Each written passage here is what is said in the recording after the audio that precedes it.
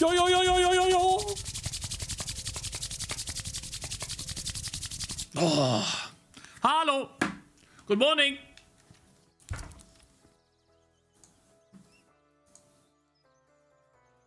Don't tell me I forgot something. No. Good stuff. Post. Post. Nice.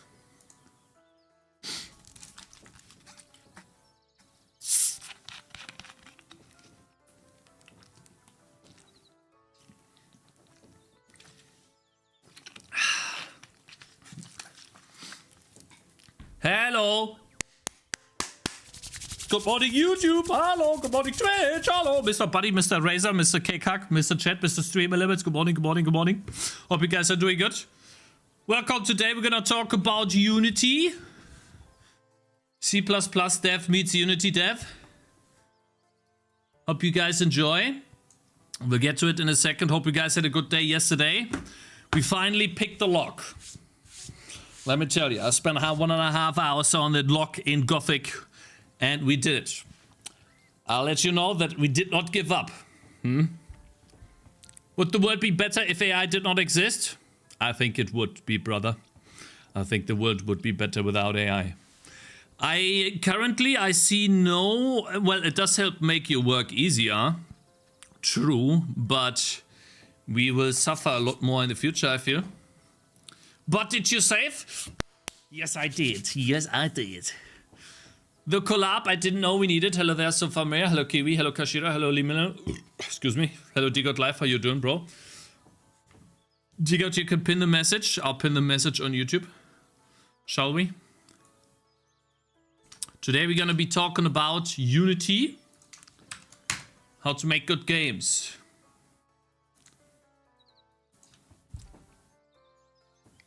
Let me see. Did that work? Nice. Well said. True. No, I think honestly that I need to test out AI for myself, but I know about the issues. That like it helps if it didn't come with a giant minus flag or with a giant red flag about so many issues. The biggest one in my opinion being that we need to pay more for the components that AI uses. So if I want to get a new PC, I have to spend maybe twice as much money just to get the same PC 5 years ago. And that sucks. And that's not the only thing, but that sucks for most gamers.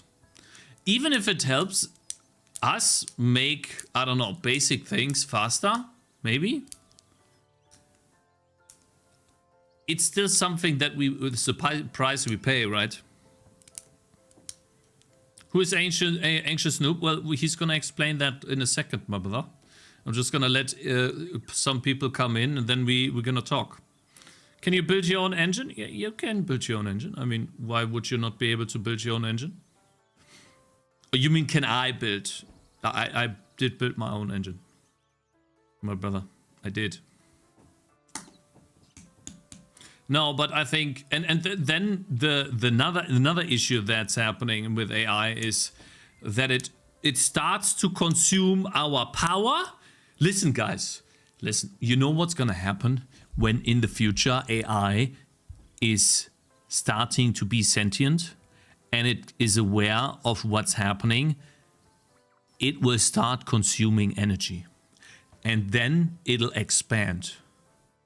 Yeah, it will use all the water, but then at some point it'll find a different way of cooling, and then it will start to suck up all the energy. It will suck dry the sun.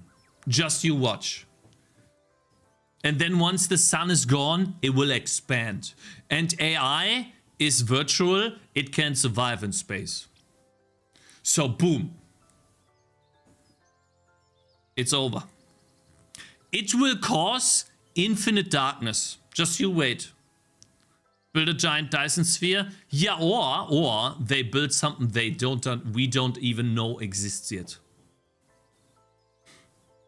Is cooling in space easier or harder? I don't know if cooling in space works, bro. I have no idea.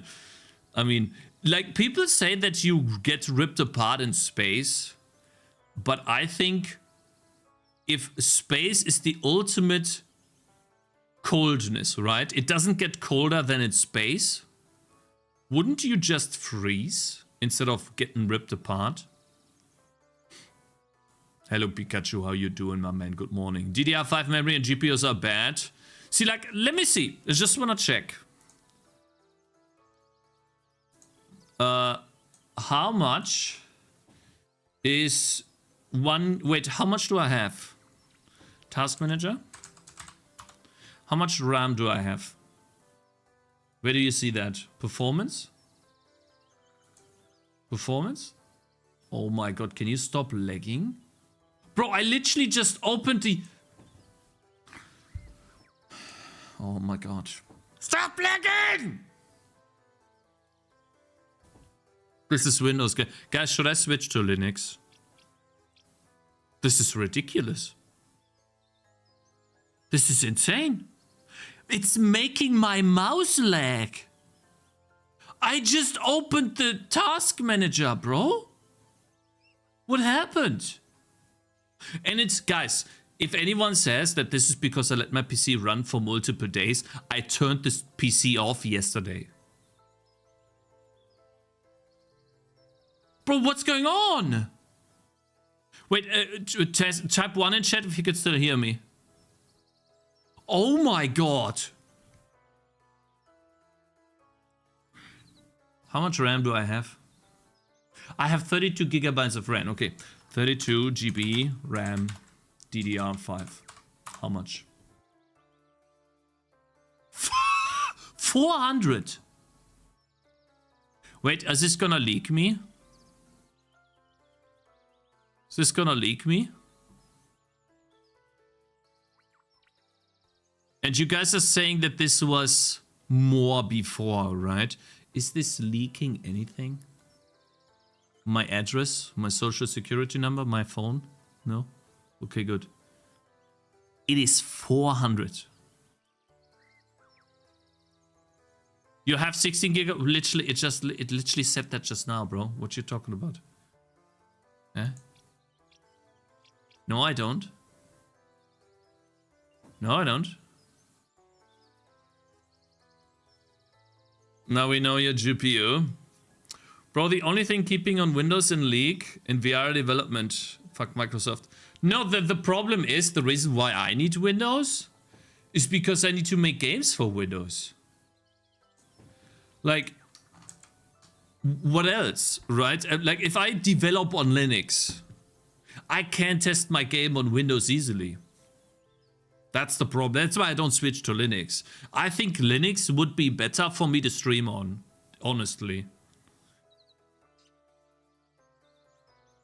I use Ubuntu. Yeah, but you're not making games for Windows, Kekak. You know, that's the issue. If you want to make a game, you gotta be working on Windows. Because everyone uses Windows.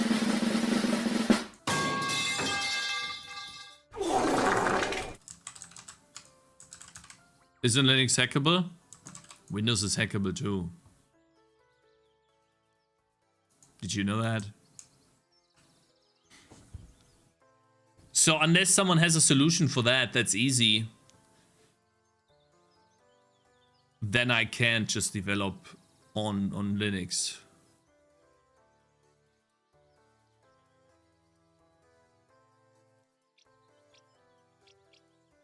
No, I would use a real Linux machine.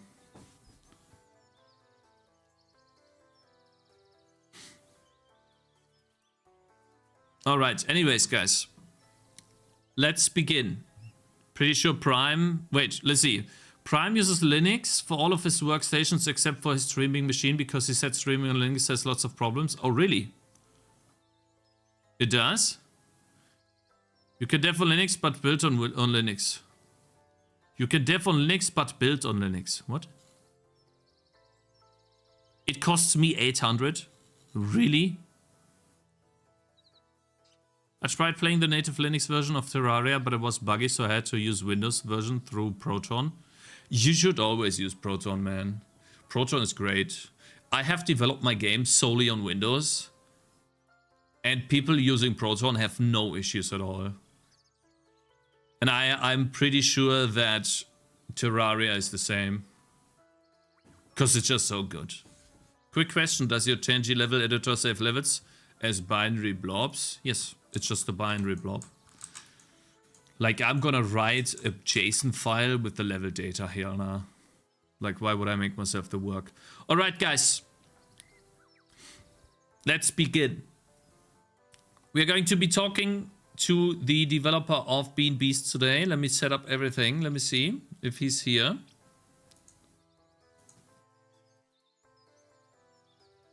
But why is there a setting that's do not share your browser URLs? Why is it red? Okay, that does not sound too good. Okay, let me see. How can I contact him? Maybe I write him on Discord? 1 second, guys.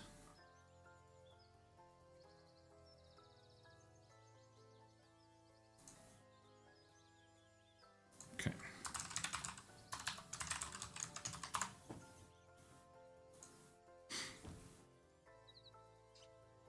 Proton isn't an emulator, you are running it on Linux. Proton takes the Windows code and translates it into Linux code. What you talking about?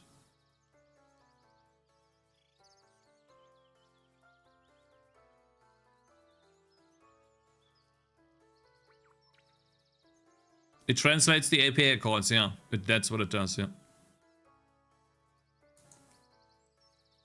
Okay, yeah. Alright, guys. Let me see. Let me close this right here. There you go. There you go. And then also, here we go. There you go. Hello. Today we're going to be talking to the developer of Bean Beasts. It's another tower defense game. Most of you guys know about the game already. If you have been following me, I looked at the game quite a lot. He has made this game. And the cool part about it is that, in my opinion, like everyone has their own opinion, but in my opinion, the game was awesome and super successful. At least for my metrics. But better if he explains first who he is and how he even got into game development. We're going to be talking, and the guy is called AnxiousNoob online. That's his tag on Steam as well. And the game is called Bean Beasts. Welcome. Thank you very much for joining. It's awesome to talk to you, and I always wanted to know, well, how you made the game and how you got into game development. But why don't you just explain yourself? Yeah, cool. Hi everyone. Thanks for having me on. Yeah, my name's Josh, or AnxiousNoob, and I started making games about 3 years ago. I actually work as a sound engineer for TV, and I basically got a job working in a game studio, just like a one-off job, recording dialogue for games. It was really fun. And I thought, oh, that's quite cool. I'd like to sidestep into the games industry because it's a huge industry and because I love games. And almost all of the software that I'd need to learn to use, you had to pay for, except for Unity. So that's why I use Unity, because I installed it. And I was following lots of tutorials on the internet, and I just had a lot of fun with it. I mean, that's how I got into it anyway. Awesome. Yeah, and gotta be honest, for your first game, you said 3 years. That's what struck me, because I remember seeing your game on Pixel Pitch, and we could talk about that later too. In my opinion, your game looks incredibly well made and polished for someone that just got into game development. And some of you guys are saying the volume is a little bit low. I turned a bit up. Let me know if I need to do something else. I'll try my best. I can try to boost it a little bit. Just let me know, right? Anyways, and I think that your game for, let's say, a noob project, right? You are a noob when you first start, looks incredibly well made. And my question was always, how did you do that? Because it looks so good. I think it looks better than my game. And I spent so much time on that, much more time than you. Well, thanks for saying that. But I think basically I came into it more as someone who likes art and music and drawing, and not as a programmer. So all the stuff I focused on and spent loads of time on and hyper obsessed over was basically just the pixel art and the lighting and the animations, learning how to play around with particle effects and things like that. And I think that's what people see immediately. The first impression is what it looks like. So they see all the artwork and they think, oh, wow, it's really polished. But if you look at the game under the hood, that's where you would see the noobish side, I suppose.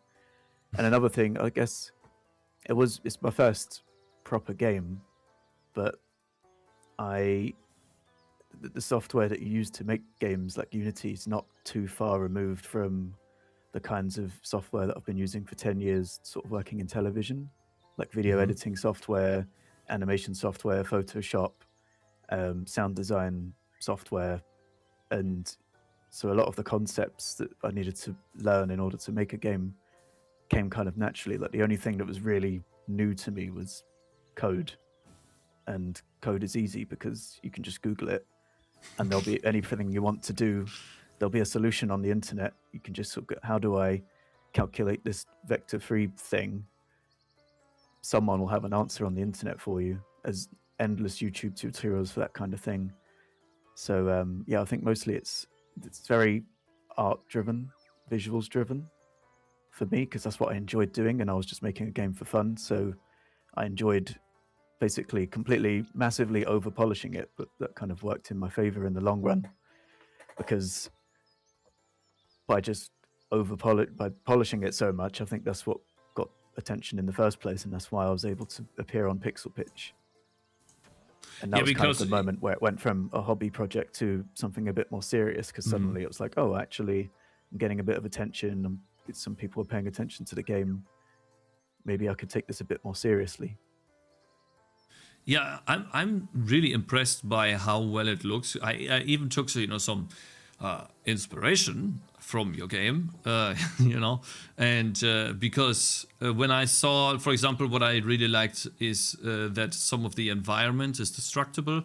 I'm pretty sure you used some maybe it's built into Unity or some other effects thing that makes these brushes destructible, and then they shear into different parts, and then turn into some pixel art effect, not pixel art, particle effect that destroys them. But it looks really good and well done, like from someone that has more experience than what you have, because when you joined the Pixel Pitch, and I have it open here, that was in, let me see, May of 2024. How long have you been working on the game then? It's right here. How long was it when you went into Pixel Pitch? For those of you who don't know, the Pixel Pitch is, I don't know if they still run it, but these three streamers, Asmar Gulch and I don't know these two, they invite indie developers and then look at their games, and they give them a budget to finish their game. And I think you got $5,000 from this, right? I think it was 1,500. So it was, I got, I can't remember exactly now. Maybe it was 2,500 actually. I think someone gave me, I know one of them gave me quite a lot. I think they had a budget of 5,000 each. That's right, and then they had to decide how they were going to split it between the developers. So I think two of them gave me 500, and one of them gave me 1,000. She gave me an extra. She may have given me more. Now I feel bad because I can't remember. In my mind, because it must have been 2,500 actually, because I'm thinking of it in pounds because it got translated into pounds. I see, and then like pounds is much more valuable than dollars, right? And so you get a... Yeah, so I think it was £1,900 in the end, so it must have been $2,500, which I think means two of them gave me 500 and she gave me 1,500 because she really liked the game. So I was really happy about that, because I was expecting to get like the minimum, because I'd seen the other games that were pitching and I felt like, oh, mine's just some dumb pixel art game made by a noob, and these other games seem quite serious. Like they're using 3D models, and they've got like teams, and they've got budgets, and they've got proper pitches for the things they want.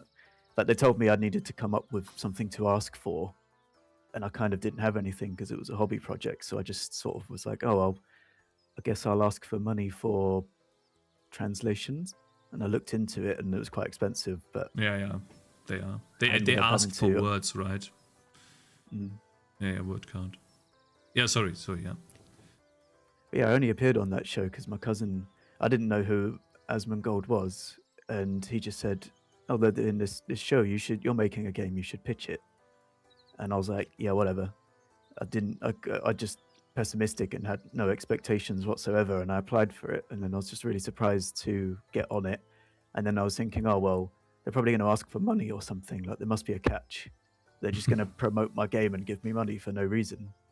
But it was a genuine thing, and it's a real shame that I think they only did 3 episodes and then stopped. Yeah, I don't know. I think it might have been Asmongold had issues with his dad, and his dad died recently, so it must have been that he was just overwhelmed. I think he likes to do more stuff like that, but I can understand. So how did you even apply? Was there a website, or was it an email? How did you get into it? Unfortunately, you can't get into it anymore, but maybe in the future for someone that sees this now, you know, you can hold on to that dream. Maybe they will revive it in the future. How did you get into contact with them? Specifically? They had a contact form on the OTK website, and basically my cousin sent me it basically and said you should apply to this. I don't know how I'm guessing he must follow one of the streamers, and they probably advertised it or mentioned it. Probably this right here, right? And then apply here. Yeah. But it looks like they stopped. How do you know they stopped? Because that's the last video, and that was from... But that's episode 1, right? I think, yeah, so I think they did 3 episodes, and maybe it was like 3 pilot episodes. But yeah, I mean, I'm not aware of them doing any others since those ones. I mean, they may have, but I don't think so. Yeah, there's no playlist of that either, right? So it looks like they stopped. Could quickly check here if they keep doing it. Pixel pitch. Yeah, they did. Yeah, they stopped 2 years ago, looks like. Yeah. Unfortunately, but if they do it again in the future, you just applied here, right? Yeah, because I kept in contact with some of the devs, because we were all, while we were on the show, we were all in another like Discord room just hanging out and kind of going over how wild it was that we were doing this, and everyone was really excited, and there was, you know, good camaraderie, and we're following each other's games. And yeah, I mean, it's a huge boost. My game at that point, the Steam page had been up for about 6 or 7 months. Yeah. No, maybe 3 months. Let me see.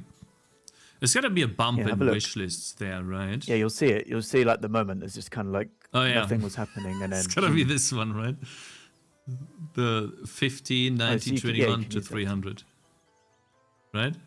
It's got to be this. April 29. Yeah. Oh yeah, that's followers, isn't it? Not wish lists. Yeah, because the wish basically I think I got 2,500 wish lists almost straight away. Just people who are watching it live. Damn. And then over the following couple of days, it went up by about 4,000. Wow. And I think that initial bump just kickstarted, I guess, the algorithm, because then before that, I was getting like maybe 1 wish list every couple of days. And then it went up to getting like 2 or 3 per day. And then you sort of hit a threshold where you're losing wish lists more than you're gaining them. But I think that's a good thing, because it means you need to have like a large pool of wish lists to sort of reach that point. But yeah, like all my wish lists just came from festivals and events. Like I tried social media and stuff, but just none of that ever landed. So when was your... This is when your demo was out already, before this boost? Mm-hmm. And you didn't really... Did you know back then that the demo of Steam has like this notify all wishlisters button that you can click? did you do the same mistake that I did, like waste the demo because it didn't have enough wishlists and you just put it out there, but no one showed interest because... Yeah, so that there wasn't a demo available then. That was the playtest they were playing. So that's like a sort of playtest. But the playtest that they played was basically the demo. I basically made a prototype that was way too big to be a prototype, but it was 5 levels and a boss level. And I was basically iterating and testing that one prototype or demo, whatever you want to call it, for months and months and months. When I released the actual demo, which was about a year before the game released, I think, I'd already been playtesting it for a long time. And it was just before Steam implemented the wishlist thing. So I was really like annoyed about that because it was literally by about 2 weeks. No. So, and at that point I think I had quite a large number of wishlists by that point. Yeah, you must have had like 5k, 6k maybe? Right? Yeah. But I think, doesn't the email goes out to people that have already wishlisted it to then play your demo, and then hopefully your demo then appears in trending. So yeah, my demo just kind of went out with a little bit of a flop. I think a number of people played it. I contacted some streamers and some streamers played it, but there wasn't like a sort of viral moment with releasing the demo that I was kind of hoping for. So essentially you did the pixel pitch, and at that point people that saw this, they could play the playtest already, right? They would go to your Steam page and then there was this join playtest thing right here. Correct? I never did like an open playtest. Basically, when I appeared on Pixel Pitch, about 200 people joined my Discord. And of those 200 people, sort of like 10 to 20 of them became my playtesters, basically just people who were into the game and would play it. And there's a handful of people in particular who played it a lot.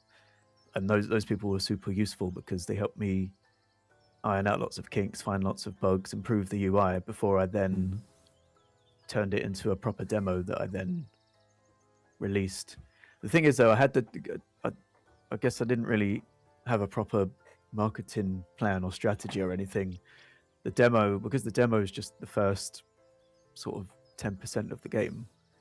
The demo, and I made the game in order of how you play it. The demo was ready ages before the game was finished. So basically for a whole year, I think the demo was available on Steam for people to play. I have a question, because you did get into Pixel Pitch, and you also then you wrote YouTubers and mail and stuff. That is all marketing.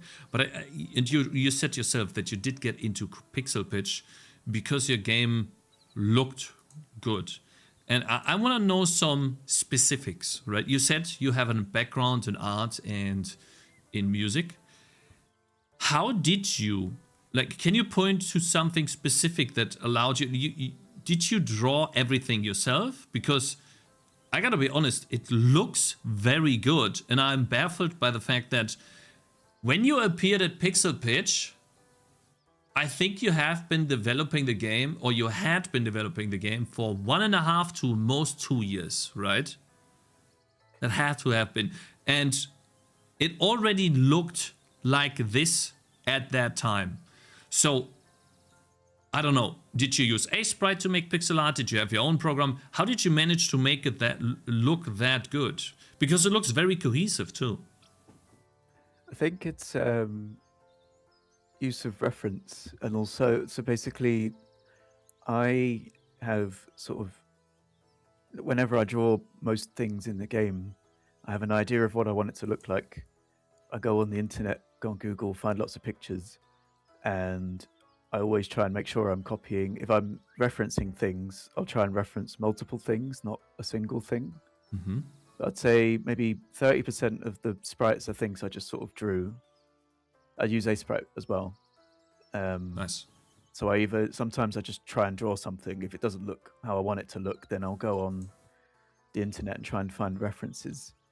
And I'll be like, oh, you know, and usually I try to mix references as well, because I find you come up with something more original. Like if you use 3 separate sources and they all look kind of different and you're referencing all of them, your final thing kind of ends up not resembling any of the things you reference, and you end up with something a bit more cool and unique.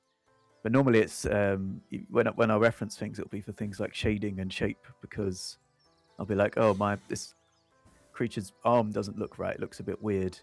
So then you Google like monster and you see an arm and you think, oh, that arm looks good. So then you sort of copy the shape of the arm and where they've done the shading. But some other things, I mean, it's mostly just knowledge of like where you're shading and where the light direction's coming from, making sure that all the background elements are slightly desaturated, so that all the characters pop a bit more. I try to make sure everything's moving all the time, like all the flowers sort of have little animations. There's dust particles, there's picture noise. It's kind of hard to explain because I don't really think think about it. I just kind of sit and wing it and just. I guess you're just very talented, yeah. Because I was struggling like crazy with this.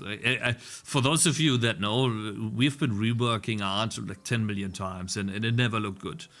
Only recently that we managed to make it somewhat look good, and people started seeing that. But I was really impressed, and I looked at a lot of your effects, and I was.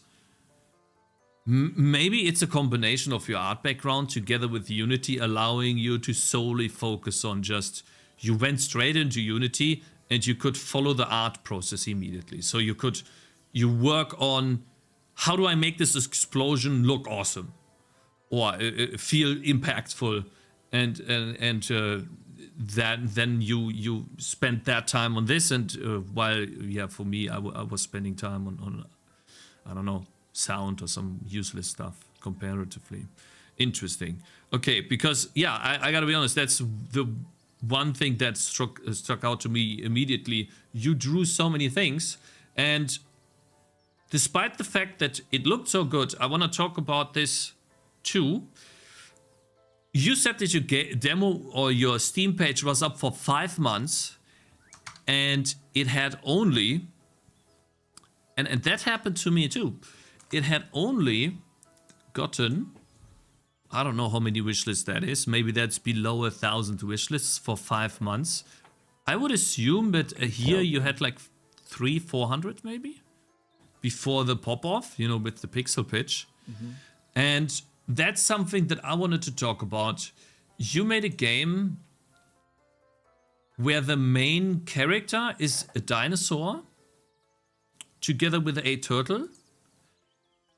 And your traps, which are the things that defend, are the things that deal damage, most of the damage, and then you can sometimes use your ultimate. Basically, you charge your ultimate up by defending waves, and then when it's charged, you can use it, and it deals a lot of damage. Do you think that there is people were not that interested in the game just by natural Steam traction because maybe there was some power fantasy missing, because maybe the dinosaur doesn't work, or something doesn't work? You know what I'm trying to get at? Well, hindsight, with the benefit of hindsight, I think the reason my Steam page performed terribly is, like, at the time I didn't know any of this because I'd not watched any how to market a game stuff and all of that. I just was making a game, and I made a Steam page, and I had like this really my first artwork. Maybe I still have it somewhere. I can show you perhaps. Sure. But basically, everything about my Steam page was just incorrect. So I didn't have a trailer. The screenshots were all just of the demo, so they all look like what you've got up on the screen at the moment, just all green. No variation, right? No variation. No different biomes, My capsule was terrible. It was just one that I'd made myself, and it was literally like a sprite with. I want to see that. Do you have that? Yeah, that would be awesome. Because I made myself my capsule too.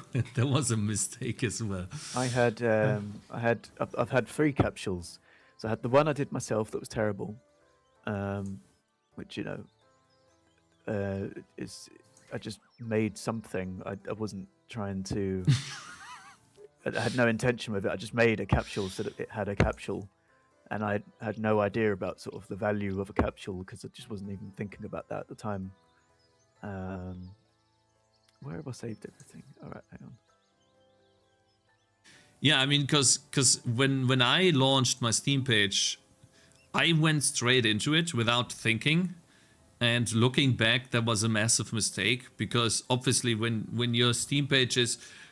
Well, if the demo is not out, I think it's still fine. Like you said, you missed that window by 2 weeks. Your demo can save the Steam page. But there are some Steam pages that don't have any demo, no playtest, and they get like massive wish lists because what they show just looks amazing, right? And yeah, I feel like it. Yeah. Sorry, go ahead. Oh, there we go. There, I can see it. Yeah. Let me see. I'll share that. So this was your. So this is in a folder called old shit logo. I don't know, guys. Between 1 and 10, how much do you think this capsule looks? I don't think it's that bad. I think you have to keep in mind that he's trying to sell a tower defense game, right? So a tower defense game usually wants to show some form of defense. Usually, in this picture. Whether that be a road, a tower shooting an enemy approaching, balloons on the road. You remember this? Yeah, this was the pixel pitch session. Yeah. Sorry. Yeah. So I think you're applying marketing logic to an image where just none of that was applied or thought through at all. I wasn't thinking at that point. I wasn't expecting to sell my game. It was just, can I make a game and put it on Steam for fun? Or, can I actually do it? At the time, I was always expecting I would hit some kind of barrier, like, oh, I can't code this thing, or, oh, the game has this bug and I don't know coding, so I can't fix it. And now I can't release a game. Look, I kept hitting walls, but then I would sort of overcome them and then carry on. And yeah, but so when I made this capsule, there was no intention behind it other than to just have a capsule. So it's just like, oh, grab a screenshot of the background, put a blur on it, put the character there, put the logo there. You made an outline too, so that, to make it stand out a bit, right? And yeah, and that was it. And I didn't realize how rubbish that was and how detrimental it was until I started watching sort of marketing videos, and I was like, oh, right, I've done nothing correct. I need to make a teaser trailer. I need to pay an artist to make me a capsule, a proper one. But even and then the sort of, I feel like the capsule I had made when I was looking for an artist, this is a mistake that I made that maybe people can learn from. I had 300 wishlists at the time, and the page had been up for a while. And so when I was looking for artists to do my page, one big consideration for me as a noob was like, well, how big is the artist's following? Because if they say, oh, I made art for this game, and they post it, and they're like 50,000 followers see my game, maybe I'll get a little wishlist bump. I see. So that thought masked me getting, so that final artwork is a different. So basically, shortly before launch, I was like, right, I'm just going to get the artwork redone and get like a good artist to make me good artwork, not the one. So let me see if I can find the one that was before this one, right? Yeah. So you've seen version 1 shit version. So now where is... I mean, it looks better than my first version, let me tell you. It looks much better. I must have it somewhere. Bean Beast logo, Steam England. Okay, so I had this version made. Wait, where are you? Let's see. So I had this one made, and at the time, I was like, this is great. This is so much better than anything I could do. Yeah. I remember this. We saw this too, yeah. So this was the artwork that was on the Steam page for most of the time that it was up. and I always it was okay, but I just didn't love it. But I didn't want to pay again for an artist. I think the problem with this one, if this was mine, right? What I would not like about this is, okay, I could see an enemy kind of approaching, but this guy looks like he's on my side, to be honest, and it doesn't really look like he's shooting. I guess that's what you did too, because I could see that on your page you make this guy aim at them. You can see that they're charging you and he's aiming. And that's what I always... Well, that's what I would want with that too, right? Yeah. This one. So my final...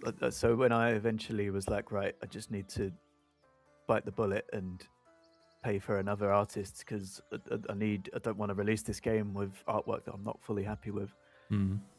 So I sent him... I found another artist, and this time I was obviously... only focused on their drawing style, and I was like, I kind of want it to look sort of watercolor, sort of cartoony, sort of actiony. I want the pose to be more dynamic because that pose looks a bit T-pose. Yeah. And the guy, like, because he was sort of like a comic book artist, and his artwork was really cool, and it's already like dynamic poses and a lot of like animals and stuff as well. So I just knew that he would be able to nail what I was after. And I sent him like an 11-page brief because I work as a freelancer. I get I get briefs, but I do sound design. So people send me like, I want this and I want this, and people are always so vague about what they want. So when I put myself in the client's shoes, I'm like, right, I'm going to give this artist loads of direction, loads of references. Here's, all the stuff I like. Maybe I've still got it somewhere. I can show you. You might find it interesting. 11 pages. Holy cow. Did you put pictures or was it just text? So basically it'd be like here's the, let me see if I can find it. It should probably be my emails maybe. Holy. Can I ask how much you paid for this one here? The first one you got professionally made. How much was this? 500 or more? It's a pound. The first one was... Yeah, the first one was 500. So I went on to Reddit artist thing and I just said, I want a capsule made. I've got budget. Reddit artist. Please make me. So you said you have 500 pounds, right? Pounds, right? Yes. Or maybe they just contacted you through the. Yeah, and then chat. I literally got hundreds of people messaging me like, "I'll do your artwork," and I was like, "Right, I'm going to sit," and I had a spreadsheet, and I sort of anyone who didn't send me a portfolio, I didn't bother, and then it was sort of like, okay. How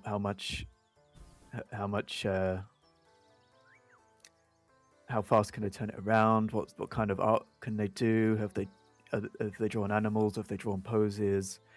And then the mistake I made, the thing I regret is that I put too much weight on how big the artist was, and I mean, I don't want to be dissing the artist because at the end of the day I asked her to do a job and she did it, and she only I was really happy with it at the time because it was such a massive upgrade from what I had before. It's obviously light years above what I could do myself, but I think that sort of blinded me to the flaws in it, and I think I could have maybe asked for a bit more in terms of making the pose better, making it look a bit more dynamic, maybe selling the genre a bit more. But I think after a year of having that artwork, every time I look at it, I'd think of something new of how I'd want to improve it, and I just kind of had this mental tally of, right, when I finally do get another artist and improve the artwork, here's all the things I want.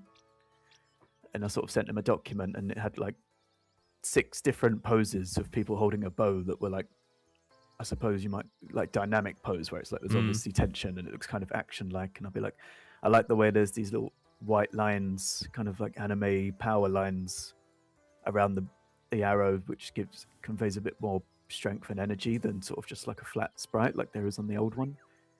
So how much importance do you think the road plays in these capsules? In a tower defense game we're talking here. Because I can see that both of these capsules have somewhat of road in them. Yeah, I don't know how to answer that, to be honest, because I only have my own experience, and I feel like most of the time when I upgraded the capsule the first time, I did notice an increase in traffic that the page was getting. But by the time I implemented this capsule, the game was already had.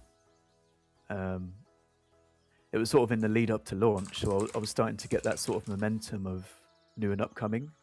And at that point, the data is kind of noisy. You don't really know where things are coming from. Like, you know, a random streamer will play your game and you'll just get like a bump, but you won't know that until like I discovered. I think a Spanish streamer played the demo, and I got like quite a big bump from it. But it took me months before I realized that had happened. It was just a bump, and I had no explanation for it. There's probably a way I could have found out, but I was lazy. Yeah, I mean, you probably are busy too making your game. What I'm interested in, you touched on it already, and I think that's how you did it, but maybe you could explain too. By the time you went to Pixel Pitch, and now we have a number too, you got about 2,000, let's say 2,000 pounds from Pixel Pitch by advertising your game there. And the most important metric that I would take away from this is not the money, but the wish lists, because the wish lists can translate into much more money than this. But how did you fund the development? You said it was a hobby project. In 1.5 years, when you have this as your first game, you need to have spent, I don't know, a tremendous amount of time on this already. And so, like, how did you find the time and even money to do that? Because So, you don't earn money when you know.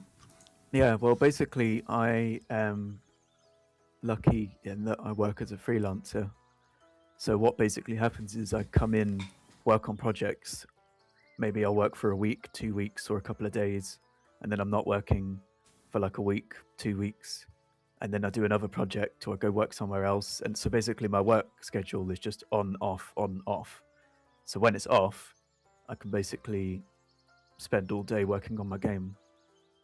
And that's basically where I find the time. And in terms of like funding it, again, because I guess I already had a job, I use my own money to pay for the artwork. I got the money from Pixel Pitch, and then I did use that money. I put that money towards the localization costs, but the localization costs ended up costing more than I'd anticipated. No, it wasn't. It's because after the localization, you then had the option to pay for QA testing of the localization, and I was like, well, I want them to test it and check it because I don't want things to be out of context. Wait. So wait, they localize your game. They charge you money for localizing, and then they charge you again for testing. yeah, it's a separate with the company I used for most of the localization. Yeah, That's normal? Wow, I got lucky, man. Holy. Can you say how much you paid for that? so it's about £450 per language. So initially, so 2 of the languages, Spanish, my brother-in-law did Spanish for me, so I didn't have to pay for that. Good. And originally I just did simplified Chinese and German, I think. Deutsch. Chinese. Yeah, and Japanese. Yep. So it was German, Japanese, and simplified Chinese was the ones that I did using the money from Pixel Pitch, and then the other 2 I paid for myself. But then there was the additional cost of paying for QA afterwards. So it ended up costing more than I thought. I had to pay for a Nintendo developer kit. There were costs setting up a limited company in the UK that I hadn't thought of. I had to pay for an accountant, even though I hadn't made any money yet, because I had a limited company. So basically, before the game had launched, I'd basically spent about £5,000 of my own money on it. Damn. But you did all the art yourself, the pixel art, right? So it could be so much more. You got if you, I think props to you to do all the art, because man, that shit can get expensive really quickly. So and Yeah. Well, for me, I guess localization. it's Yeah. for me, like the artwork is easy, I suppose, because I'm doing it myself, and it's the part that I enjoy the most. So for me, it's not. I mean, also, I guess talk about cost. Like I think a lot of people talk about their time as a cost, which I think is sensible, but I just don't see it that way. I just see it as I have spare time. I work on my game. I think if you were to tally up all the hours I spent making it and then divide the money I made by it, then it would work out quite low. But if you just think of it as a lump sum of money that you made for making a game, then suddenly it's like, oh yeah, cool. It's a nice chunk of money. Do you want to talk about how much you earned? We followed your game quite a while on stream, and before I released my game, I set my goal, or my dream goal, to at least hit what you hit, and we had people in chat saying that you earned about 60k. Mm-hmm. Now, Yeah. I don't know if that's gross or not. I don't know what that. I would say the top number of Steam, 60k. But now I think it might be close to 100. So I made about, so if we're talking in dollars gross, looking at Steam, I think in the first week or so I'd made about $40,000, Damn. and now it's on $64,000. So, and that's from selling 5,481 copies. 5,004. Damn. So you hit the 60, guys. 60k was right. Damn, you guys are good. You guys are good. And you touched on that yesterday when we set up this already. You said that you cannot live off that, but you're making in your game. Is that correct? So what it is that's great money, and I'm super stoked that my first game made that, especially because it didn't start out as an actual serious like money making adventure. It was just, can I make a game, and then it sort of morphed into that. But once you take off 30% from Steam, then you convert it into pounds, and then you take off the like 20% you have to pay in tax. Then I also have to pay myself tax again when I pay myself from the limited company. The company you have seems to be, yeah. Compared to the income that I make just from my day job, it's significantly less, and it's a good amount of money. And I could maybe say, yeah, I'm going to go, a proof of concept. I made a game, I made good money from it. Now I could, go full time. But I feel like I want to take the lessons I learned from the first game, make a second game with more intention behind it in the beginning, and hopefully the second game will be the one where it's like, okay, this one made enough money that I can just comfortably say, all right, I'm going to stop working and focus full time on Gamedev, because I'm already part-time Gamedev anyway, so it works for me. So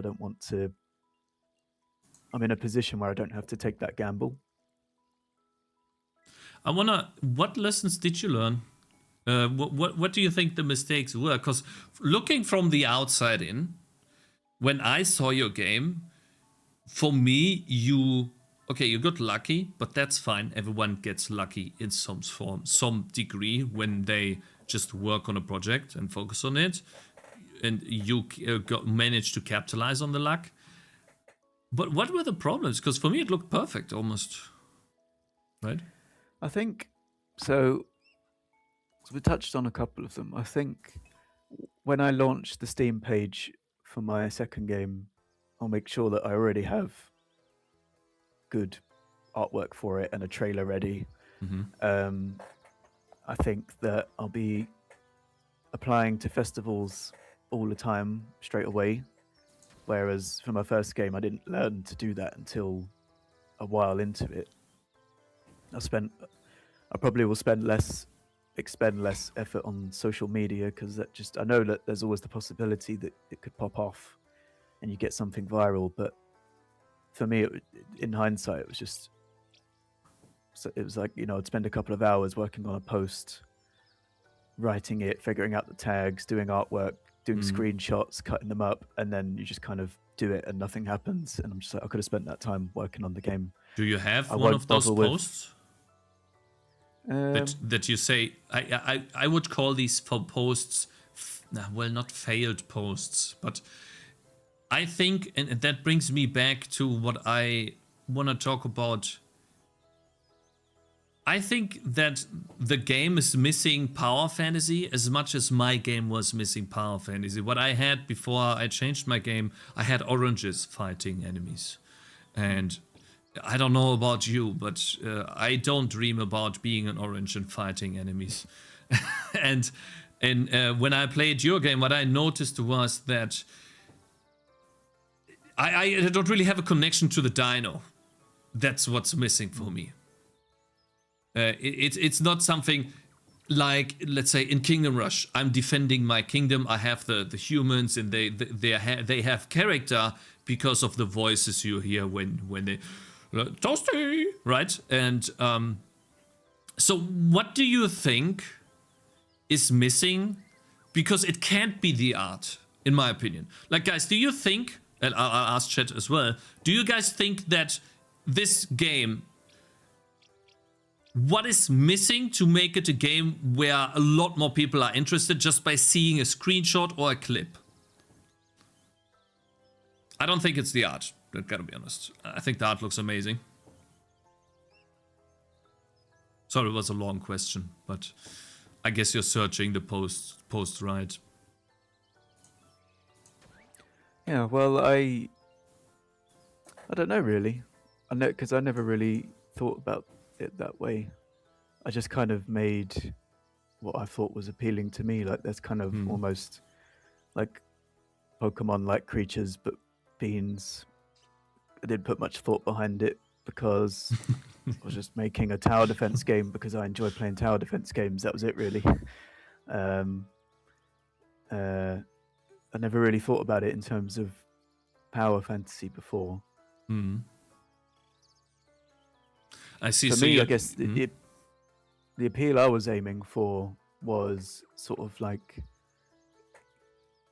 when you play a game like Plants vs Zombies, and every level you unlock a new plant or you get a little upgrade, and you just constantly drip feeding progression. That was sort of the key appeal I was going for. At least that was my intention. Was, you complete a level, you unlock a new trap. You complete a level, you unlock a new upgrade path. You complete a level, you unlock a new bean beast. So the appeal was just in all the little, like, I suppose, cute creatures that sort of look a little bit like Mega Drive, Game Boy era sprites. Not really sure if people are supposed to relate to the character. I mean, maybe they are, and that's just something I've not thought of. I'm well, it's a guess of mine, right? Yeah, I could be totally wrong. It's just something that we have been talking about for a very long time, and it's something. I think that the gameplay in your game, you have so many different mechanics. There's, for example, you can.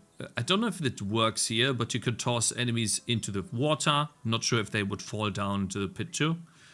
And that's just one thing. Then you have the blocking of paths, which I did with this box. And obviously you have different upgrade paths. So far, like, when you begin the game, this only upgrades damage and then until fire, which is, and I think it's a bit restrictive that you can only shoot in one direction, but that's where the thought process comes in, right? You shoot, you have to think about how these shoot. This one doesn't have much uptime, for example, and that's what makes tower defense games interesting, because you have the choice here. So, just talking, it's more than a basic tower defense game, right? And so I always saw this and I was like, But then why is it not more popular, like something in the terms of Kingdom Rush, or also recently released, what is it called? the Kingdom Rush clone. I forgot what it's called, but it's about like some anime character, girl characters in there. Was also somewhat successful. And I think I guess, I feel like most, from what I've seen, most popular tower defense games on Steam are either sort of, if it's a pure tower defense game, it's normally like a legacy game like Kingdom Rush or Bloons. And if it's not, most of the time it seems to be that there's a twist on the genre, like it's kind of mixed with roguelike, or it's mixed with like a city builder, or it's mixed with, it's got some other thing. It's not like a sort of pure tower defense game. And I think my game is maybe, I mean, I never really thought about that, but most of the games that influence how the game works are all basically mobile games. So I think maybe I accidentally made a game that's probably more suitable for a mobile audience and not the Steam audience, because I think people who play games on Steam probably expect something a bit deeper and more complex. And sort of like you're highlighting, like the towers are kind of limited. They only have 2 upgrade paths.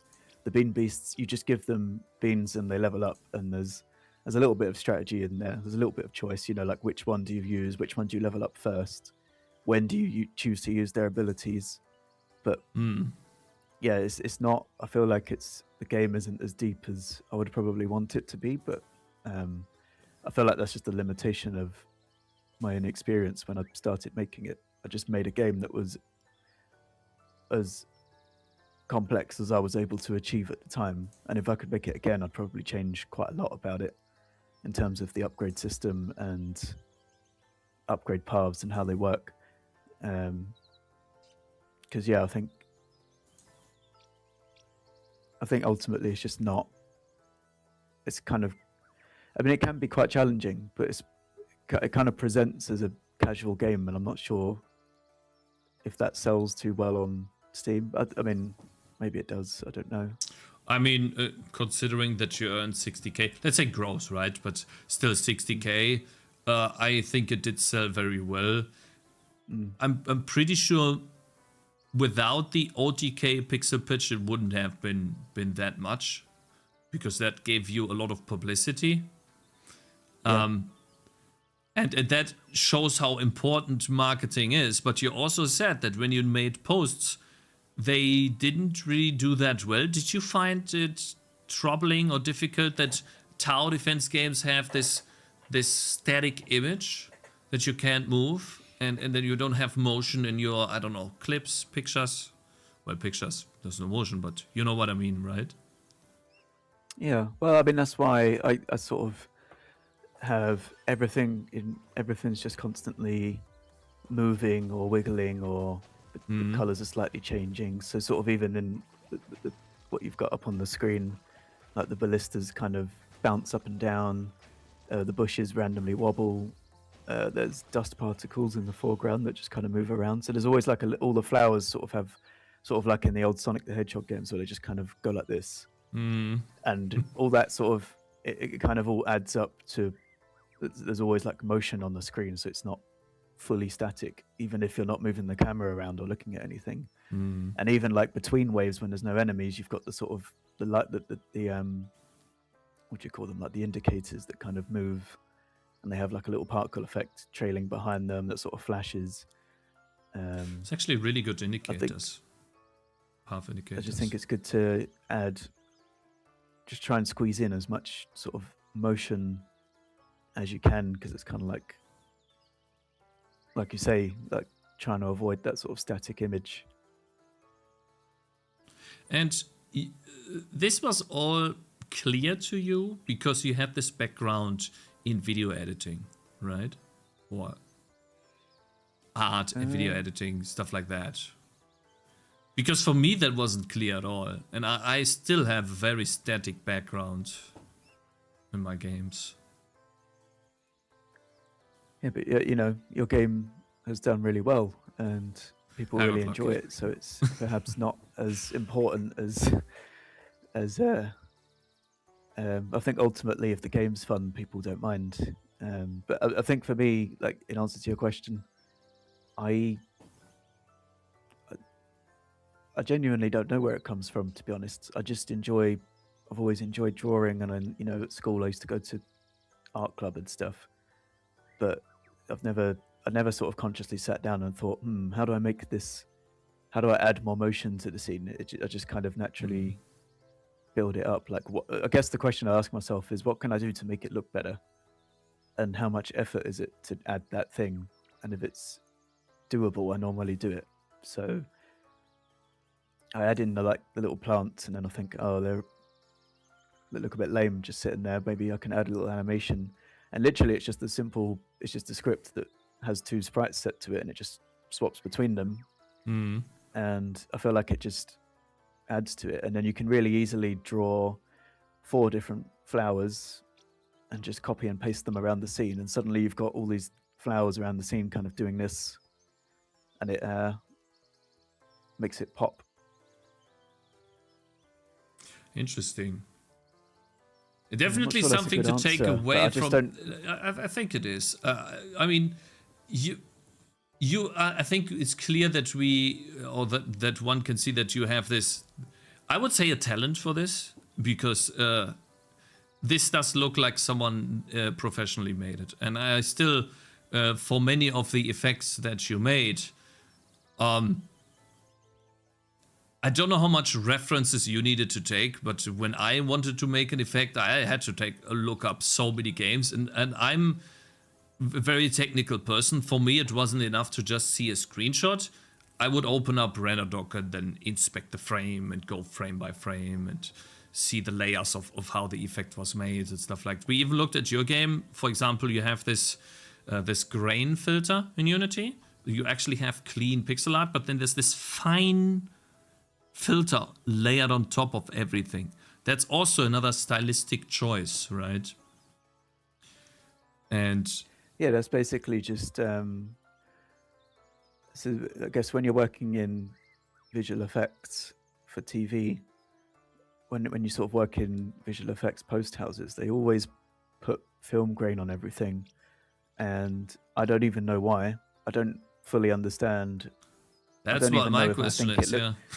I don't even know if I think it looks better personally. I'm like, does it look better? Maybe. I think, but everyone does it, so I'm going to do it. And then I put it on, and I think, yeah, it looks kind of cool. I guess it looks a little bit more interesting than just having a flat, blunt, solid color. Suddenly there's like a little bit of micro movement in it, and it just kind of subconsciously makes it feel a bit more alive. And I mean, with, like you were saying, with effects, I think there's a few, like the main concept I use when making effects is layering. Like almost everything has multiple layers. So if I do an explosion, it will have you'll have particles that do this. You'll have some dust particles. You'll have a flash particle, and then the sound effect will be like, it'll be the sound of a boom, the sound of some wind. There'll be some crumbly sound effects, and then there'll be a sound that sort of matches the element of what it is. So basically, you end up with like 5 sound effects and 4 visual effects, all sort of layered into just what appears to be just one thing. And I feel like that it usually makes things feel a lot more satisfying and juicy, and I just get really carried away with that, and I just enjoy doing it and experimenting with it as well. How did you make those sound effects? Did you use Audacity, or do you have your own software that's paid for that even? You talked about... I would use Pro Tools, because Pro Tools is what I use professionally. But with Pro Tools, you have to pay... Yeah, it's like audio editing software that's mostly... They use it a lot for TV and film. Not so much in the games industry, I don't think, unless you're recording dialogue.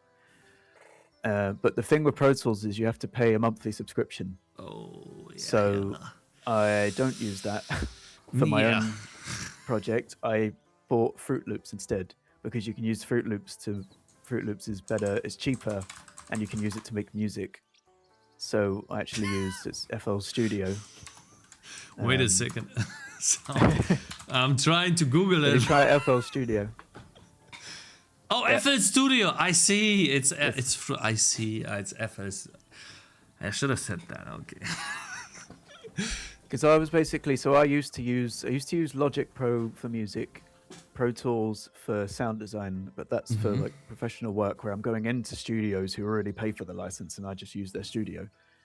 When I have to do stuff for myself, I look for like a cheaper thing that can still do the same things but isn't like, you know, the industry standard one. So for me, I landed on Fruit Loops because it was sort of, you know, it's not super expensive, it's not super cheap. It can do everything I need it to do.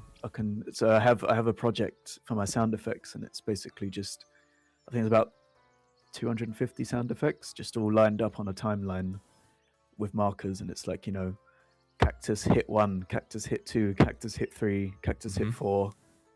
And how did you Cactus make Bomb these 1. effects? Did you go out with your phone and record sounds, or how did you go to, when I searched for sound effects, for example, in Pixabay, bro, they had so many terrible ones. Finding one took ages.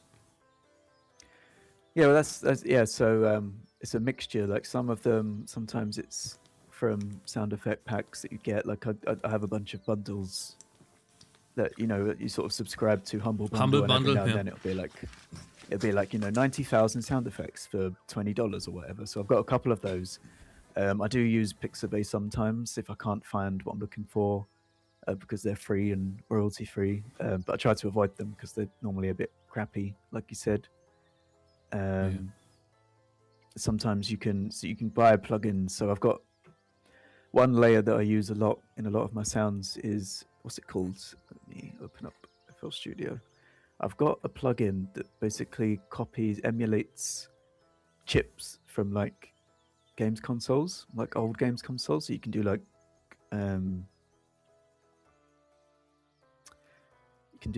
chip sounds. Let me open up a project. And so it's like a synthesizer or something. Yes, it's like a synthesizer that basically sounds like game sounds, and you can use that to create sound effects as well, or you can use it as a layer. So you know, it might be part synth noise, part real sound, part sort of sound effect explosion or whatever. What's it called?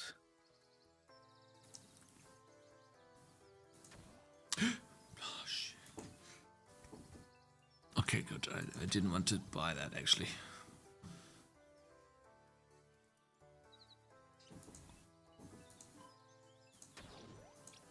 Let me see. I'll put this here. There you go. No. 8-bit synth. Could have guessed that. Could have guessed that name. So it's a synthesizer that you use, and then so basically what I started doing too. Interesting. Because and would you recommend using Audacity, or what's your problem with Audacity since you're not using that one? And I'm assuming you're making the music too, right? I mean, I don't have a problem with Audacity. I do have Audacity. I only use it to like record basic things because it's quite easy to just open up and hit record.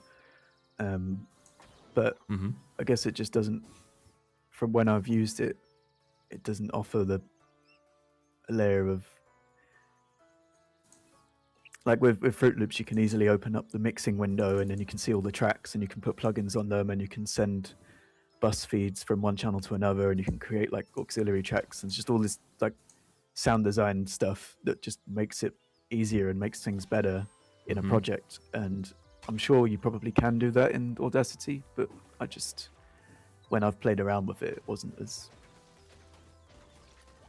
as intuitive. I think it's probably easier for beginners to use because it's simpler, but that simplicity, then, I mean, there might be people who use Audacity and they're going to say, what are you talking about? This guy's a clown. It can do all of that stuff. And I just haven't used it as the these are the Audacity pros. Yeah. Yeah, it's just I was looking for something that was as close to Logic as I could find, because my primary use for Fruit Loop was for music, and it's kind of based around loops. And then because I already had it, I used it for sound design as well. You can get an old version of Audacity and then it works well. They are moving in a different direction now. Yeah, I know. Audacity, but I use an old version. I made a video. So one of the biggest boosts I got was I appeared in a festival called Save and Sound. I don't know if you've heard of it. No. It's a Steam festival. So basically, it's like a Steam festival organized, but they what is it called? It's audio focused. Save and Sound. Saving sound. Saving sound. Save and Sound. Save and Sound. So like, yeah. Save and Sound, like save your game. But the thing is, what was funny about that is it ended up being one of my best festivals for wish lists, except for Pixel Pitch, because the actual stream wasn't watched by that. But there was a lot of people who watched it, but it wasn't like an enormous thing. But they had a front page Steam placement, and there was only like 30 to 50 games on it. So for 2 days, my game was, on the front page of Steam in this festival that was super selected. And to get on that, I had to make a video. But in that video, I decided I sort of broke down the sound design element of my game. So, and then in that, you can see the synthesizers that I use and how I layer up sound effects and how I write the music and stuff. Let me see if I can find the video. Maybe you can. Okay, so anyone could do that, even if you're terrible at it? Like, for example, you make a video showing how terrible you are, but you still, like, that's how I use Audacity, I put some stuff here, and then I try some different effects, and it turns out great. And now you can take part in the Steam Fest because you linked them the video? Is that how that works? Well, it's a bespoke video that I made for the festival, and I think, you have to be able to, they'll sort of say, you have to be able to articulate yourself? Something, yeah. Well, I guess you have to be able to make a video that sort of does a deep dive. There's a lot of, it's quite cool. It's quite cool. There's loads of sound engineers that have done deep dives on their games and the process they do, and it's really worth. I think it's worth checking out. But I would say that because I'm a sound engineer. But where's interesting? Damn. So, can we expect any updates on Bean Beast? You said you work on a new game. If I was you, I would work on a new game. But what is it? You're still working on it? Yeah, I can send you. At the moment, I have just a prototype, and it's on. So of your new after game? So after Bean Beasts. So my intention with Bean Beast was always, I guess, to just make a full game and release it. And that's it. And hopefully, and then obviously hang around and fix any bugs and that might come up. But there was no, the game, the way it's built, the code base is so messy that if I change anything, it breaks. The way the UI is laid out, I can't change the UI. I cannot add more things to the UI, or there's no space because it wasn't designed with expansion in mind. So earlier we were talking about lessons. Like, that's one of them. So my new game, I'm building it from the beginning with the intention of knowing that if I want to expand on this game, it's more modular. But you gotta be careful. I like your style there, but I did that too. And then you go in circuits. Just don't go in circuits, because you're like, oh, maybe if I need this, maybe if I need that. Oh, what potentially if I need this? Like, you can try to prepare for as much as possible because you know a lot now, but don't try to fit everything, because that's never gonna work. Because that's what I did. And then you go in circuits and you never really you never lock in. Yeah. Right. But I sent you a link to the new game. So basically, this is a prototype. It's a few months out of date now. I made it a while ago. But I have this idea of a game I want to make. I was like, right, what kind of game can I make? What kind of game does Steam like? And what kind of game do I want to make? And I landed on a sort of simulation builder game that's basically, the intention is to remake as a game called Viva Pinata from the Xbox. And in that game, you make a garden, and the pinatas come based on how you build your garden. And I thought, okay, that's a game I could make a sort of 2D indie sprite modern version of that. So that was kind of the original plan, and I made this prototype a couple of months ago to get some feedback. and now I'm basically rebuilding the prototype, but properly, because the old one was sort of held together with duct tape, and the code is terrible. I I'm trying think to build it modular. So like, that, did it get any traction? Nah, not too much. Like, I always try to use itch, and maybe I wanna know your your take on it. By the way, can I make this full screen? I don't see any. There's no way to make this full screen, right? no, I don't think so. It's just Okay. WebGL. Because I think the mix of art style is kind of breaking it, at least for me. Let me just try to make it bigger. Yeah, so the art style in this is just completely not. So there's actually, I've done a few little devlogs, and if you scroll down, you can have a look at them, and I've already done a prototype of what the art style will look like, and it's not this. This is just me putting it together. This is basically like the grey box version, where it's just all basic sprites that you get off of, or I just sort of draw them in about 5 minutes and put no effort into them, and all the UI's like ugly and basic. The point of this prototype was to see if the people who play tested it, how they would engage with the game loop, how far they would progress, would they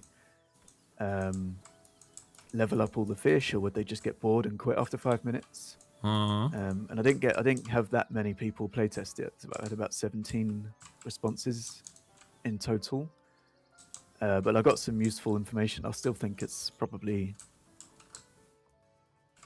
going to be a fun game to make. I just need to make sure that I need to work on the. I feel like people won't pay attention until the visual appeal. I think what's breaking it is this looks like an EA UI. There's so much UI. Where's the quest tracker? I mean, it was at the top left, but right now I'm missing a sand tile, I guess.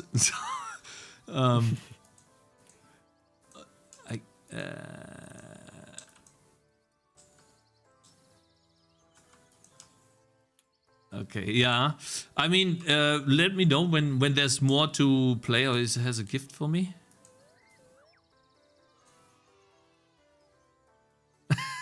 Yay! So I heard that. I was a bit quiet because I made it very quiet. Interesting. Yeah. So this is everything about it is broken and crappy. Like this is like it's a prototype of several things. It was, can I make a game that's 3D? Can I make a game using 3D models? Can I make a grid system? Can I build a UI can I make a game with like this particular type of UI? And the answer to all those questions was yes. So now I'm like making the game properly. What is this game's idea? Like if you're thinking about inspiration, which game comes to mind when you made this game? Like, for example, tower defense game, my inspiration was, let's say, Bloons. Yep. So it's Viva Pinata. You said that. You said it, right? Yeah. Yeah. And I think the appeal to me in making it is that, as far as I'm aware, and I'm sure like people will correct me on this, it's just my own ignorance maybe, but I don't think there's any games that are super similar to Viva Pinata. And Viva Pinata is considered a flop, but it's a flop for a rare game. So it sold like 1 million copies, and they consider that a flop. And I'm like, well, if I can get 5% of the people who want a remake of this game to show an interest in my game, then that's a huge success. So this game is the core game loop is basically similar to Viva Pinata. It's, you build, instead of a garden, it's a coral reef. Instead of pinatas, it's animals, and it's basically like an eco simulation builder, slightly incremental, slightly cozy, kind of blends all of these popular genres together, and hopefully there's a fan base out there for this game that I can sort of tap into as well. But I think most importantly, it's also I feel like it's a missed opportunity that no one's remade this game, so I just feel like I'm gonna make it. I think there's the new Pokemon game that came out. Is it Pokepedia or Pokepath? Pokepath? tower defense game, you mean? Or No, it's on the Switch. It's the one where you play as like a oh, I don't ditto know. humanoid person, and you sort of restore an island, and then Pokemon appear. So someone pointed out to me that they've basically released that game, and that's kind of similar to the concept of this game. But fortunately, that's a Switch exclusive, and this will be a Steam exclusive. So at least I've got that going for me. It also looks nothing like it because it's side on. But yeah, if you scroll down on the page, I've done a couple of devlogs. Ah, here. And one of them is sort of like testing the art style, so you get an idea of what the game will probably actually look like, not what the I gotta be honest, I don't see the resemblance between this and I guess Pinata strikes me as I'm gonna hit it and it's gonna give me some money. Hang on, I'll just send you a link quickly. And maybe I missed it. So yeah, the connection between this and Viva Pinata is the gameplay loop, not necessarily the way it looks. I see. It's the gameplay loop of you place things down and they attract. So, you know, you put down some corals, it attracts this particular fish. That fish then attracts a predator. If you have enough predators, that'll attract something else. And then as you're doing that, you also level up and unlock new things. And the kind of game cycle is just you keep building and building and building. And someone said to me that it actually sounds more like an incremental game in a sense. Kinda, Maybe yeah. it is. Does kind of look like it because it seems to get bigger the way you describe it. It keeps getting bigger. But okay, I mean, if you have a, I don't know, let's say reworked version where it's more streamlined, let me know. I would love to test it out. Right now, what I can see here is a little complicated because right now I feel like, okay, I'm paying half attention because I'm listening to you, but I'm feel half stuck, right? Because I don't know how to get a sand tile. There's nothing here, right? Maybe I get one old sand. So yeah, but okay. I mean, that's cool that you're working on a new game, and it seems like you still have time. You explained to me that right now you're still working as a, what is it called? Not influencer, the other word. Contractor, Sound right? engineer. It's contractor? Freelancer, yeah. Freelancer, Contractor. yeah. And so you still have a lot of time to work on your games and make them work. But for Bean Beasts, you are going to support it, I suppose, and move on to another game, right? Yeah. I think Bean Beasts is it's been out for a good 6 months, I think, and I keep an eye on the forums to see if people report bugs or the reviews, but it's kind of died down now where I'll sort of get maybe one review every couple of weeks. I don't think anyone's posted on the community chat for weeks and weeks, so it's kind of no one's reporting bugs, so I guess it's fine. Don't need to touch it. If someone does report something, I'll jump on it straight away and fix it. But yeah, as far as I'm concerned, it's like that was a project and that project's completed. I did spend 5 months working on a Switch port, and I kind of wish I hadn't, but I wouldn't so know it's that not if I hadn't ported done yet? that. So it is ported. Yeah. It took me, so basically this game is behind by about 5 months because I spent 5 months working on the Switch port for Bean Beasts after it launched on Steam. Yeah. Because I was like, I want a game to be on Nintendo and that would be awesome. I want to be able to play it on a Switch. And but the process was just really long-winded and painful. And the thing is Nintendo promoted the trailer. Yeah. They posted it on their socials. I was on the front page for Nintendo Store for a day.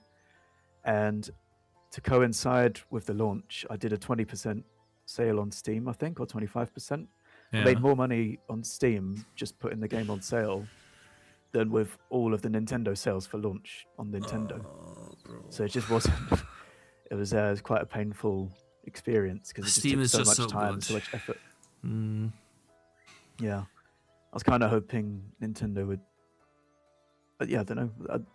I didn't have many expectations of launching on Nintendo. I was expecting it to not do well because I thought, well, how it doesn't have an algorithm the same way Steam does, so how can it possibly, who's even going to see my game unless I advertise it?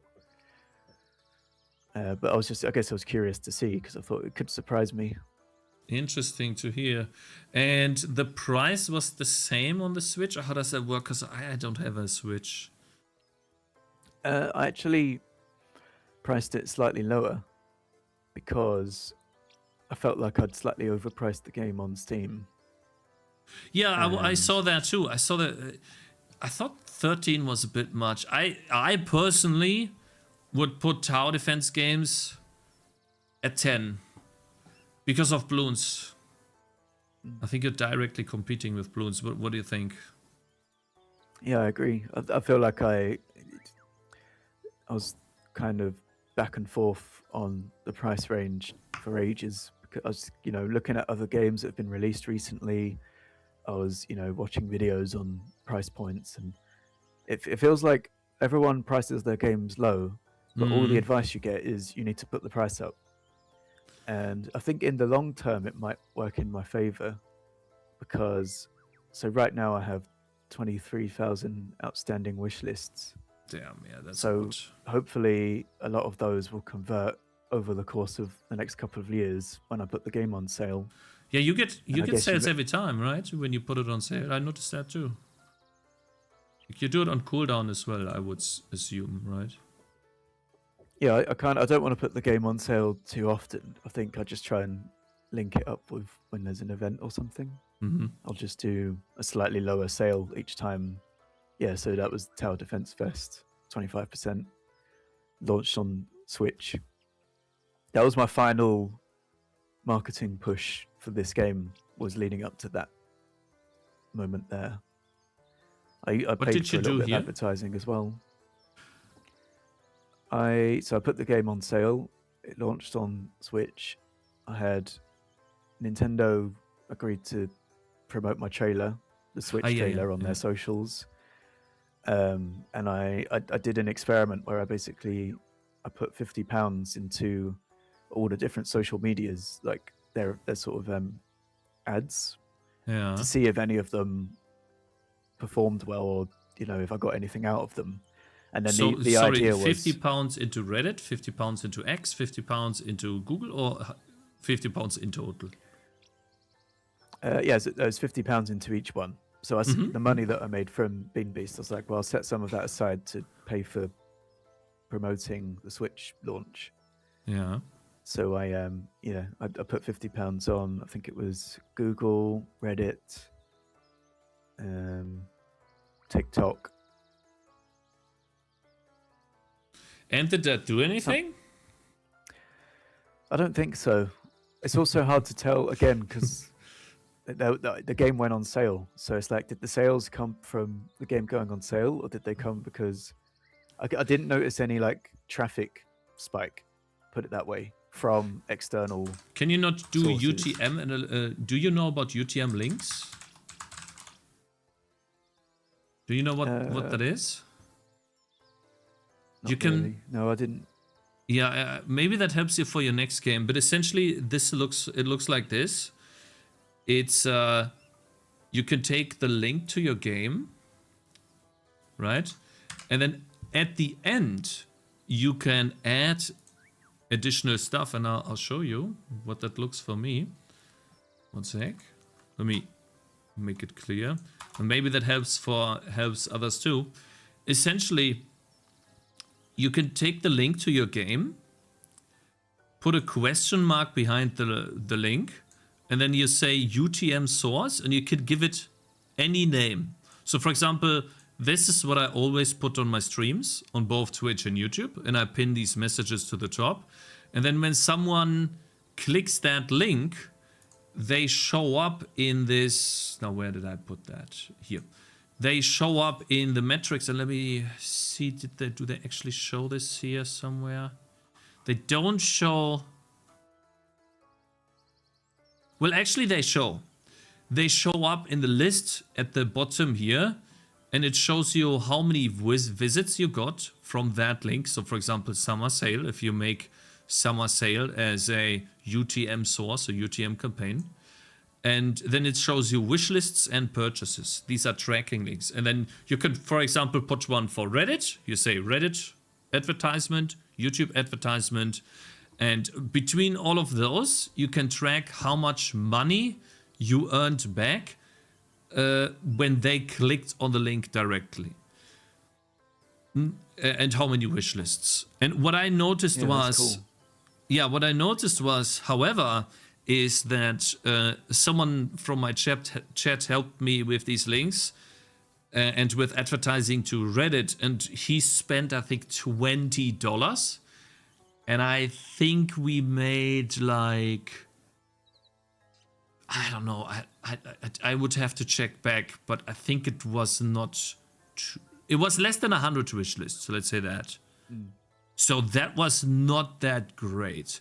However, I don't have such a great trailer either. I'm very, when it comes to video editing and doing these posts, 100 for 20 is good. I don't know about that. I got 100 for a stream doing nothing. So, but yeah, I mean, yeah, I maybe 100 for 20 is good. I don't know. For me, it doesn't sound too. Let me check. Let me actually check. Well, the other thing is, I just remembered that all of the advertising I did was directed to the Switch page, not to Steam.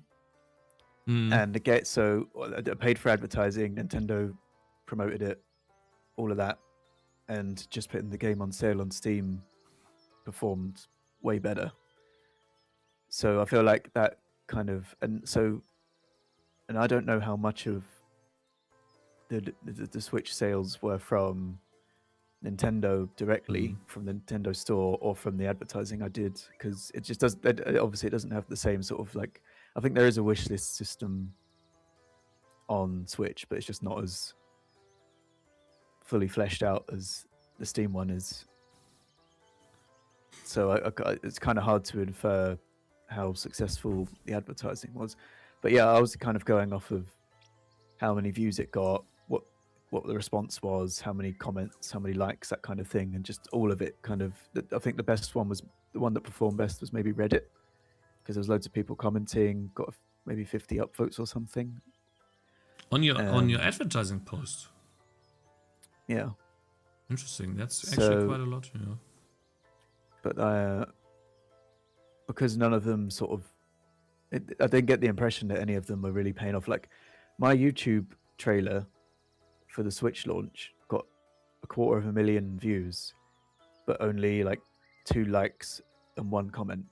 So I feel like it was just empty bot views or something, because it's just now it looks really weird because I've got this trailer with all these views and no engagement. So I think that was the YouTube ads. Where's the YouTube link? Where's your YouTube? Is it AnxiousNoob? Wait, I have here. Really? Videos. Holy! That is a lot. True. Nintendo Switch. And yeah, that looks botted as hell. Like, if I saw that, I was like, wait, what? So wait. That's interesting. And it must have come from other sources, and it counts as views because it's embedded. But people don't engage with it. You can see, so 250,000 people saw it. I wonder if swiping away also means seeing it. So you know how when you scroll Reddit, you sometimes get an ad and you scroll by real quickly. Maybe you stop for a microsecond. It probably counts as a view. Because when I first launched it and I did the YouTube ads, and it was on like 10,000 views, 50,000 views, I was like, oh my god, this is amazing. And then once it got to like, after it'd been a day, and I suddenly realized, hang on a minute, there's like 3 likes, there's only 1 comment. Like, what's going on here? This is fishy. And yeah, and then I was like, okay, YouTube ads seem to be like a waste, because this is just like, there was no, like I wasn't using UTM, UTM links, but you still get the Steam, you can still see like the traffic on your Steam page and where it comes from, and there was like no, at least on Steam, no traffic, no traffic. Although, obviously the trailer wasn't advertising the game on Steam, but you'd think if 250,000 people saw a trailer for a game that Wait, but did you A do small no? portion of them might have clicked on the Steam page. But I feel like you made a huge mistake here too. You should have put both links to Nintendo and to Steam.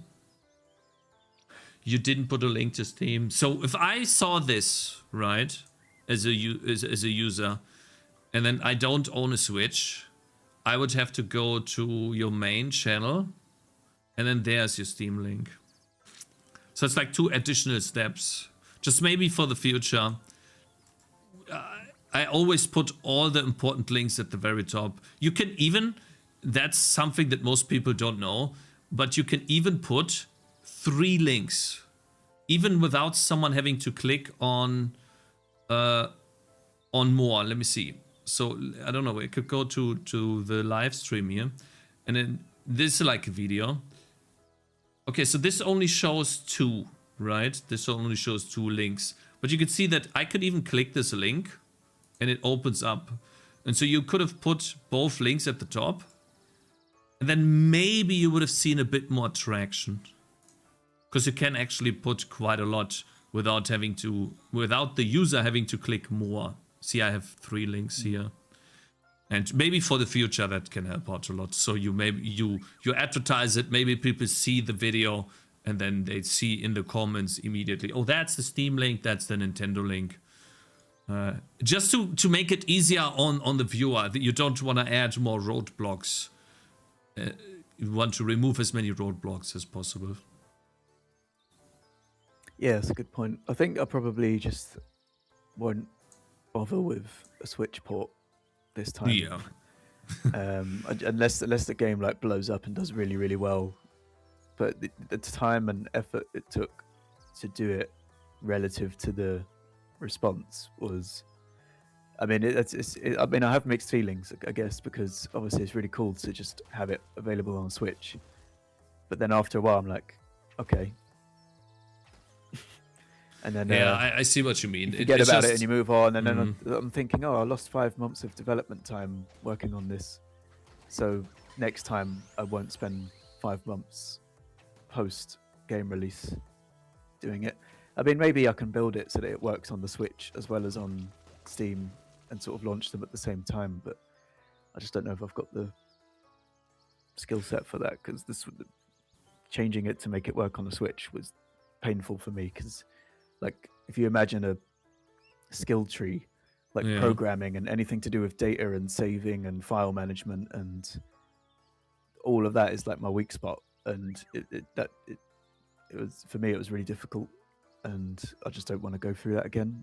And I tried to maybe next time you could just I don't know if you got these mails, but there are people that message you. It's like, hey, I can do a port for you.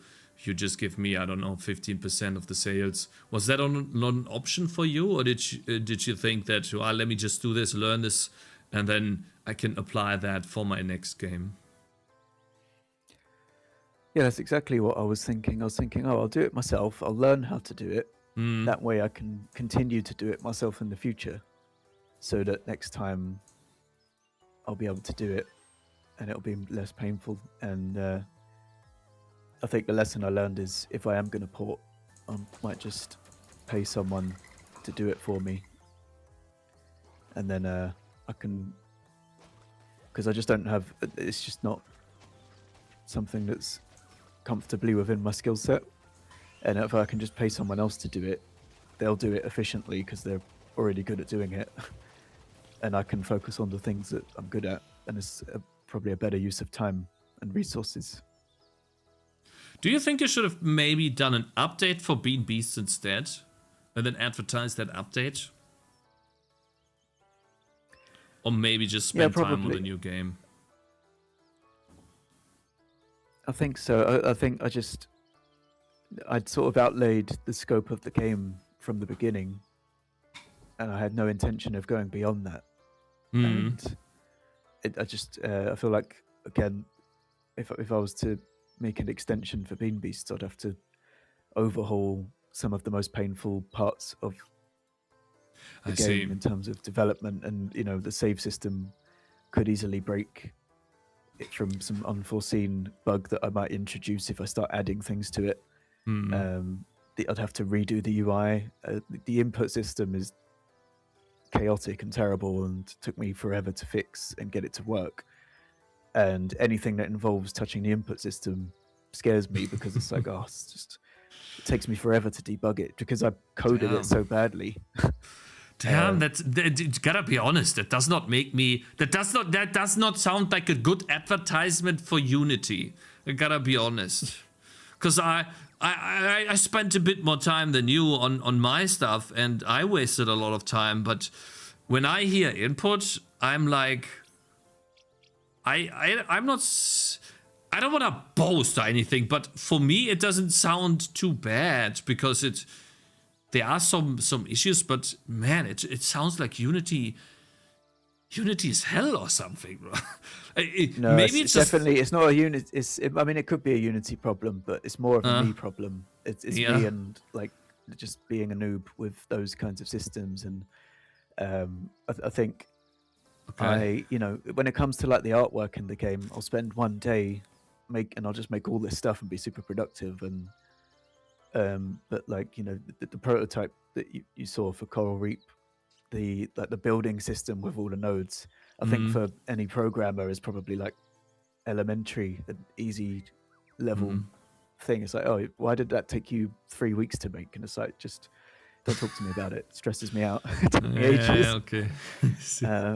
I just don't coding, like, I guess maybe I should probably partner up with a programmer and let them do all of that. And yeah, I mean, there's a lot of developers that do that. And they become quite successful because you could split your attention. It's almost double the speed. Almost, not exactly, but... Well, the thing is, I mean, I know it sounds like I've been whinging. I probably have been whinging for ages now, but actually, I enjoy it. I still enjoy, like, doing it. I enjoy writing code. I enjoy problem solving. I'm just not very efficient at it. But I'm getting better. I think my new game it won't break as easy, hopefully. Fingers crossed. I didn't encounter any bug though in your game so far. I think it plays very well. I don't know. I think I was fortunate with Bean Beast. The thing with Bean Beast is it was in playtesting for a really long time, and I had a small team of playtesters who playtested it quite a lot. How did you find these before the Pixel Pitch?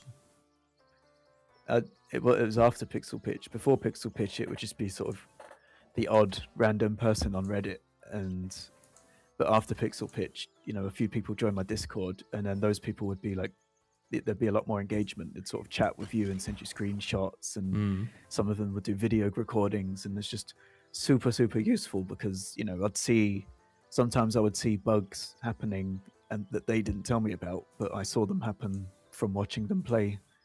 I'm like, well, that's not behaving the way it's supposed to, and then I'll sit and figure out what was going on. Whereas obviously if I didn't have those playtesters, all those bugs would probably be in the game, and I'd have a lot more negative reviews. So just super lucky for that. Just for those people that don't have an audience and also that are in a similar situation, you made Reddit posts asking for playtesters, and then these people would send you videos, or did you just watch them through Discord? How did you do that? Because that's where most people fail to get feedback. Yeah, I didn't, before Pixel Pitch, I didn't get much.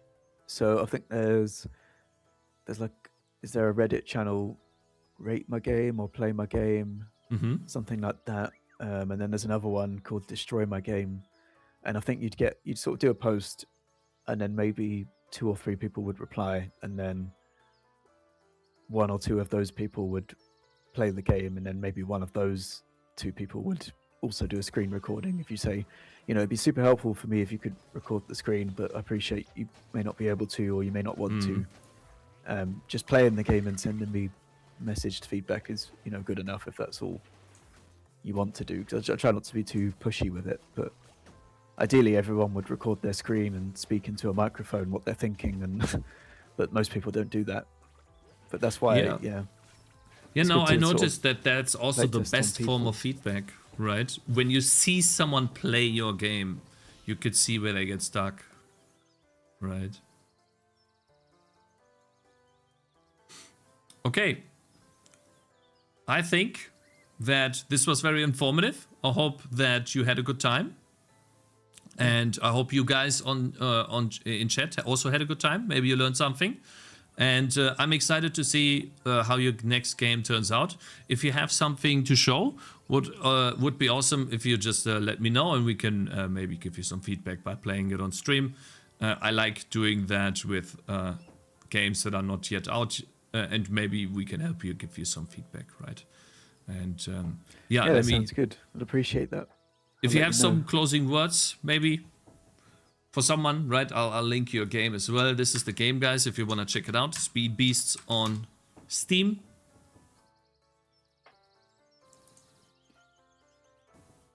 And yeah, thank you very much for joining.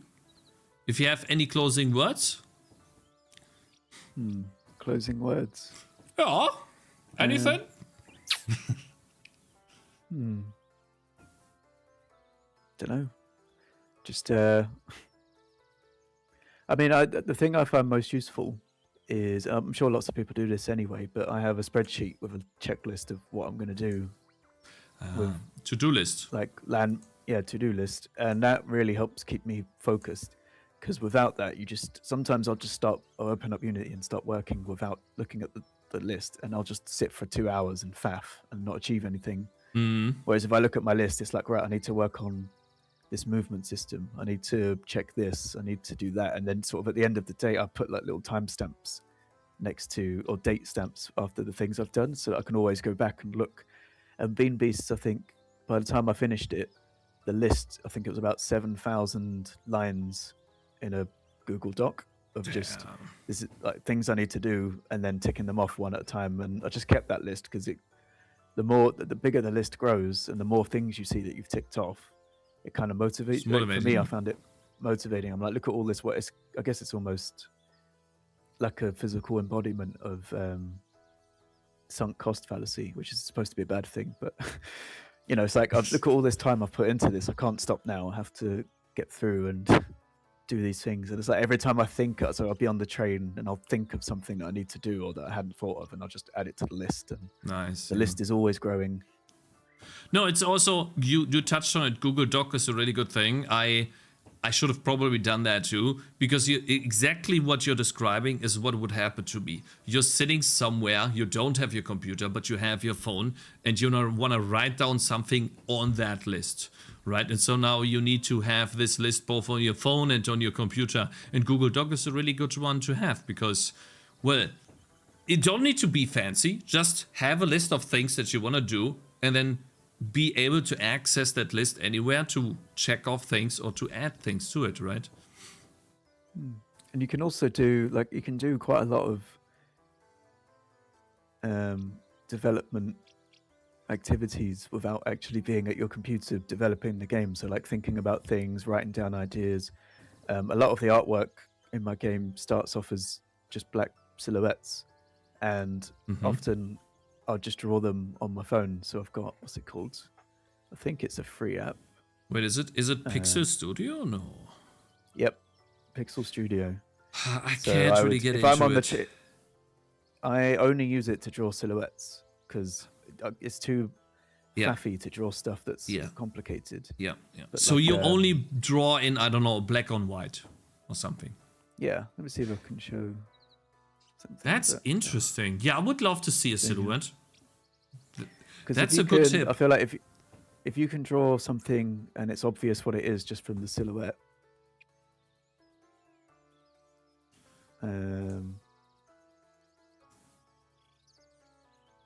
Yeah, here's the other game that you actually, the devlogs that you made like that. These look a little better.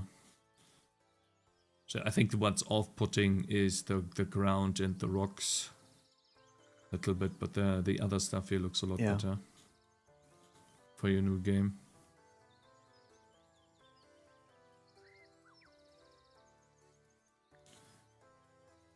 Yeah, okay. What have I got? You can find it? I just sort of sit and draw things. Like, so this is one of the Bean Beasts has and I don't know if you can see that.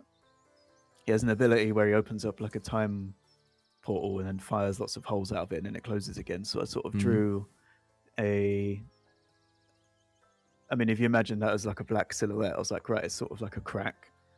And then if I have more time, I'll just sit and add some detail to it. But almost all my pictures start off as just a silhouette.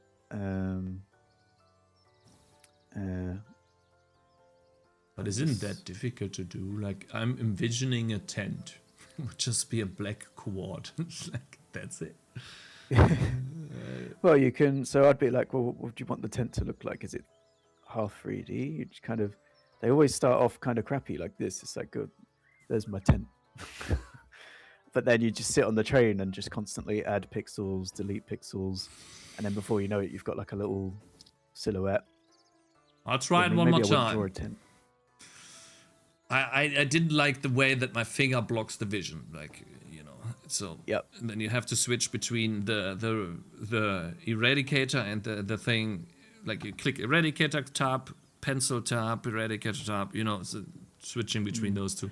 Well, I think the point of it is it's using time that I otherwise would spend not developing, doing something that can contribute towards the project. So instead of sitting on the train and just listening to music, I'm sitting on the train and drawing silhouettes, and maybe 5 of them are crappy and I never use them, but every now and then I'll draw one and be like, oh, that's kind of cool. And then when I get home and I'm going to start doing some drawing, I've already got a silhouette to start with as a starting point. And I guess the more you do it, the more you get used to it. But that only worked for me because if I'm working, I'll be commuting into London, an hour on the train there, an hour on the train back. It's like, it pained me that there's 2 hours of the day just sat on the train doing nothing. Yeah. So I was always either in Google Sheets writing down ideas or on the sprite thing, just drawing sprites, and they normally start off as silhouettes, but not always. Funny that you touched on that, because I literally today I was looking for a new app on the phone to replace the Pixel one, but there's no one. There's no good app other than this one. Yeah. Okay. Well, thank you for the tip. Thank you very much for joining. I appreciate that a lot. I hope you had a good time today. And again, if you have your new game out or some prototype that we can test, let me know. We'll try to play it. And guys, say goodbye to Mr. AnxiousNoob. Tk you very much. Big W's in chat. Come on. Cheers. Thanks for having me on. That was fun. Awesome. Yeah, I hope this worked out well. Yeah, love to see what you do in the future. And thank you very much for talking. Really cool. Love to always meet new developers. I just got here. Well, that's your own fault, my friend. That's your own fault. Should be here earlier. Should actually. You need to keep a schedule here, my brother. Like, yeah. Anyways, have a wonderful day. Thank you very much for joining. You too. And thank you. We'll talk. Bye-bye. Bye-bye. Bye-bye.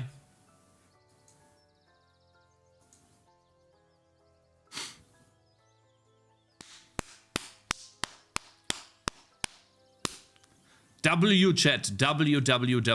Very nice. Now, Cakez, skip animations and put a prototype with full game loop on itch for playtesting. No. I watch. Resprite. Resprite is good for phones. The RAM prices. Bruh.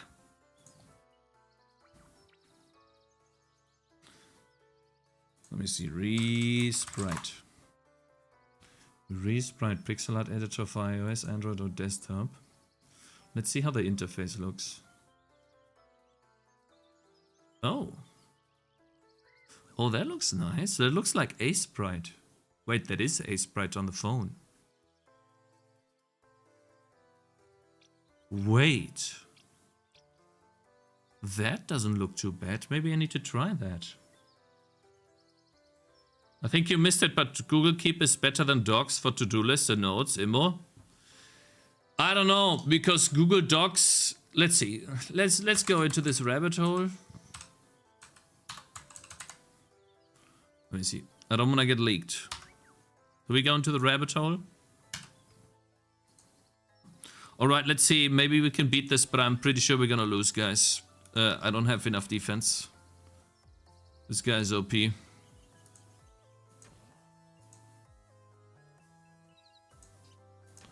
actually trying to... Is this twice the speed? Oh, I'm so dumb. I'm so stupid, bro. I just wasted my ability because I'm dumb. Yeah, we lost. He doesn't take any... Oh god, he doesn't take any damage. Level 4 boost, level 5 boost. Yeah, we lost. It's over. He takes no deeps. Yeah, it's over. That's it. Bye-bye. Well, I've actually been trying this level off stream, but I can't beat it. I always lose to the boss. It's over.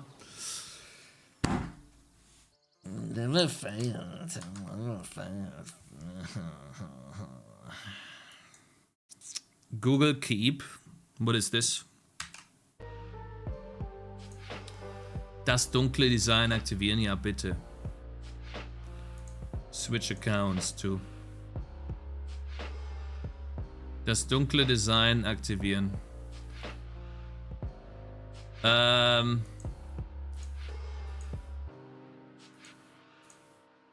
Well,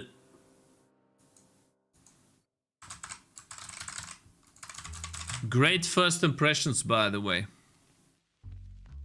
Great first impression. It keeps loading, but maybe I just need to reload. Test. Put a picture. I can put a picture here. Nee.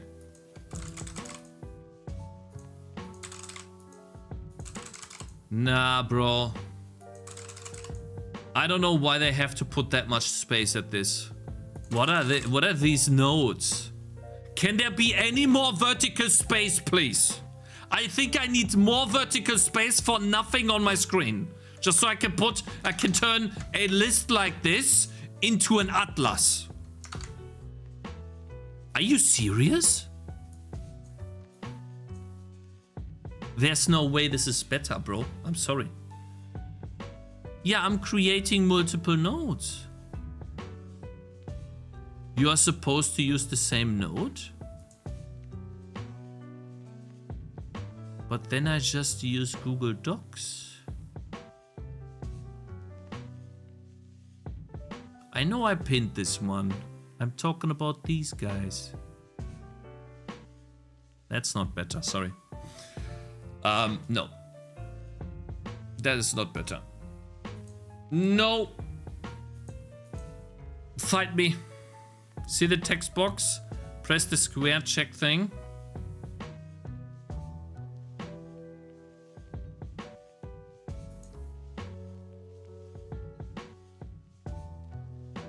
I guarantee you I can do this in Google Docs too.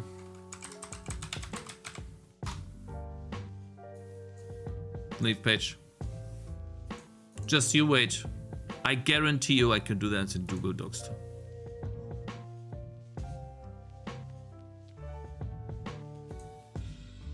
Ha, I can. I can. It lost. Oh, I hate that so much. I hate this so much. Bro, this is super annoying. Just one sec. It always logs into my main Google account, which is not something I want to show you. The King is Watching is on sale, guys. How do I go to Google Docs? From here.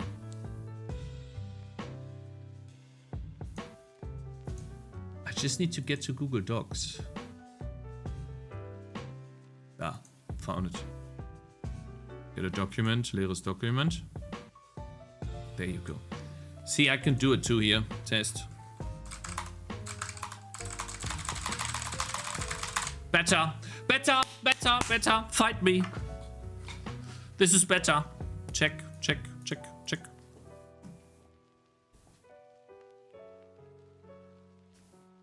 No, no, this is not a Tadeus pine. This is not a Tadeus facepalm. You're wrong. I am wrong. I'm right. You're wrong. I win. Anyways. chat Gothic or work on the Gothic or work on the web game? Gothic or work on the web game? Gothic or web game? Gothic or web game? Work. You guys say work first, then Gothic. We should work first. Yeah. Do we work first? Gothic Clone will be a game I make next. I will. Well, I don't want to promise anything, but I can see myself starting with that next year. Lock picking? No, we picked that lock yesterday.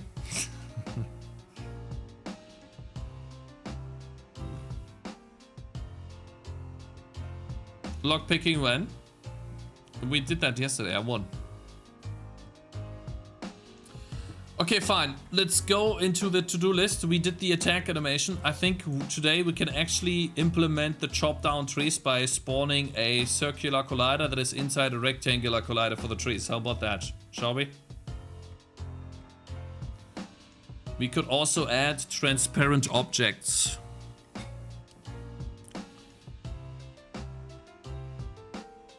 I thought you were lockpicking only stream. No. Alright, fine. Let's implement transparent objects and then add hitboxes to the trees, shall we? So, draw sprite needs to look at which type of transforms we need. So that has to do with the render options, I guess. Do I add a rendering option just for transparency? Or how do I make it? How do I know if it's transparent? I can add a render option.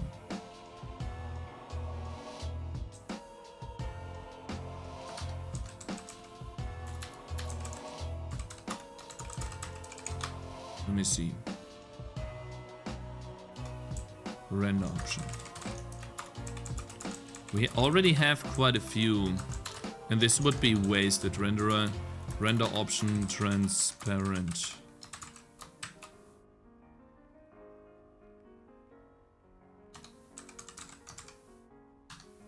Jerry wants the Gothic remake, guys. We need to play Gothic remake.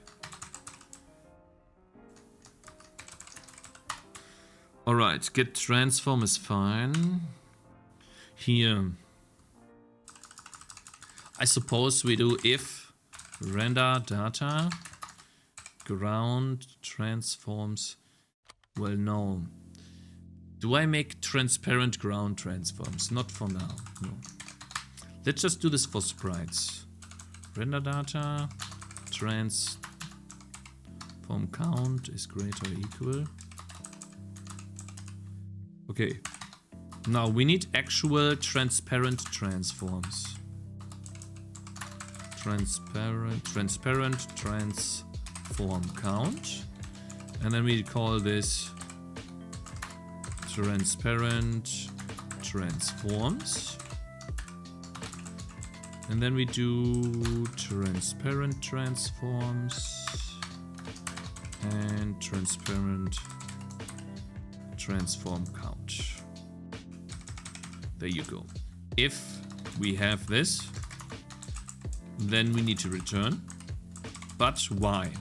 Well, because the render options or draw data dot render options and render option transparent is set. We want to draw a transparent object, but we don't have... Actually, I need a boolean. Wait.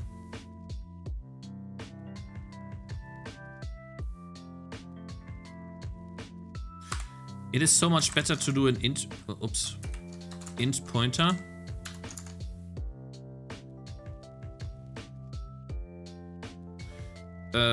transform count is the address of render data transform count. Hello, Cakez. Will you make a Gothic-inspired lockpick system for this game? No! Hell no! That was a mind destruction yesterday, I'm telling you. Absolutely not.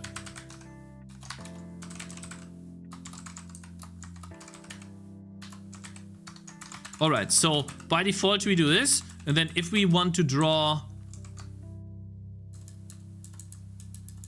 transparent objects, then the pointers here change.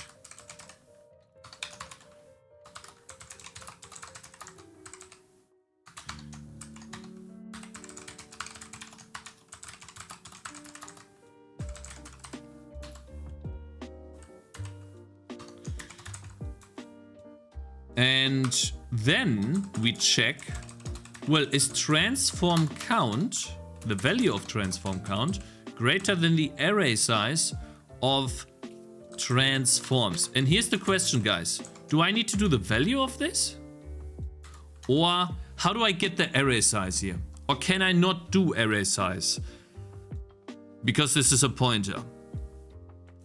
I guess I can't do a array size is a, I can't do a, it's a define, it's a macro, it's compile time. So I need to, I can't actually do that, unfortunately. Fine. So we have to undo this. There was a smart idea, but that doesn't work.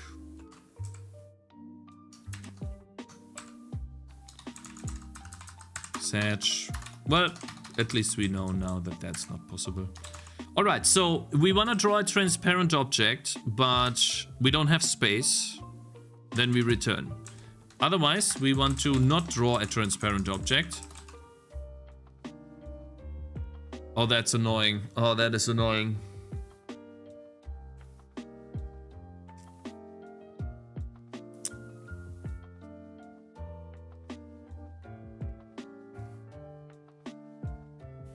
I don't like this if check.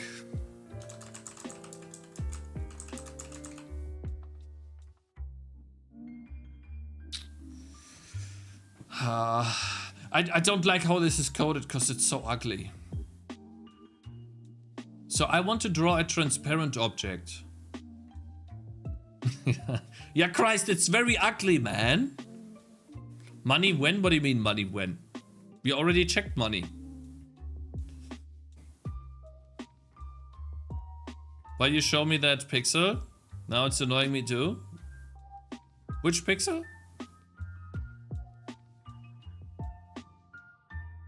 Had this question on mind lately. How do you approach a difficult programming problem? What's your method of solving it without going to AI or tutorials as a first attempt? Well, I think about data first. And if it's a generally difficult problem, I try to break it down into multiple pieces. So for example, right now I'm facing an annoying problem. I'm trying to break it down into its components. So for example, I want to draw a transparent object. I know that this will be exactly the same code needed for the transparent object. And the only difference is the early return depending on which array I'm focusing. Or we turn this into an array. All of these are arrays then.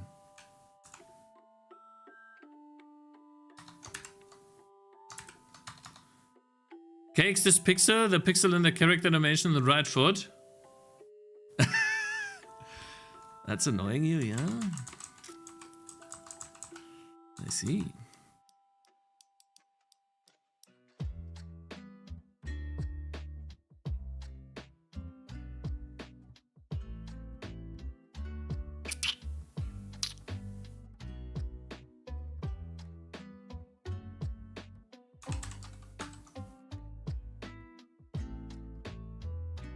Do I turn this into arrays?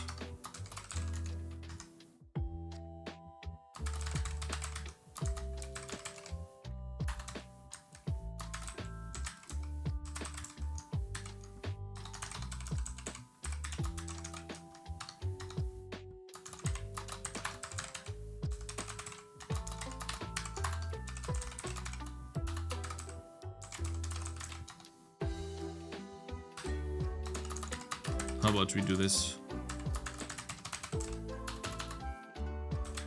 We just turn these into arrays. Oh, we have UI transforms too. We get rid of these. That'll cause a bunch of array issues. So, let's begin with ground transforms. Then we can just call is full. Ban? Who should I ban? Oh, Sango? Yeah, we should ban this guy. What a spammer. What can't even read chat? What a spammer! Then we do ground transforms.add and we do T. Yoink. First one's done. Here we go. We do array pointer. How do I do that? Array pointer of transform, comma max transforms. Pointer transforms is the address of render data transforms. I think we can do that. And then if we are rendering a transparent object, right, then we set the transforms to the address of render data transparent transforms. And then all we need to do in this if check here is check if it's full. If transforms is full, we return. And then this code becomes a simple add T. W coder. This is a professional coder right here. Easy clap. Now we just gotta do the same thing.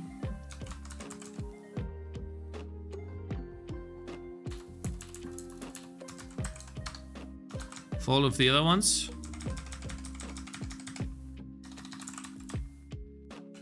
Check the stream.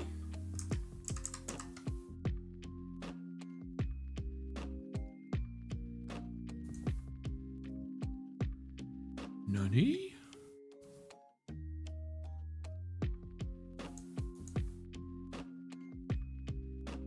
Caster Labs? Which one is it? It is YouTube sub. Caster Labs broke, looks like. Okay, thank you. It's gone. I just refreshed the cakes. The imager? What is this?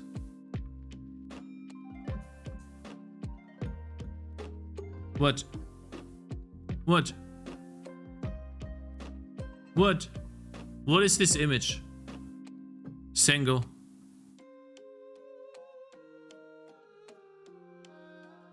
Hairline? What? You are wasting my time posting some stupid images in my chat, making me look at nothing. Actually, you're getting banned. This guy is getting banned because he's trying to make me waste my time. Where are you? Hi? Goodbye. Goodbye! Unmute. The takeaway from this segment is we need to animate water. I did. Make a good game and don't market it. The money will come to you. Collector's alt account just joined. Just you wait. Glad the to be pistol back sound is to my coming. favorite Vulcan and Godot stream. Please keep your functions shorter than 5 lines. He's fucking software! Yo guys, hey, some feedback on... Cakez. No, you shut up. You are stupid. You know what? I will ban you. Hello. I didn't mute the stream. What you talking about? I didn't mute the stream.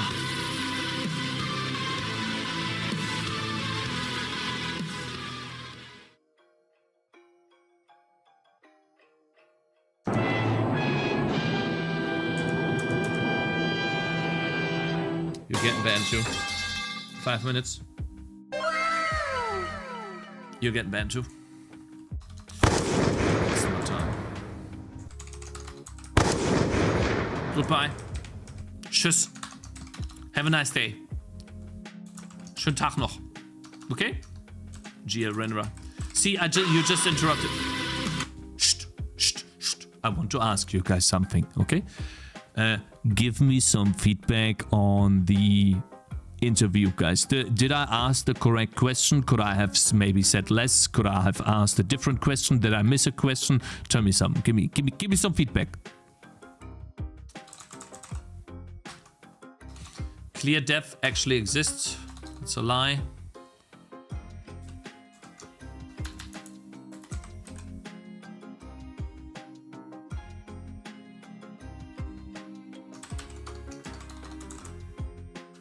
Right, the size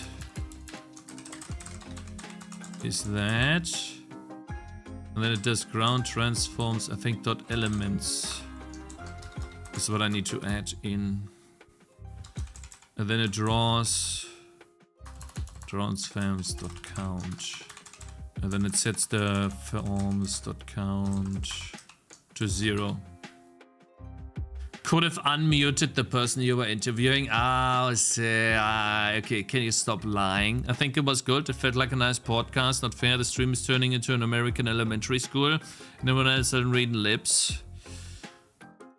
I missed the interview, but I liked it. It was weird how the interviewed guy was muted the whole time. Can you guys stop lying? He was not muted.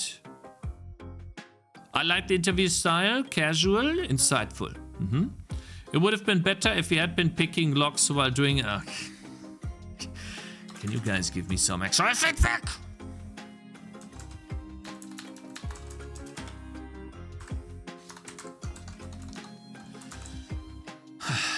I'm even asking chat. I'm just gonna make a video and then ask on the video for feedback.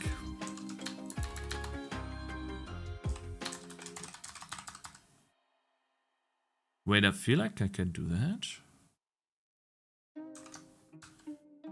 Because an array has the operator overloaded to be the first element.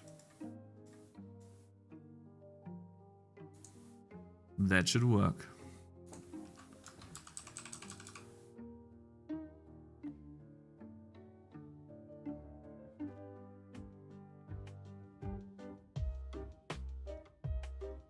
When pick lock and chill. Guys, I picked the lock. We won. Okay? Stop. Thank you very much for the feedback. So you guys liked it in general. That's awesome to hear. That's important.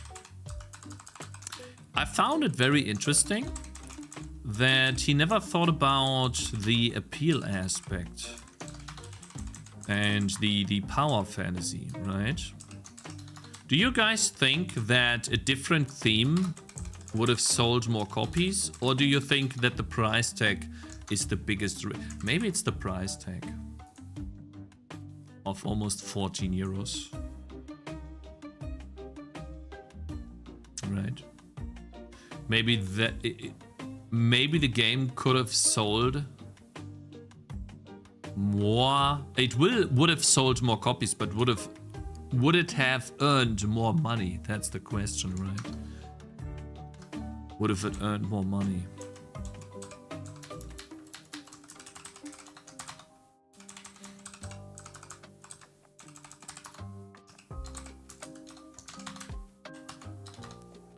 Oh, that's it already?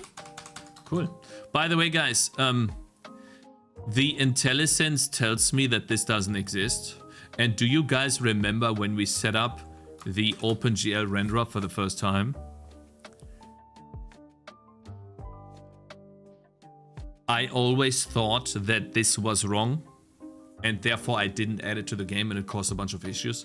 It actually exists, it does compile, even on the web.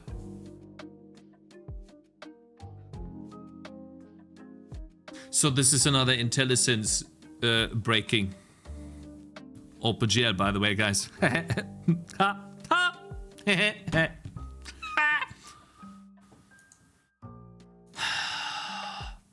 By the way,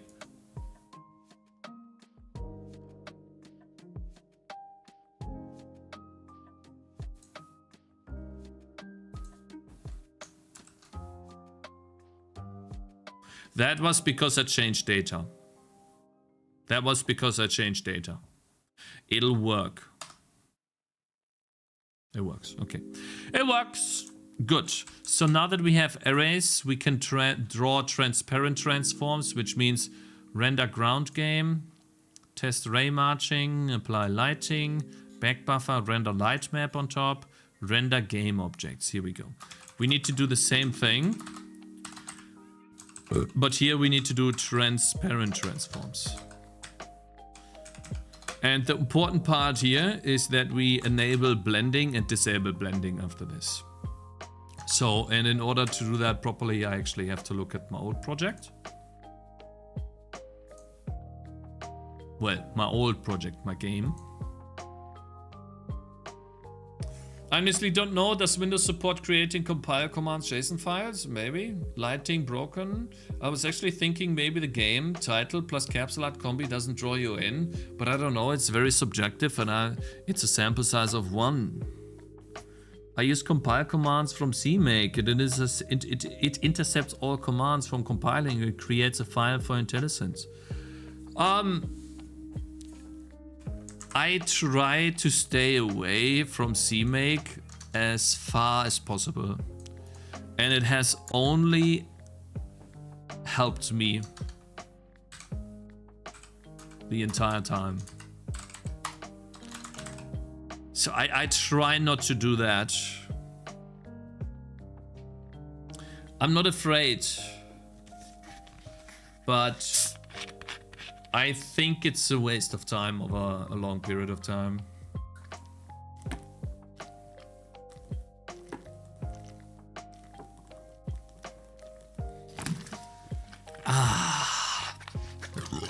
Man, that was good.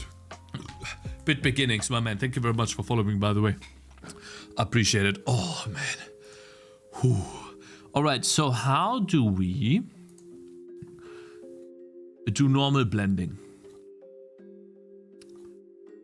Hot shader reloading, render pipeline, upload data, copy materials, render the game. Needs to be enabled, so clear dev works, clear color and dev, opaque game. Disable blending, yeah, we can already yoink that and put this at the end.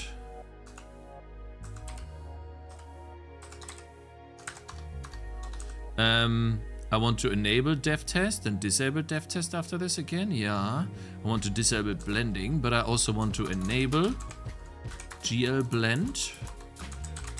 But that is not the only thing. Wait, a point game, trail rendering is going to transparent game. So we enable blending. Normal blending is this. That's an important part. That's why I wrote an OpenGL renderer, because now we know. Sorting. I will not sort for the time being, but I might need to sort. So let's do that.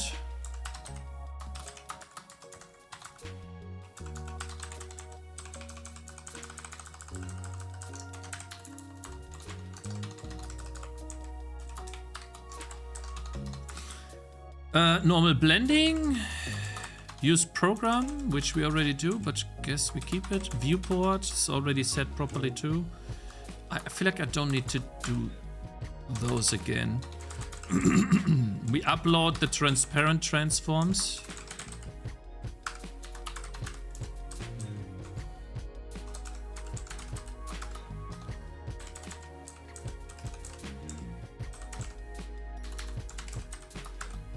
Transparent transforms, and then we do transparent transforms. Set to 0. Okay, so what we're doing here is we are enabling the testing for dev. We are enabling blending. We might need to do sorting so that they are sorted properly. Then we enable the blending, or we say what blending operation we do, normal blending. We upload the data to the GPU. We draw, we clear the data for the next draw call, and we disable dev testing, blending, and everything again. And that should be enough to draw transparent objects. And the reason why I want to do this is because I want to debug the trees. I want to add a hitbox to the trees. And I want to debug it. I want to place it properly. That's the idea. And in order to do that, I need that to be transparent and on top of the tree. Let me see. Update game, update player, update ground. Foliage. Here we go. Every time I draw a tree, we have this hitbox. I want to draw this hitbox, right? We want to draw sprite, which is sprite white, on the position of the hitbox.position. Hitbox using size. And then we do draw data.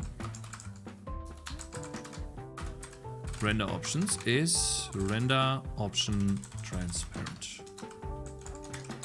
And then we do dot material dot color is, I think, well, what is this? It's an int, right? It is, a color is just a hex value. Or do I need to do get hex value? Get hex from red, green, blue. Okay, so red, green, blue will be 255. 255. 255. And let's say 100.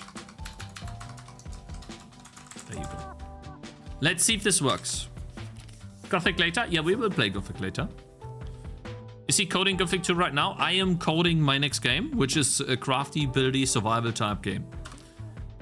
With hopefully... Okay. That is correct. The correct hitbox, but the color is black. Why is the color black?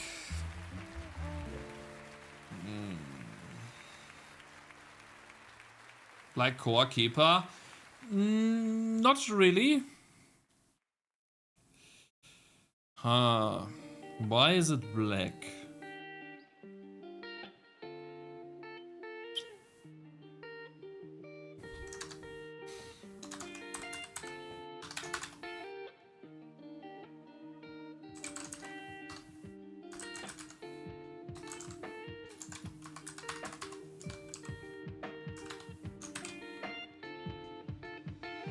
It's still not on top. Why is it not showing up on top? It should be.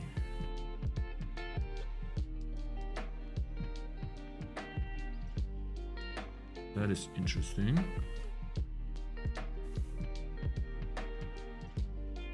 And it's not transparent either. Try a different render option.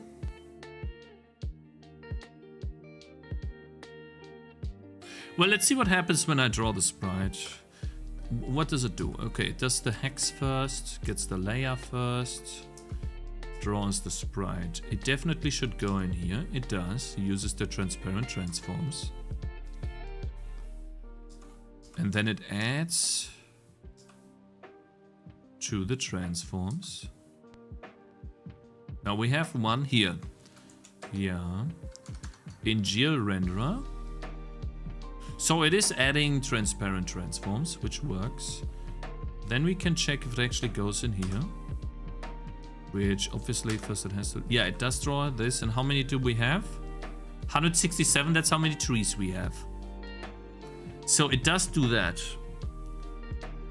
So for 167 trees, it should draw blended transforms. They all have the same... Yeah. Size. So, I think this is a perfect time for RenderDoc. I might just be doing something wrong. Let me check the debug console. I don't see any errors though. So that's not it. That's fine. We'll figure it out. It's OpenGL, guys. So OpenGL never works the first time. You always have to do some stupid stuff with OpenGL. So let's just figure it out. All right, launch application. Man, I still need to finish this game. I lost the last time, bro. I need to finish this because the game... I know how to win this time. But first we play Gothic. Cakez, how did you decide on what price to sell your game? I'm struggling to think of a price. Mine is a AAA games on sale for like £5. On mine, as AAA games on sale for like... You cannot look at AAA games that sell for $5 or £5. Please forget about those. Your game is an indie game. Find another indie game that is similar to your game and price your game accordingly. That's how you do it. You can't look at AAA games as an indie dev and compare yourself to it. So for example, for me, competitors are Bloons TD, Kingdom Rush. The original Kingdom Rush, for example. Core Defense. Ember Ward. These are good enough. Bloons TD5 is a competitor of mine. This game, very popular, sells for €8. That is not an indie game. I wouldn't call this an indie game at this point anymore because of Bloons TD6. Bloons TD6.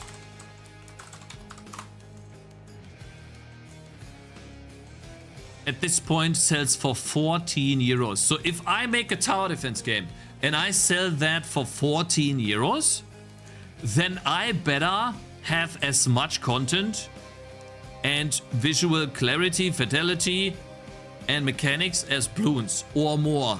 Better have more. So I don't want to compete with that. So I can't price my game as a tower defense game that highly. Unless I do something different. Which is what Ember Ward does. Ember Ward is not a traditional tower defense game like Bloons. It's more of a tower defense game where you build your own maze. That's somewhat of a new mechanic. You can charge a different price point for that, $15. But if I were to make such a game, now I need to compete with Ember Ward and either do better or more. That includes visuals, gameplay, content, features, all of that. So here you have 15. And then for the other ones, this is a somewhat lesser known tower defense game called Core Defense. This has €10. That's more of a competitor to me that I could maybe compete with. So I'm getting closer to what I should be at, which is maybe €10, maybe more, maybe less. Then I look at Kingdom Rush. Kingdom Rush is close to €10, actually almost exactly like €10. So, and that one is, if you were to compare directly, beating me or your game. Because you're probably not going to have the visual fidelity and gameplay mechanics that Kingdom Rush has and also the fan base. So you gotta do some more, maybe, if you do something like this. But people are a little bit more lenient when it comes to indie games because you're going to launch with a discount. 10%, 20%. So if you're selling for €10 on launch, you're actually gonna be €8. But if you look at a AAA game and that sells for minus 90%, because that's the maximum discount you can have on Steam, you're not gonna win against these guys. Absolutely not. But you're not trying to compete with them. You're trying to compete with smaller competitors. And yes, Kingdom Rush and Bloons are technically not smaller competitors, but they're still somewhat of a baseline when we are talking about tower defense games. €13 here for Bean Beasts, which is a bit high. We talked about that today. He probably should have put the price a little bit lower, is what he feels. I feel like that too, but it still worked out for him. He made over 60k. So yeah, look at similar games. One last example that maybe helps you, since we're talking only about, you know, tower defense games. You can also talk about RimWorld. This game is €32. And I would argue it's the game in this genre that you look at. I have some other examples. So, Prison Architect. Let me find the correct one, actually. Because it's not these. These are DLCs.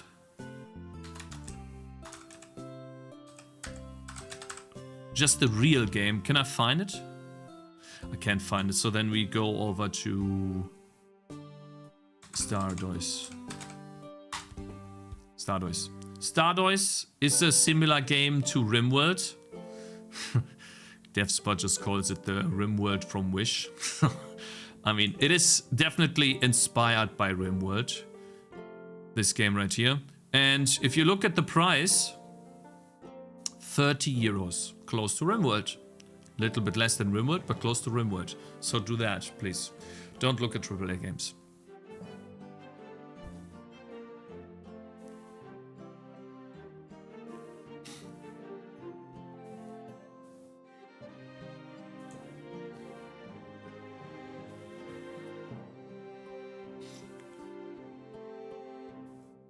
AAA games at this discount already sold to 90% of their potential customers. Yeah, what they do with these discounts is they try to find anyone that is willing to spend some money, and they know that this person will 99% just buy the game because it's so cheap, but they will never actually play it. It's Gaben's blessing, huh? You wait for the discount and then you shoot. True.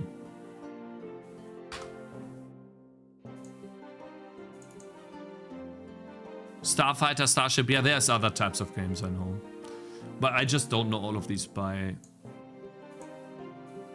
guess it's gonna be these. Okay, so why are these...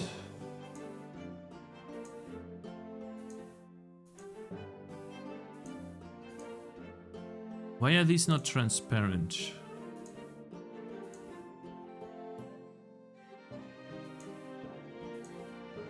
Blending is enabled.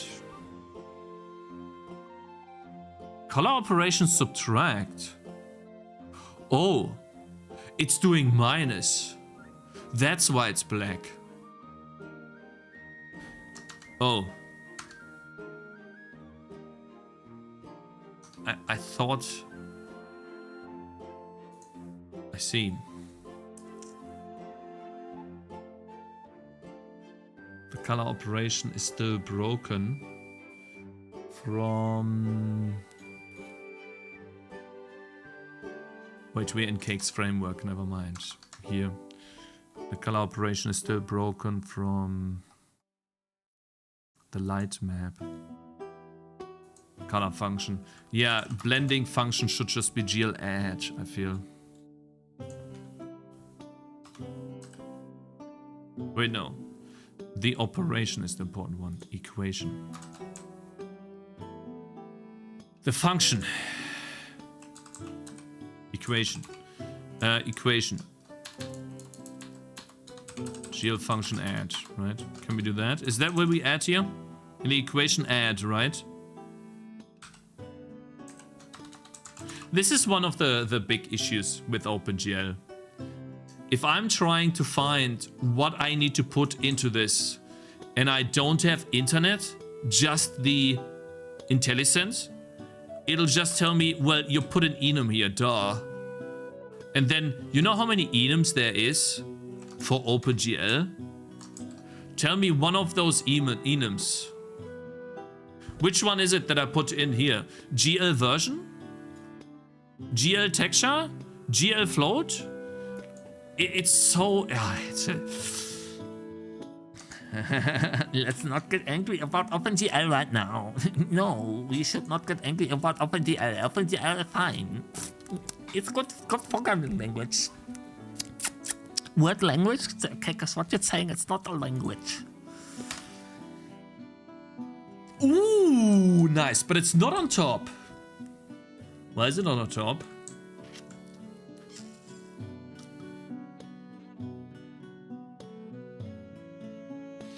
Why is it not on top?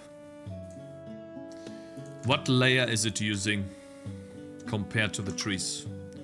We have render doc open still. Mesh viewer. So the trees use, for example, this tree right here. VS out is the important one. Uses the position 0.5. Right? All of the instances have 0.4, 0.5, something like this. Okay.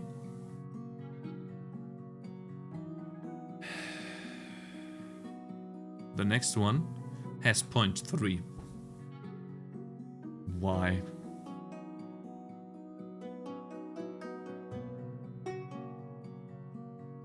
It's not a language actually, Cakez, you're wrong. I know. By the way, we got €5 earlier, but it was an advertisement, so I didn't read it, but I appreciate it on YouTube. Not sure if useful for anyone, but you're testing Claude methods. Plasma has 10% back on Claude spent code. Is this a good thing or not? I don't know. Appreciate the support though. It might just be a blatant advertisement though. So, I mean, it's a $5, man. I take it. Oi. Thanks for the money. Unless it's bad, then I apologize, guys. Marketing on Gamedev stream. Yeah, true.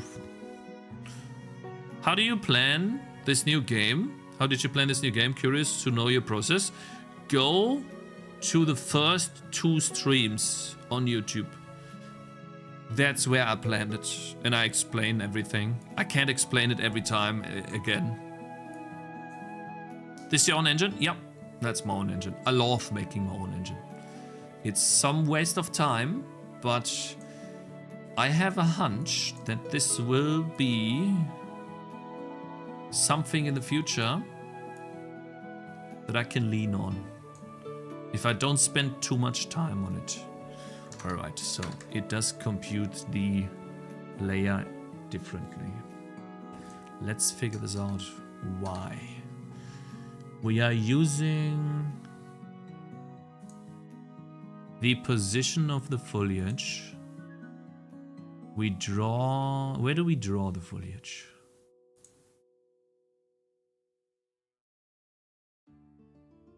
Ah, it adds the noise to it. But the noise is not much. Noise is 0. Alright, it's time for debugging. Let's see. Layer.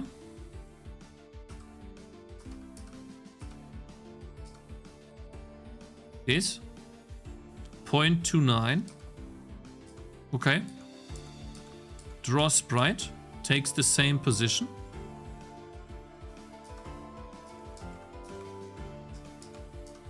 What layer are you getting?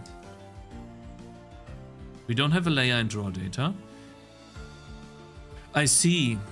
It adds layer game to it.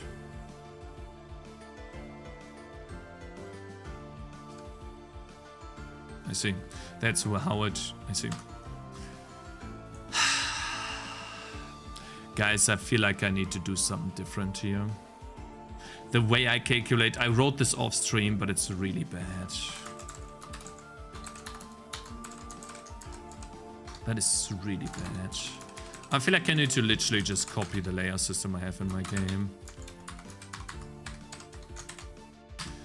It sucks. Now it's on top. Okay, so now it's on top. Now we just move the hitbox.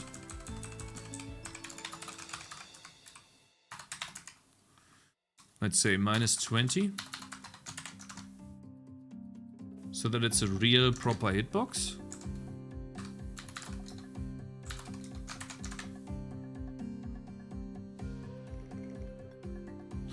That doesn't look like a good hitbox. That's not good enough. What do you guys think? Maybe too high. Do you sometimes use AI? No. Guys, what do you think of this hitbox? Good enough? Maybe a bit smaller? I feel like the hitbox is too large. think about it like this, right? The axe swing is gonna be a circle.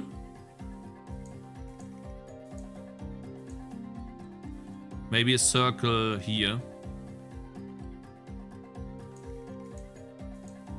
Or we also make it a rectangle, I don't know. And it needs to be in the hitbox of the tree to hit. Hitbox is too big in height.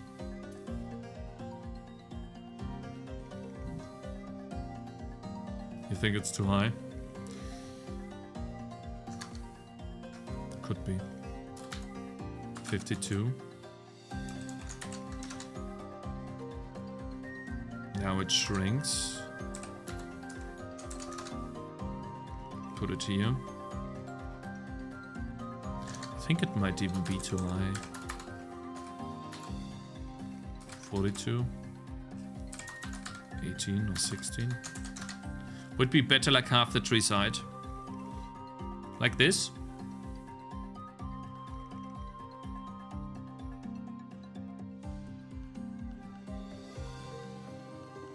Yeah, it's a hitbox to cut off trees. I feel like I also need to make it a bit thinner.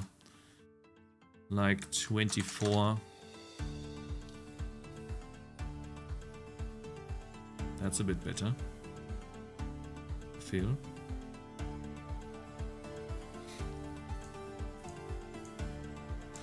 Where I draw the player.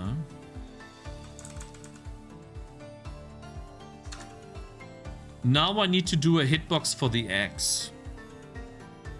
Is the final version going to be 2D or are you considering pivoting to 3D? Oh, for this game, there's gonna be 2D. No way I'm gonna pivot to 3D. No. Feels better? Yeah, I think this is at least a good start. How about this, right? The OpenGL backend uses the most basic OpenGL because otherwise it doesn't work on the web. Hollow Knight was 3D but it's 2D. Yeah, but Hollow Knight is insane. So I can't do that, bro. Alright. One grass tile is 96 foliage. Let's keep this for now. Now we need to do a really good hitbox for when we are hitting, guys. Do we just make a circle?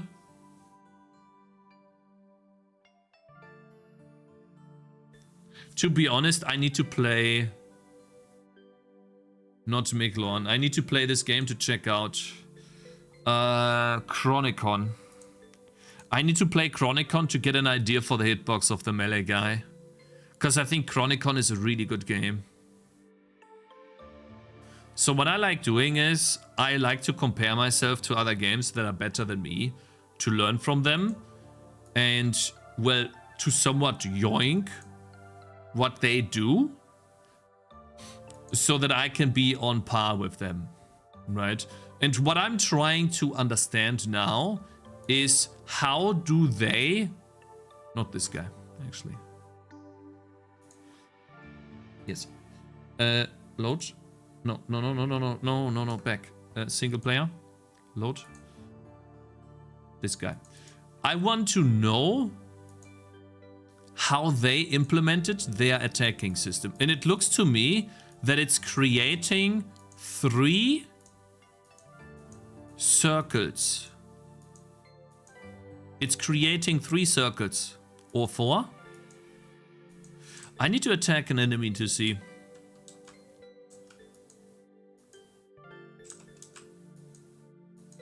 Okay.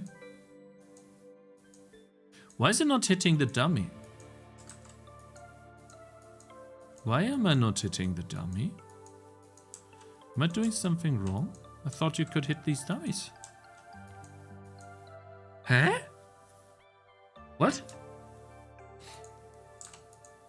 This would be perfect, but it's not hitting them. What?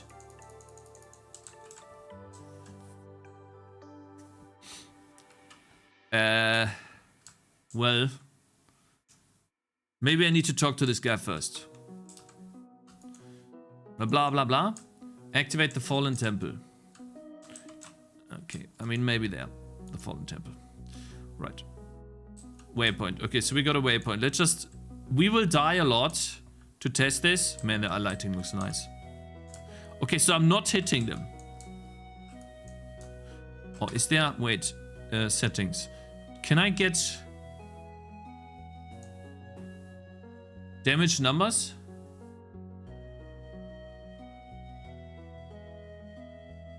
Display damage numbers. Here, wait. Display indirect damage numbers. Display player hit numbers. Display player heal numbers. Companion hit numbers. Display enemy hit numbers. These are hit numbers, damage numbers. Display indirect damage numbers, whatever that is. Use short damage numbers. KMB.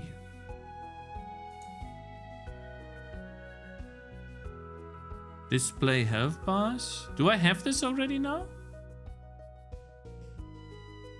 Oh my god, there's so much. Accept. Back. Return to game. Why is it not showing the damage numbers? Let's just get to one ghoul. I'm hitting him. I don't see the damage numbers. Why not? Huh? Let me Google that.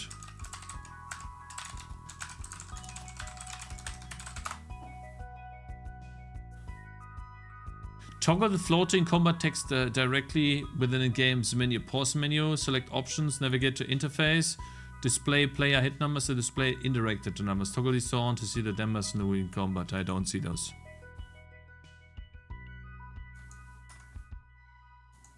I have these on. I have player hit numbers on. And indirect damage numbers on. So I already have this. Thoughts on web GPU? It feels cool. Was the talk already? Yeah.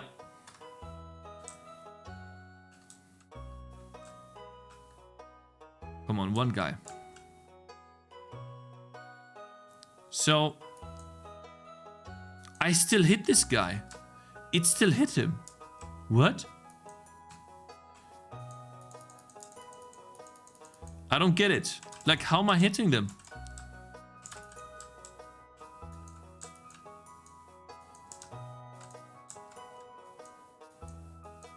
I'm not taking any damage. That's crazy. Okay, so let's see. He's taking damage right now. He's still taking damage. He is still taking damage. I'm literally attacking in the other direction. And he's dying. So it must be AoE around me when I'm attacking. Display critical hits only? Am I so dumb to not see that? Where?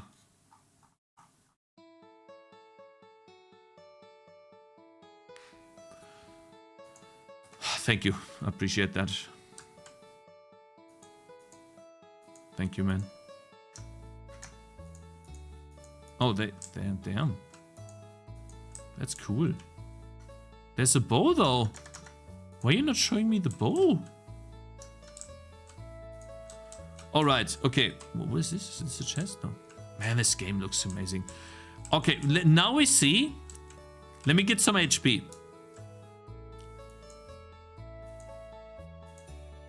Huh? Aha. Aha. So it must be some AoE in the direction of my attack, and it's really long. Really large. It must be a circle. It has to be a circle in the direction of my attack, but it's a very large circle. It's very forgiving. Okay. Alright.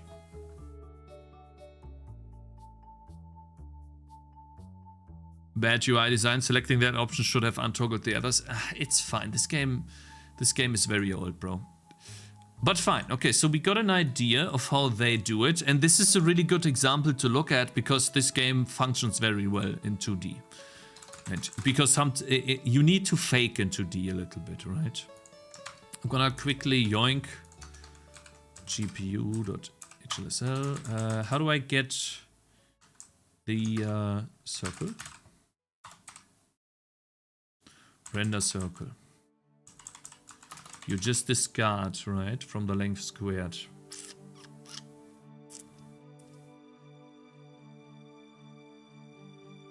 Local UVs.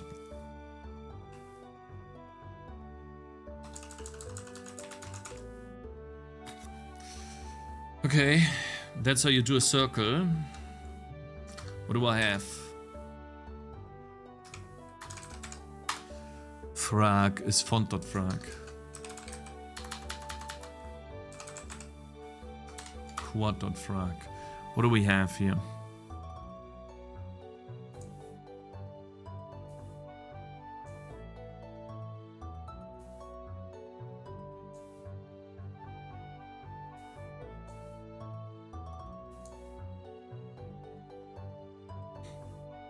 Have you ever tried Godot, bro? I have, yeah. I have a video on that too.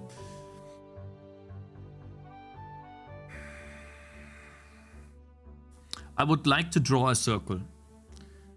We have UV coordinates, which I think in quad.vert I supply the UV coordinates as the local UVs, right? Local UVs. Perfect. So I can use local UVs.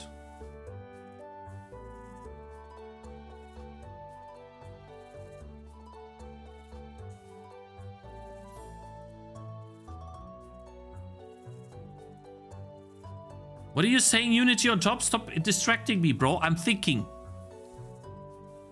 Is the main character circumcised? What does that mean? Local UVs.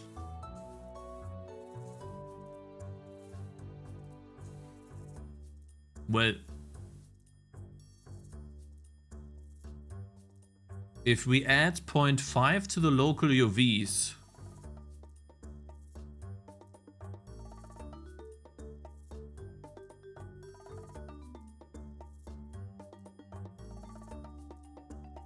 wait, so if we have a value of 0 and we add 0.5 to it, not programmer, scientific. So let's say we have 0 to 1, right? In UV coordinates. Then the middle is 0.5. That means I take a UV coordinate, I add 0.5 to it, and then what do I subtract 0.5 from it? I think I need to add 0.5 to it. Or do I divide it by 2?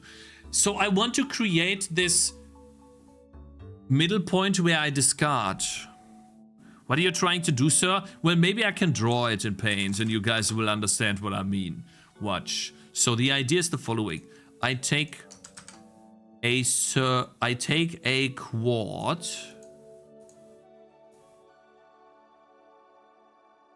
that is 0 here, 1 here, 1 here, 1 here. And this is 1, 1, right? And then the middle point is 0.5.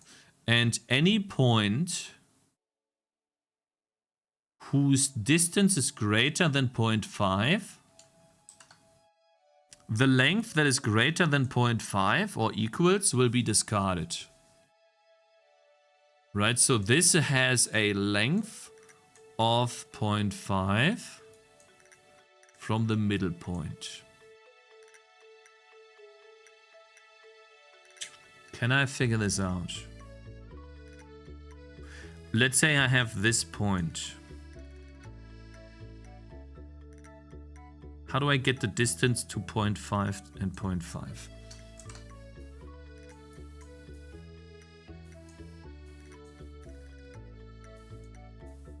It should be very easy, right? This is the point X I am interested in. This is what I want. Let's say this is 0.2 by 0.24 or something. So then these are two vectors, and I try to get the distance from 0.5 to 0.5, I guess. Yeah. I think I need to just get the distance to 0.5 and 0.5. Right? Starting minus middle, normalized, absolute value, distance. Can I even do the... Let me see. So...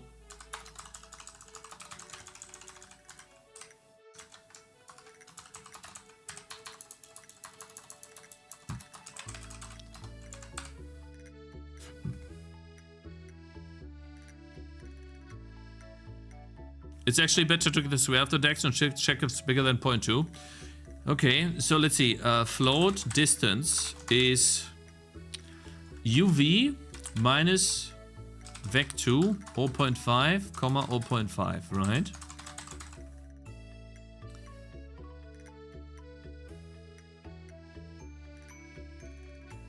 And then distance times equals distance. That is squared. And then if distance... But that's a... Wait. No. How do I get the length squared of this? Wait, that's a vector. We have a vector here. Oh, I see. X minus... thank you. uv.x minus 0.5. Thank you. Appreciate it.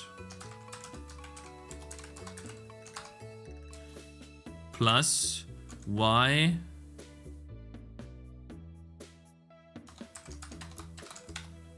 what uv.y minus 0.5 times uv.y minus 0.5.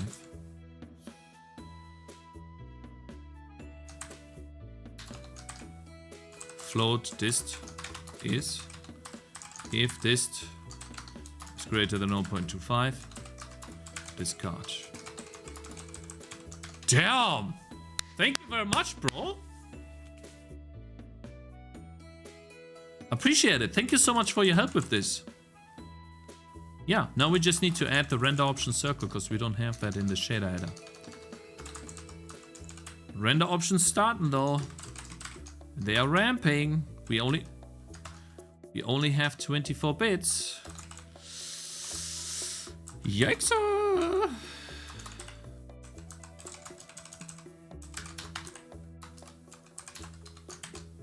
Uh-oh. Let's see if this works. Nice.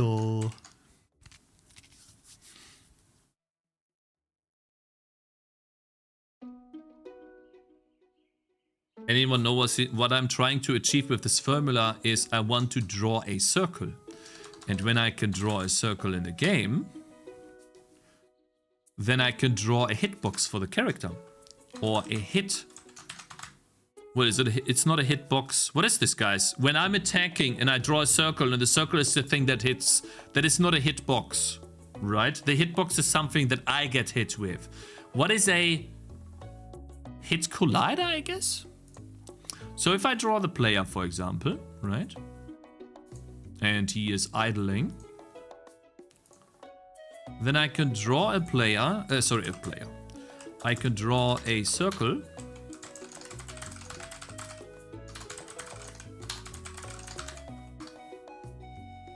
Attack box. Hit radius. Hitbox. Hurt box. Hitbox. Hurt box. Collision box.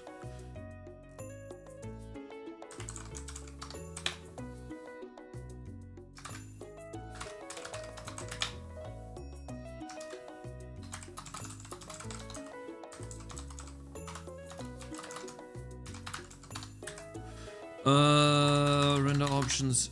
Oops. Render options is circle. Let's see. There's this. Wow, it works so well. Damn. Cool. All right. Now let's add in transparent. That's making it fully opaque. Yeah. Material.hex.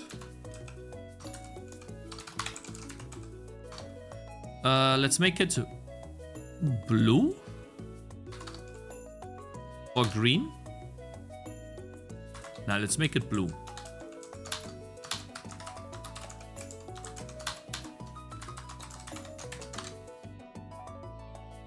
Ooh, all right.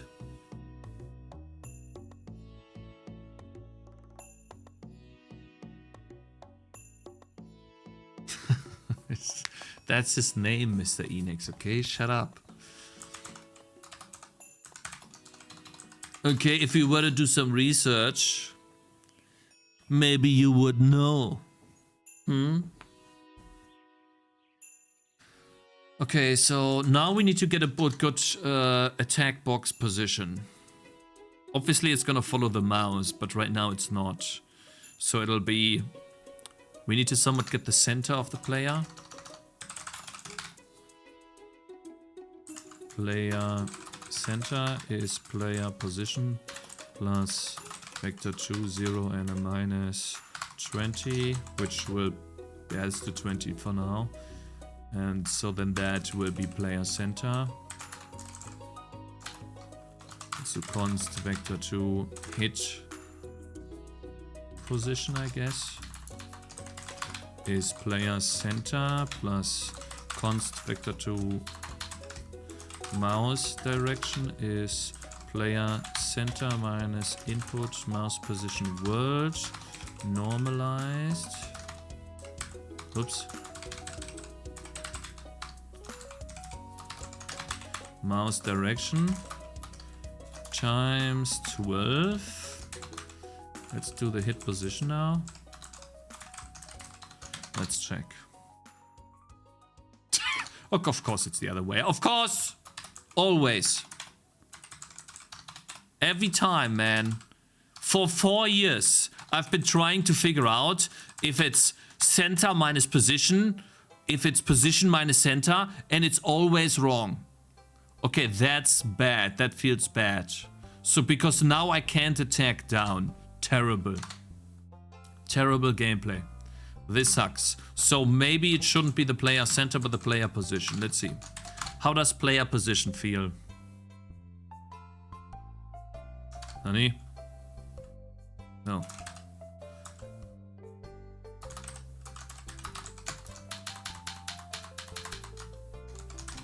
Now we need to get a good grip on what makes sense. Right?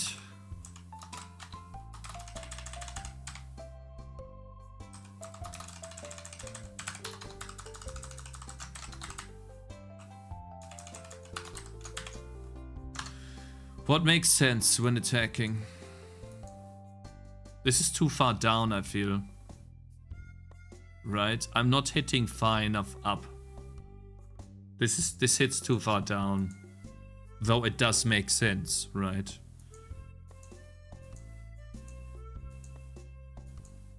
That is the big problem that you have in these types of games. You need to create a somewhat believable hitbox.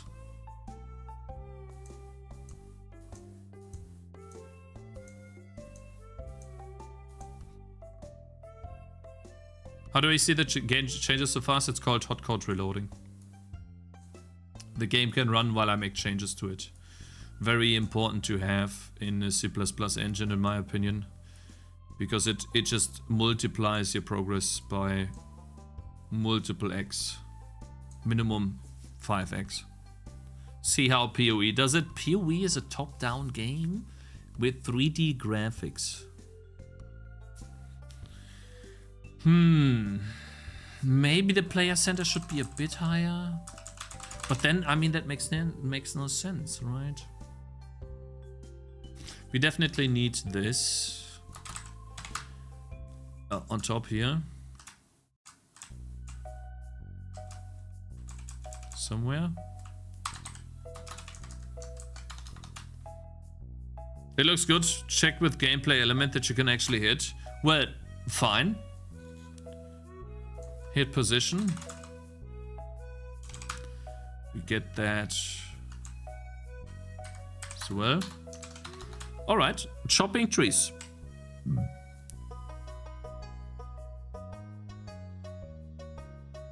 Let me see.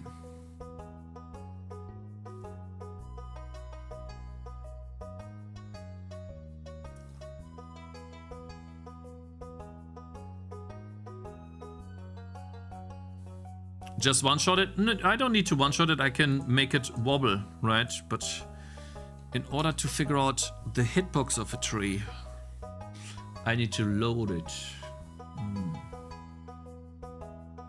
I'll do something bad right now, but I'm shit posting the developer of Deep Rock Galactic, who's been helping me all this time, starting to shitpost. I'm not sad. No. D-Hoff, thank you very much for following. I appreciate it.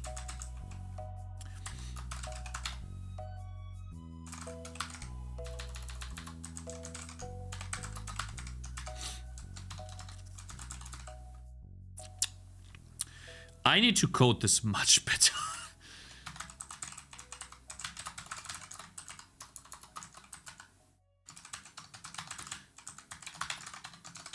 Player hitbox is nothing when we are attacking. But it's not a rect. It's a circle, which I don't have.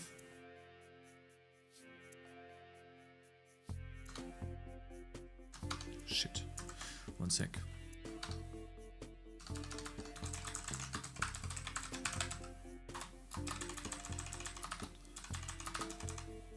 What is this?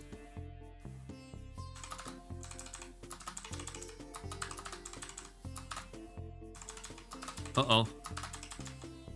Ellipse. Struct V2. Why do I have a V2 there? Point in ellipse, line ellipse. Oh no. Ellipse collision. Line AAB. Point in ellipse. What? Wait a minute. Line AAB center. Rect circle center. Centered. Rect circle. This function requires a rectangle that is top left aligned.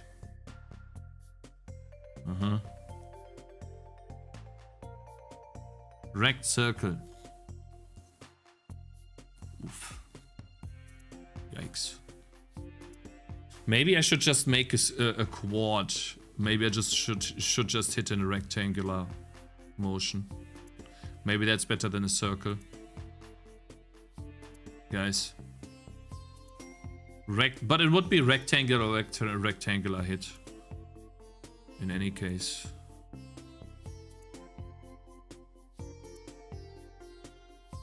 Hit it in an arc. I can't do an arc. It's too complicated.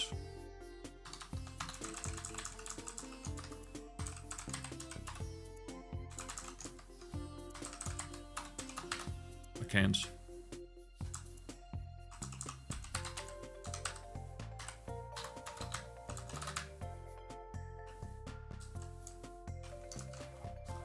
One sec. It's missing height factor ellipse a lot.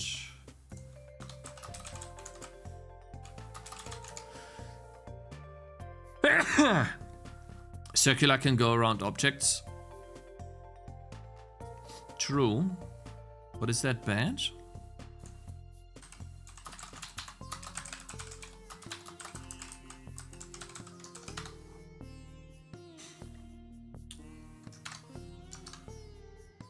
I don't know yet.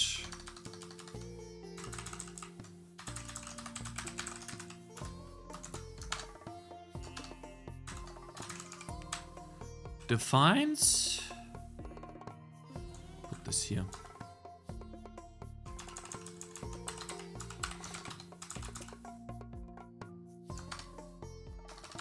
Build.sh.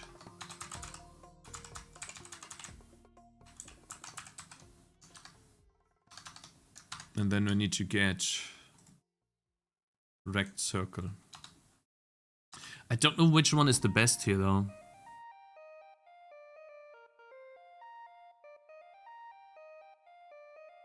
Maybe this is better. This seems to be less code.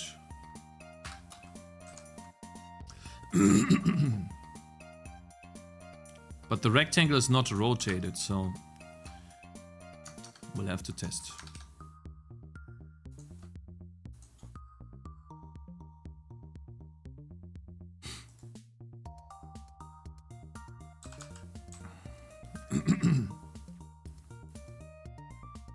Make it a square and regret your decision later when you refactor it to be a circle. But, okay, but why would I? Check Discord general. Why? Tell me why.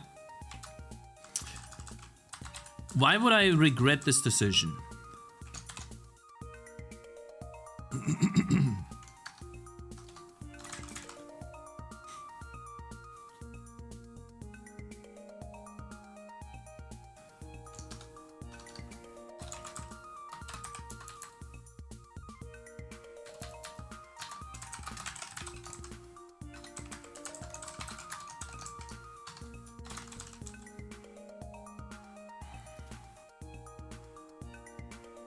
I'm drawing the circle somewhere. Where is it? Let me find it. Draw weapon. Hit position 24, 24. Okay. So player hit circle is nothing. When we are attacking, could always draw this.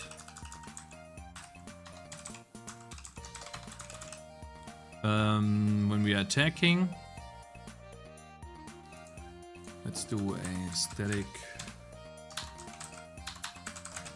int previous index is 0. And whenever we get a new animation index, we do actually, after we are done with this, generating this previous animation index is animation index. Wait. Hit trees. Or make hit or create hit circle.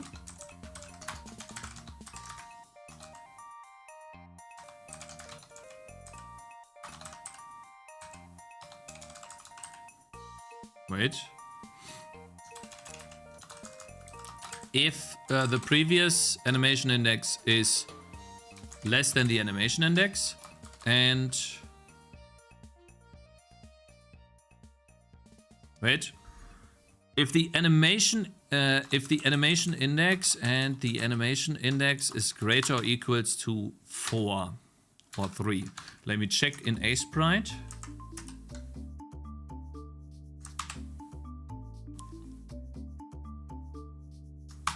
Hello, Mr. Cakez. Wrong click. Bathroom count, please. I closed Sprite.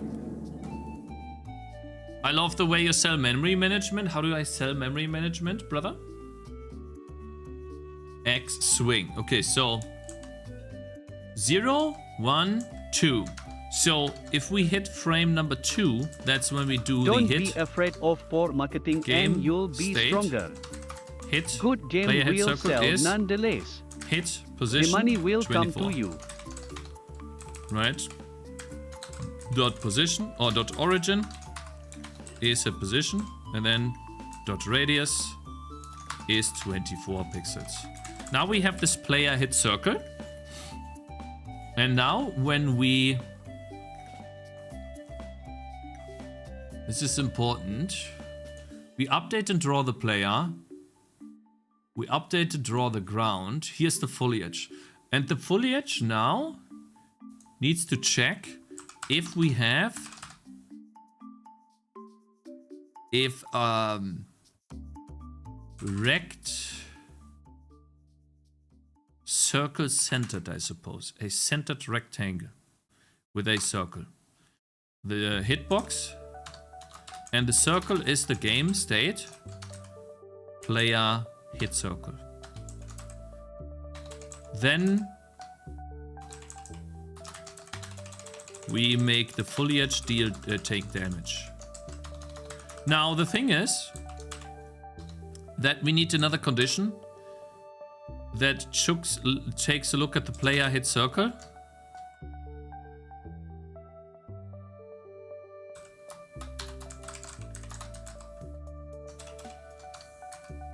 If it has a radius that is greater than 0. Otherwise, I don't know if it can collide. Rect circle. It never checks for size. Right, so maybe it should return false.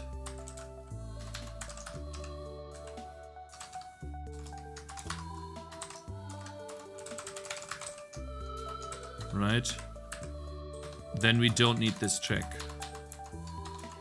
A circle with no center, with no size, should not be able to collide with this, right? Keyboard name, Razor Huntsman. All right, guys. Why is he not attacking? Huh? What? What are you doing? Did I somehow change the player? Wait, did I change some data or something? What happened?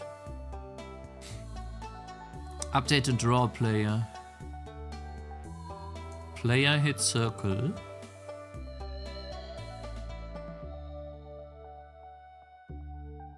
Animation state attack. Why is he going back to idle? Huh? It has to be because I added data. Yes.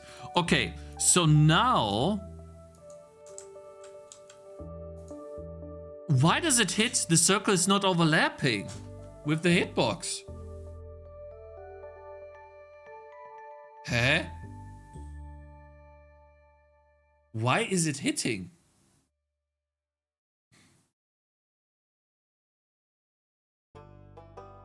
How far does it hit? And it hits for multiple frames. It literally hit like 5 million times. Yeah. That makes no sense. Hello, my lady. Money?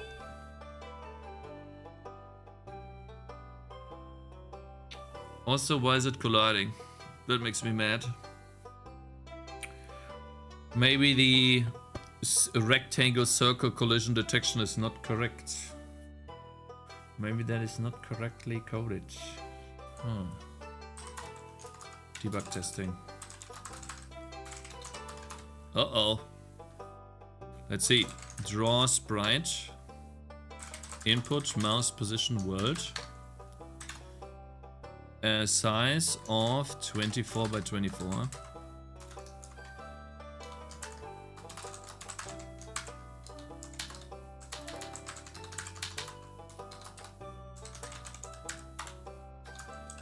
Oh yeah.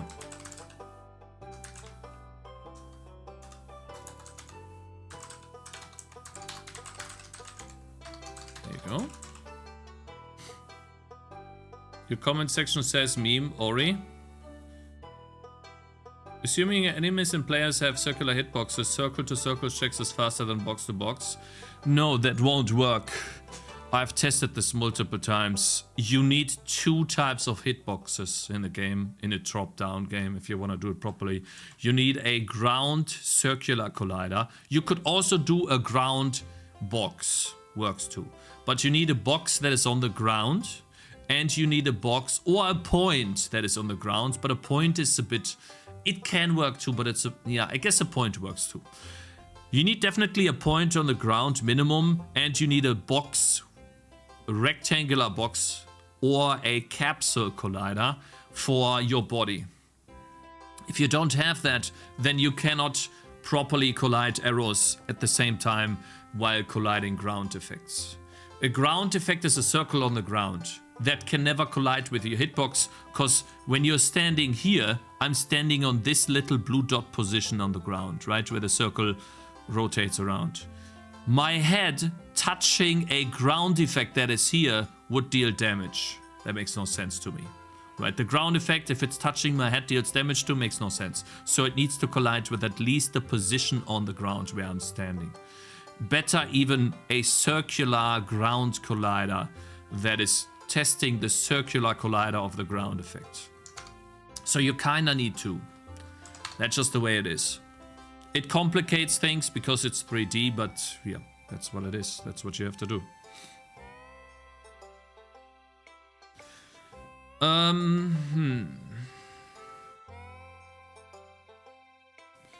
Debug testing. Let me just yoink this here.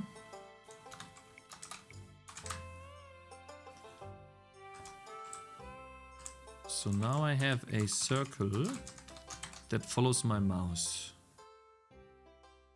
I have a circle that follows my mouse. Now I want to draw...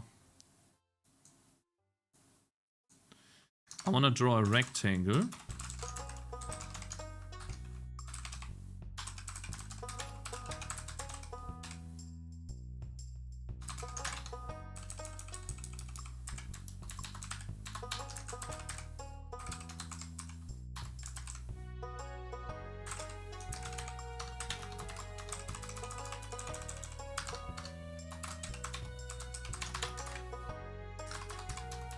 So 100 by 100 and 50 by 50.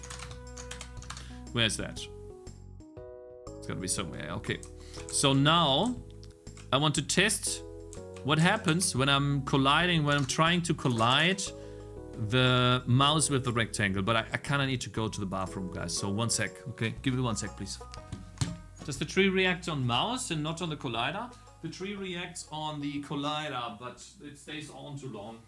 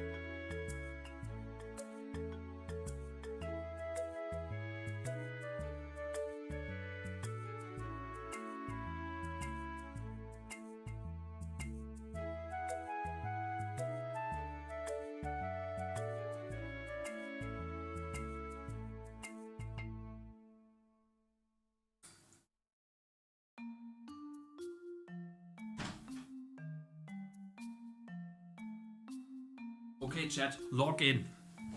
It's time. We gotta fix this problem. Okay, Gothic is waiting. If we fix this problem, then Gothic is there for us. It'll be there. And we can pick all the locks. Every single lock in the game is something we can pick. Let me see. Wrong game. Wrong game. Yo, my man, thank you very much for following. Mr. D. Hoff, I appreciate it. And Bit Beginnings, you too, brother. Thank you. All right, so let me see. If a rect circle centered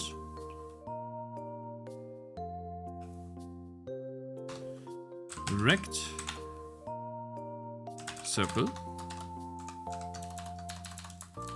then color is color red.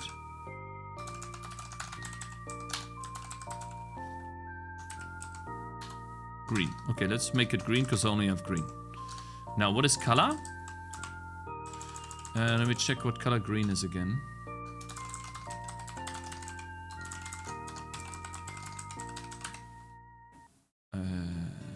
Constant expression. It is a hex value. Okay, good stuff. Then we do one sec. Huh? Color green.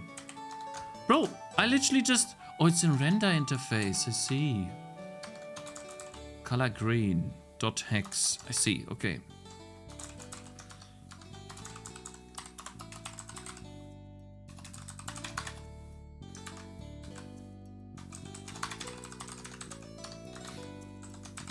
We could just say color white. There you go. Okay, so then we set it to green. Now we need a circle. Is input mouse position world. Circle, circle. Mouse position world and a radius of 24. Wait, it's a radius.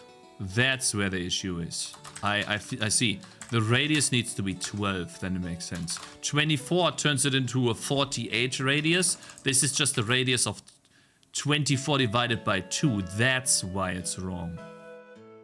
Aha! So the circle needs to be 12 and then we win. Yeah, okay. I think that actually might already be it. I think I don't need this anymore. Let's get rid of this. And then instead of making the radius... Where is that? Yeah, that's correct. Here, radius needs to be 12. I feel like now it'll hit.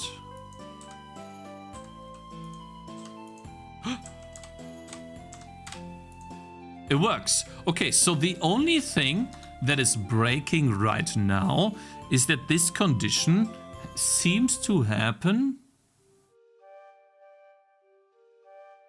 Oh, I see. It needs to be equals. It needs to be equals here. Then we win.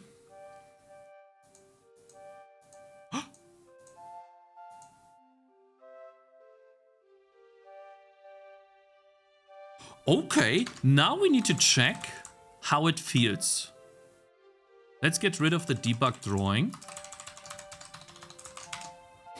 Get rid of this and get rid of the white. Transparent hitboxes, where's that? Update and draw player. Why can I never find here? Why can I never find this? Let's get rid of the box here. Okay, guys. Now, how does this feel for you?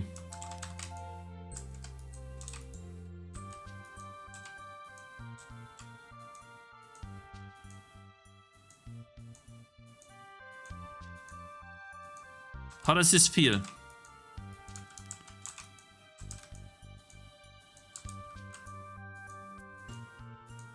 Actually, I think it feels really good. I think the hitbox needs to be even smaller on the trees. It's too high. What do you guys think? I can hit the tree from here. I feel like that's too much. Yeah, other than that, I feel like it's good. I can't hit them from here, but I can hit from here.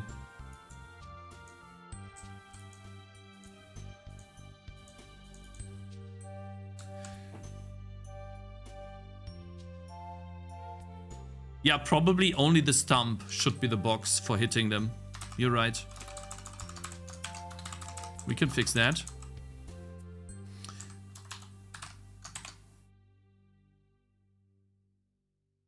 Maybe even less. Maybe just around the trunk. Yeah, yeah.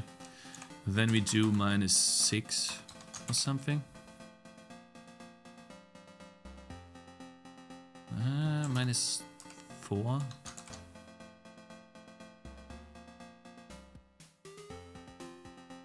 No, -8 maybe. Maybe even 18, something. The swing animation could be a bit faster. That's the point. This game is about progressing. It will get a lot faster, but only with upgrades. Right, you're supposed, and you will have an energy bar that drains as you do these. Let me see. Okay, I think we got very far today. I need to clean up the code, because it's very ugly, the way I generate this hitbox, right? I mean, I update the player, I spawn a hitbox, and then I use that hitbox here in the other for loop. It works. Maybe I just keep it. We'll see. I mean, it's a minimum viable product, so we'll just keep it.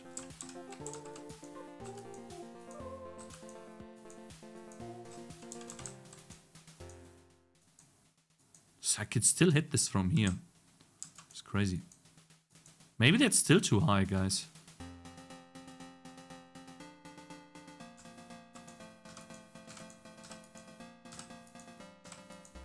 That's as far as it goes. What was that? Oh, I can't reproduce it. If AQ was here. It feels like...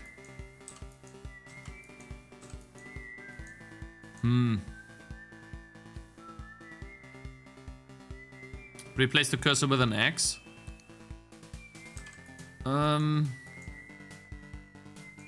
Lol, the X shows up behind the freaking tree.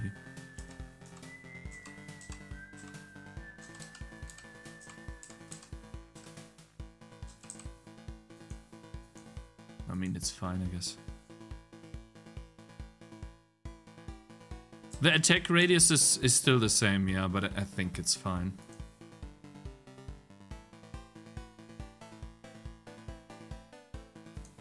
Okay, I'll fine-tune this by playing, right?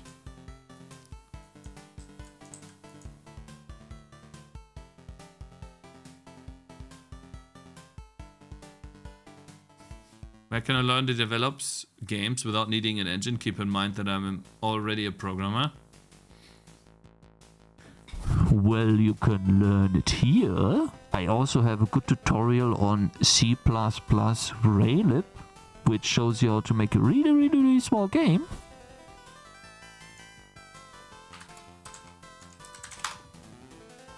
Huh?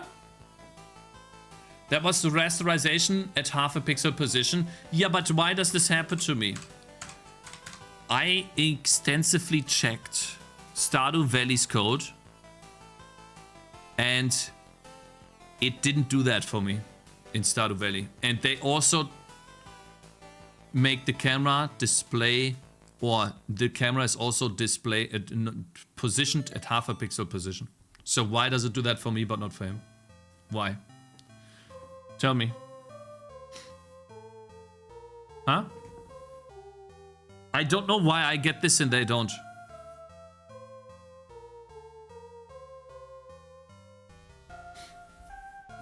Odin Raylib. Listen, Mr. Ramis, show me an Odin Raylib game. Show me a C++ Raylib game. Next bad take. 30 To be seconds. honest, there's not that many.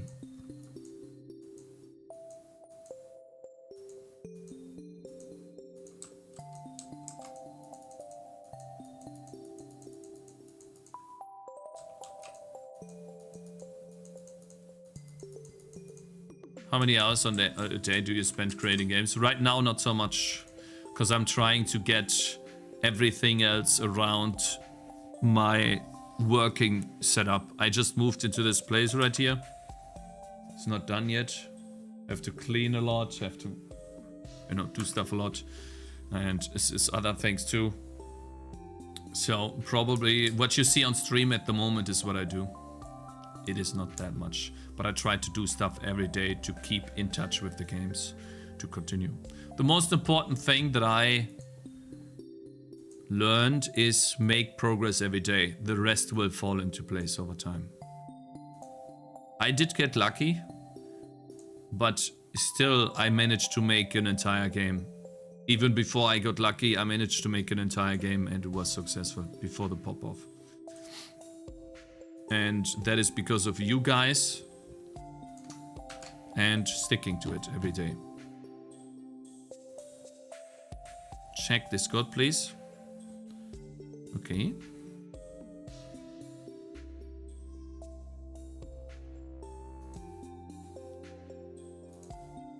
Let me check. Man, I need to read these messages again. Let me see. That. Discord. General.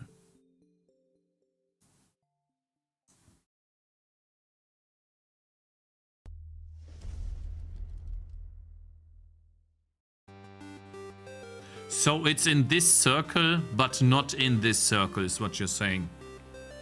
That type of hitbox is what I should be doing. I create a circle, and then hey! Hey!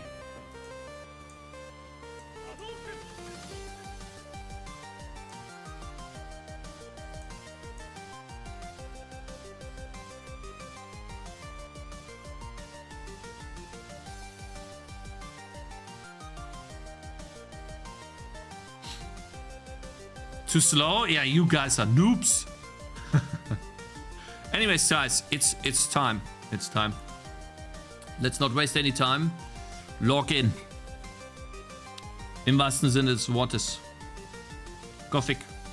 It's time. Change category. Lockpick. Master.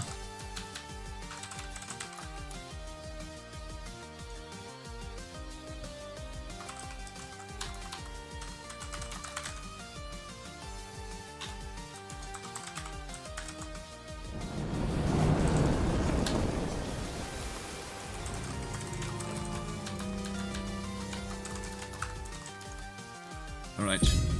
Let me find the USA category. Graphic remake, there you go. Done. Let's continue. Wait, can I even stream like this? Did I forget something? Close this.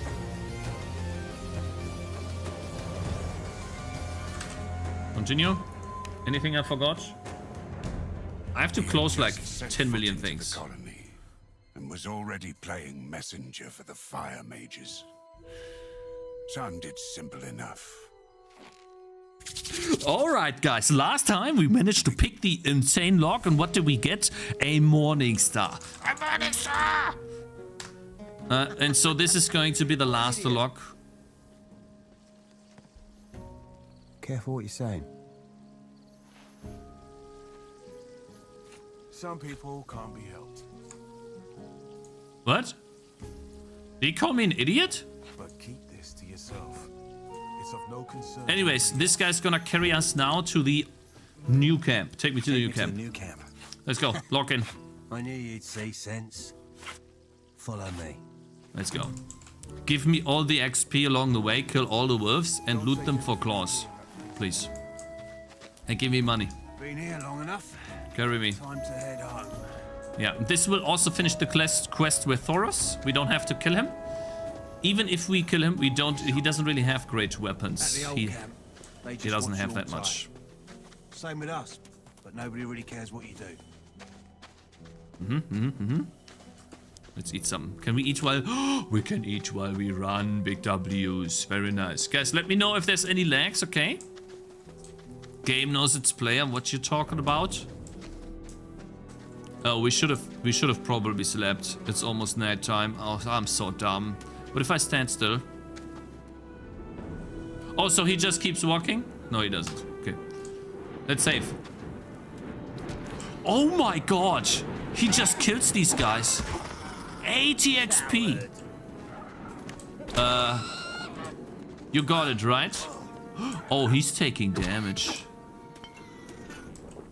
One less monster. Wait, you drink already after this one hit? Oh no. I should have slept. I'm so stupid. I've had enough. Uh-oh. Uh-oh. Coward. You got it, right? Oh, hey, brother, hey. You surely wanna hit this guy. Not me, please. Oh no, I see nothing. Wait. Bro, my immersion. Oh no. Can we wait until it's morning, maybe? Are you sure you wanna go at night? What if I sleep in this hut over there? Will you wait for me? You're just gonna stand outside while I sleep? Is that okay? Because I wanna do this at daytime. Some advice from me. Yeah. Get some sleep and head out early in the morning. You'll never know where your journey will take you. That's what I'm saying! It is nighttime, bro!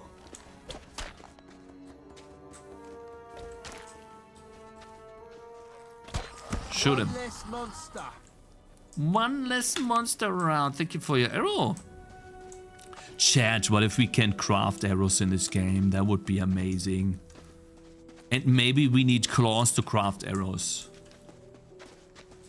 But the monsters don't respawn. That'd be bad. Oh my god, I see nothing. Wait. Wait a minute. Brother, there's a scavenger here. Somewhere. Here. Yeah. Take this guy. Yeah. Kill him. Yes. Thank you. You worthless critter. Thank you. Appreciate that. Look at this, guys. He's carrying me. Look how many torches. Wait. I can take his torches. Lol. Thank you, bro. Now, will you wait for me while I sleep?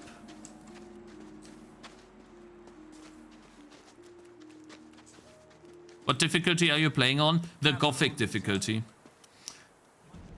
Cavalon is there. Okay, surely you're gonna wait, right? While I sleep.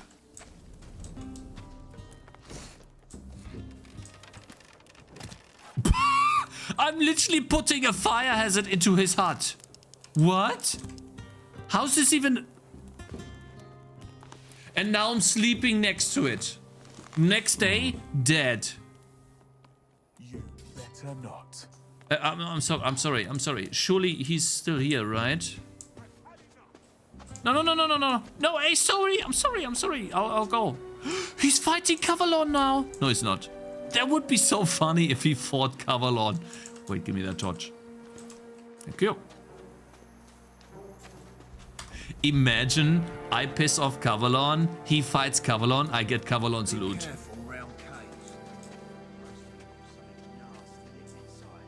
Yeah, I already killed that cave, bro. There was only a couple of more rats, so... I play on difficulty Gothic, because the only thing that changes is they have more hit points and you deal less damage, and you gain less XP. One of our hunters. Yeah? Already met him. And there's, in my opinion, there's no addition to difficulty. It doesn't make the game more challenging, it just makes it take longer. That's all it does. Actual difficulty is achieved by making the monsters have more moves. And that's why Dark Souls doesn't have difficulty, because you don't need more hit points. So I don't like it. It's the same type. It's the same as Skyrim. Wait, there's guards here now? Hold up. Hold up. Is there loot? Hello there. How you doing? Go away. Blackmailer? Time to listen to that rubbish. Leave me alone. Not now. Fine. Hey, wait. If I know correctly, bro. Oh, he's killing them. That's fine. Kill them. 50 XP only? They gave 70 in the game. Wait. Hey there.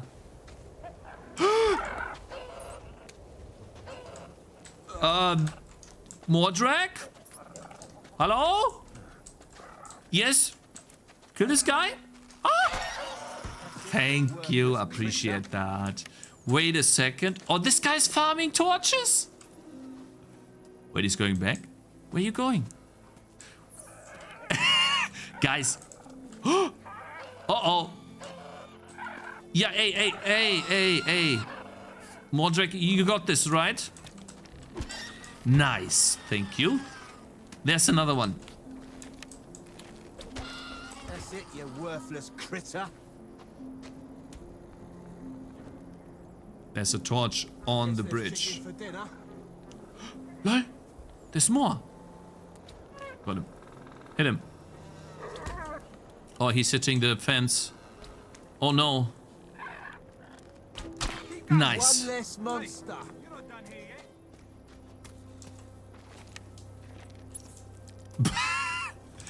Guys, he's lighting up the path. I wonder how many more torches he can put in the ground. Hey, you wait there, right, buddy? I need a couple more XP points. Let me check. How much do I need? Wait. Oh, no. No. I didn't mean to do that. Stats. Hey, I only need 600 more. 1 second, bro. Just gotta check a little bit here. Are there some more scavengers? Hello? Hello? Hello? It's fine. We can lure some more blood flies from over there to him. Oh my god, it doesn't take that long for the torches to go out. Where's my torch? Where's my torch? I guess I can find it later. Yeah, more movesets would be cool. Yeah, that's what I would really like. But obviously they're not gonna do that. Alright, let's continue. It's fine. Come on. Why is he going back? I'm gonna pick up some of those. What happens if I pick up a torch and another torch? I can't. This guy put like 10 million torches in the ground, bro. I hope they stay here and I can pick them up later. Let's continue.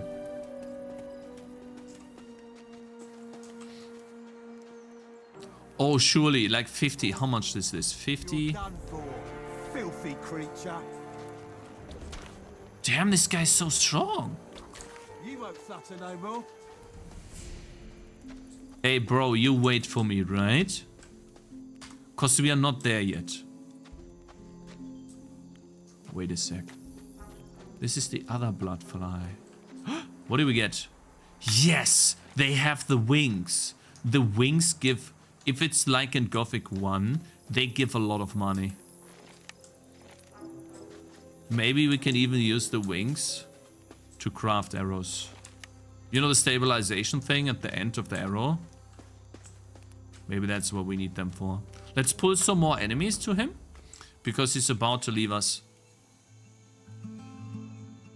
You stay there, right, buddy? Just gotta check something here real quick. Okay, I'll be right back. 1 sec, bro. Damn, I like what they did here. They added a lot more stuff to... Wait, there's a fisher here.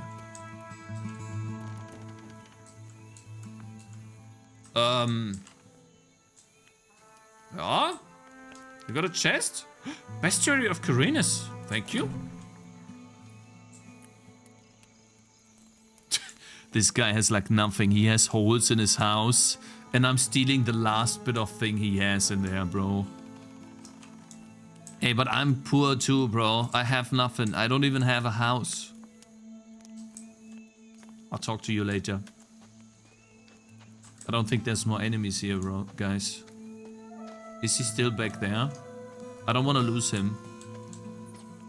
One sec. Make sure that he's still there. He's gone! Where did he go? No, where did he go? I'm sorry. Come back.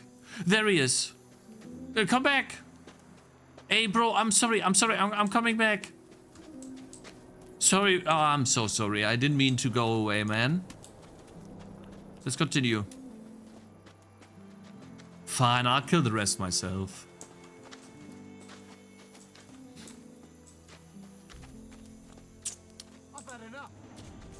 I've had enough of your kind. Hit him. Oh my god, he's dying. You won't flutter no more. There's another one. There's another one. Are you stupid? There is another one right next to you. Oh my god. The AI. He's out of arrows? Hold up. Hold up. We are almost in the new camp. Surely there's some enemies here. Right. Right.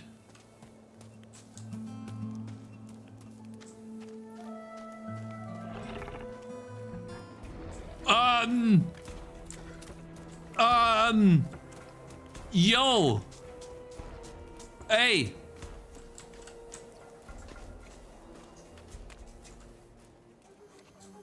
Oh, hey. I can't see, where is it? Hey, bro, how you doing? Yes, kill him. Give me the XP. Oh no, he's being blocked by the tree. No, never mind, he's not. 80 XP. Nothing. One more. Wait, one more, bro. Ha ha ha. I'm farming, guys. I'm farming. Hey, how you doing? Welcome. Oh my god. Go back. Run away. Where is he? Uh-oh. Uh-oh. Come here. I think they took away the charge they did, right? Oh, they didn't. Uh-oh. Uh-oh. It's kind of anticlimactic. He's super slow. I could outwalk him. I don't even have to run. Wait! Oh, there he is. Oh my god. Lizard. I just got an arrow. Okay, fine. Let's go. To camp. This guy's like 10 million torches here. Where you going? We need to go the other way around. Where you going? Why are you going back, bro? I gotta say, I really like the vibe of this. This is such a nice night. It's well lit, but still looks very nice and dark. Why are you going back, bro? Is he going back? And we were long gone when they noticed. It's a waypoint. He literally walked all this way back just for a waypoint. Fine. It's okay. Good, so now we're at the new camp. The only unfortunate situation is we don't have the quest to pick up the list. For that we have to continue, or we have to do all the other quests. Diego should have given me the other quest. Who's in charge and stick with them. You'll All right. manage. All right. Here we are. Thank you. I just head through that gate, and you're inside the new camp. Talk to Lares and give him this ring. That'll let him know I sent you. They ain't gonna let you see him otherwise. What are you gonna do? I reckon I'll stick around for a bit. Made enough nuggets for now, and the old camp's getting a tad too hot for my liking. If Yeah. you're ever in the mood for a pint, you'll find me in the tavern. That's the place on the lake island. Take care. Wait. Guys, I think I know. Oh, 200 XP and a ring. Guys, I think I know how to get a ring. Not a ring, armor. If it's like in the original game, then you can go in this camp. You're not gonna let me in? How's it going? How's it going? Been better. I'm dying for a smoke. What have to do during this game? To join this camp. If you want to join our gang, you'll have to prove you're against Gomez. And how am I supposed to do that? If I were you, I'd bring Laris something important from the old camp or the old mine. Ooh. So he's telling me what to do even. He didn't do that in the What original do I game. have That's to do nice. to join this camp?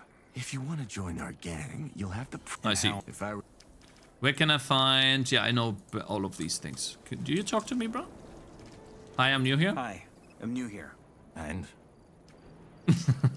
And... I know these things. Okay, let's continue. Nice. Is there someone up there in a ladder? Let's see. They expanded upon this a little bit. I like it.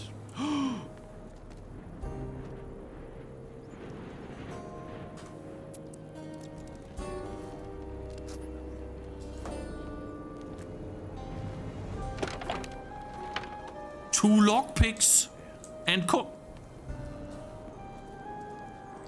Hey, how's it going, bro? What did you just do?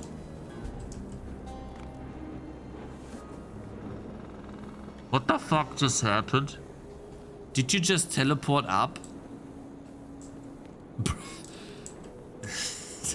But weren't there any patches, by the way? Did they patch the game with the targeting system? No? Okay, these beds are red. Okay, if we get lucky... Ooh, there's a lot more stuff here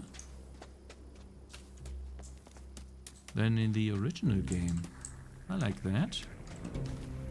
Damn, these actually look like rice fields now. That's crazy. Guys, imagine how many mosquitoes there will be here every day.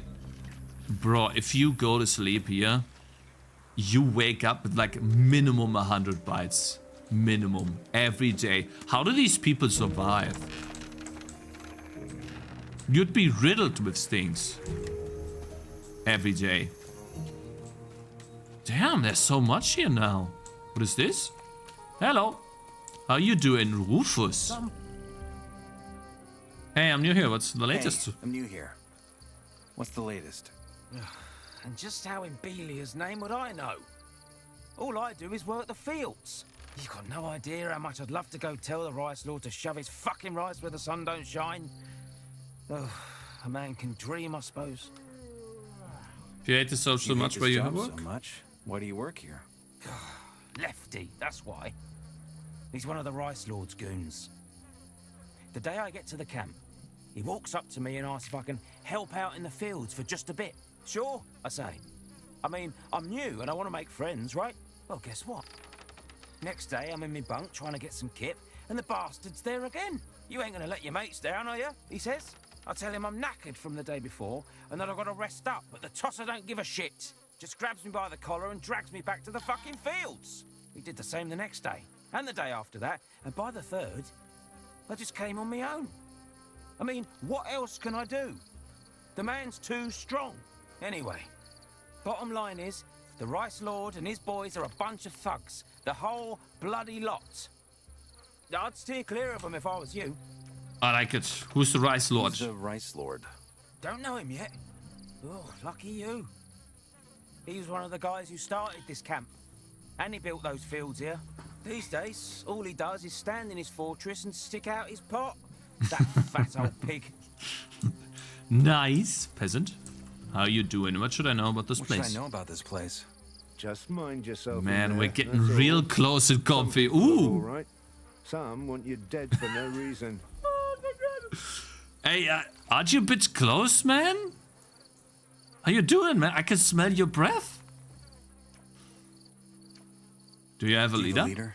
Unfortunately so. He calls himself the Rice Lord, and he's as much of a tyrant as any self-proclaimed leader. However, I've had worse men's boots on my neck before, so I'm doing just fine here. How's it going? We've had a lot of work on our hands recently. Well, who am I kidding? Always. Okay, let's see. Who are you? If this is a bandit, I gotta be careful. Because if I talk to the wrong person, Lefty's gonna make me work the fields. Ulma? Who's that? Leave me alone. Okay. I will. Damn, that looks cool. Look at all of these huts. Let me check. Surely there's gonna be some awesome loot in here. Yo! Oh, they wake up?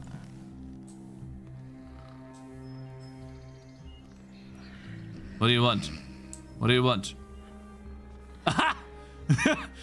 What are you doing? What are you looking at me, huh?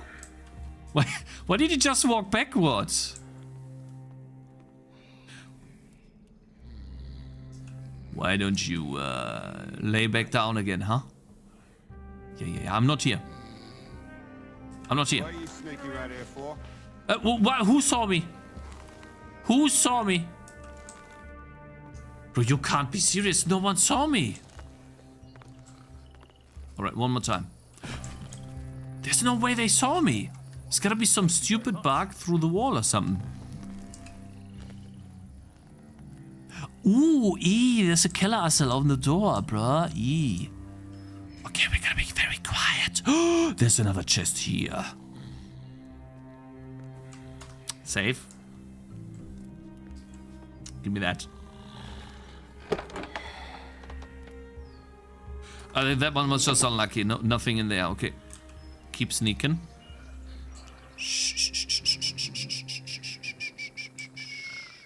Guys, there's also pickpocket in the game.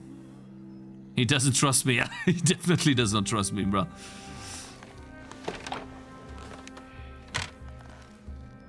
How did you hear that? Go back to sleep.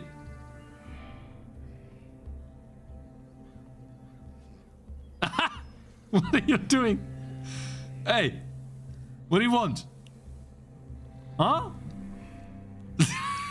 Are you looking at my thing?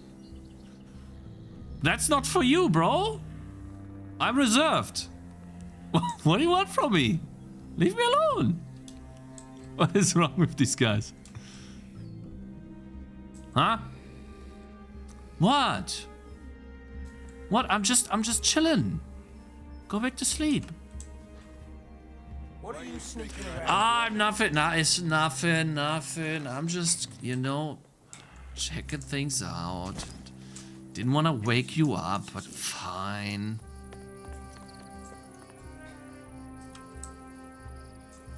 Move. Oh, these guys look more expensive. Look, they have different clothes. This guy has some armor pieces and stuff. Shh. Surely this chest is gonna have some big loot.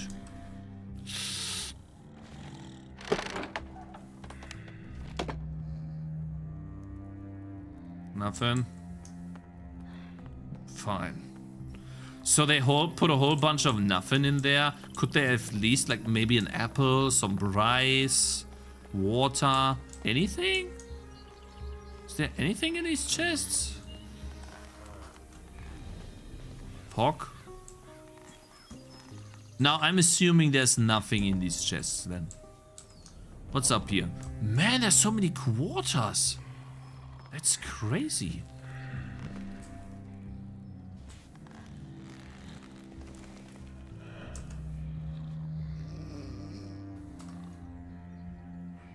No log? Yeah, but I mean, there should be something in there, right?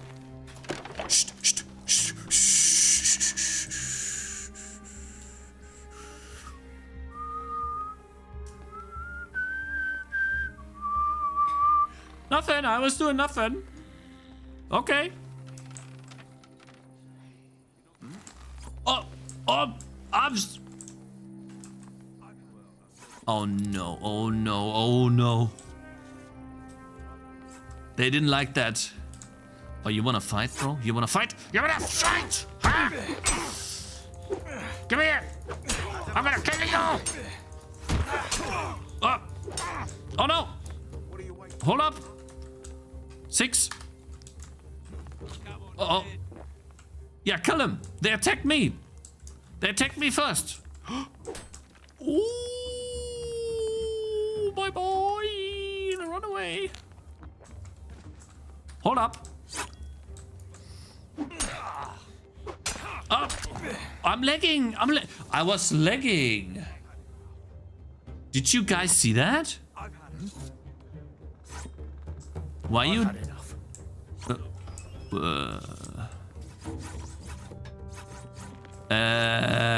Is the game bugged?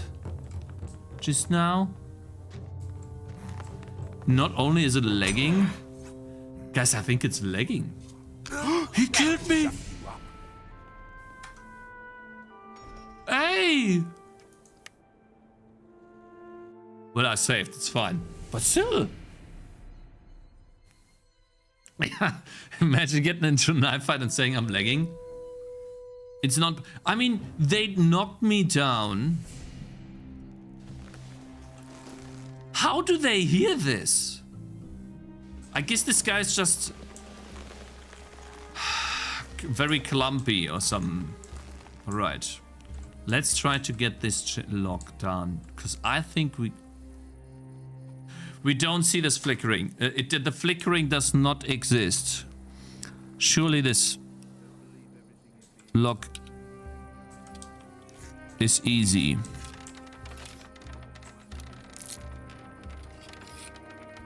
Okay, we'll give this lock 5 minutes. Okay, it's 7:05 right now. On 7:10 I stop. We'll give this lock 5 minutes.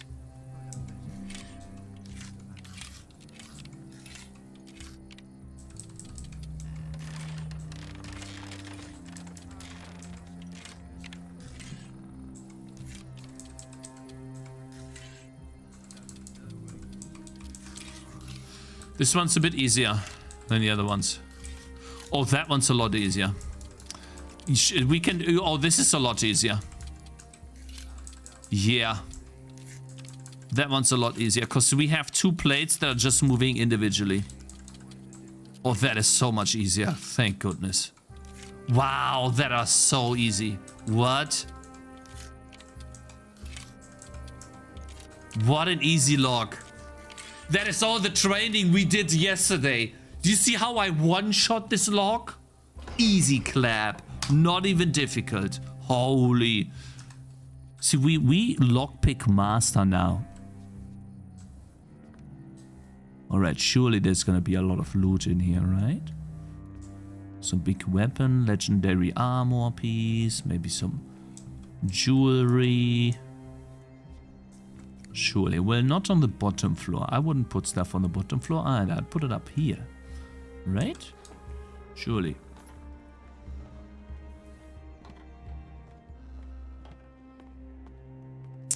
Can you stop walking normally? I don't want to get spotted. There's a chest. And in this chest, there's the legendary armor piece that we've been waiting for. We didn't get it in the other one, but we're gonna get it here. Watch.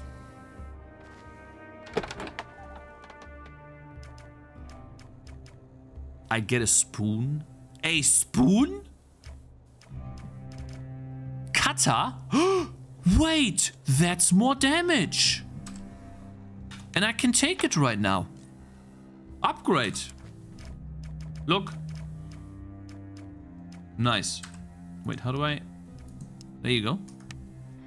I wonder how much the range of this is, though. Wait, there's another one? Another lock? There's 2 locks on this? Oh, it's getting daytime, guys. We're getting close to... Why would I waste my time on this though? Why would I do this? There's no value in doing this, is there?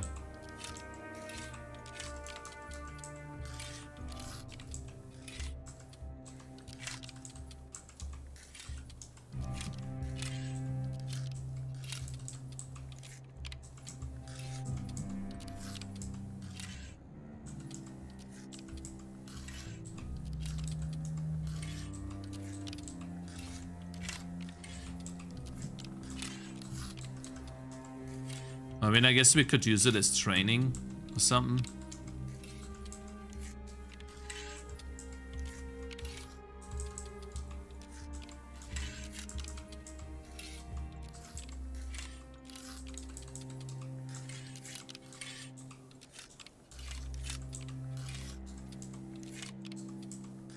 I don't know. That one's a bit more complicated.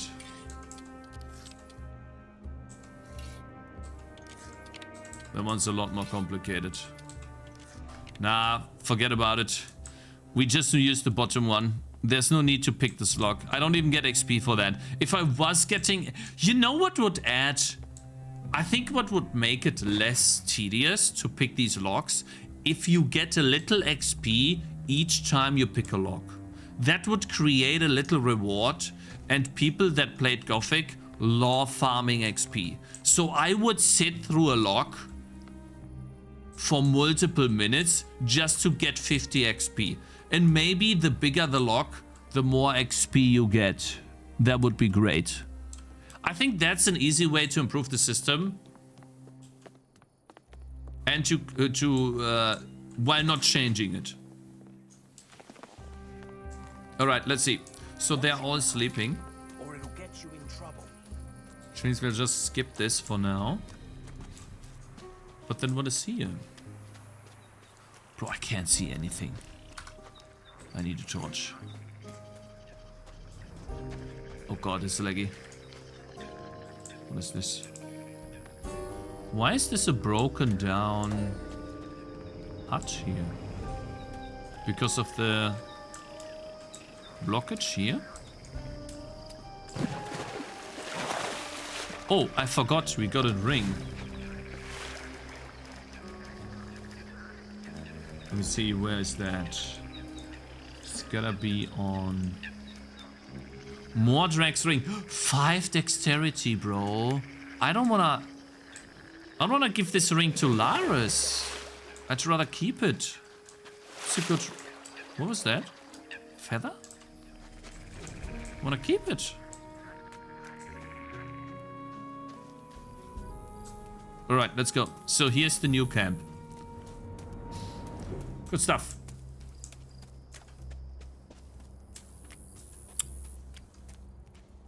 Why don't you hire UATP? What is a UATP? Wait, what is up here? That's new. What is this? No, don't fall down, bro. Oh my god, that was close. Oh, I see, it's a connection. Who's this? That's gotta be the Rice Lord. Let's try to kill him. Let's try to steal from him. He has to have something in his hut that is worth stealing. 100%. Some loot, something.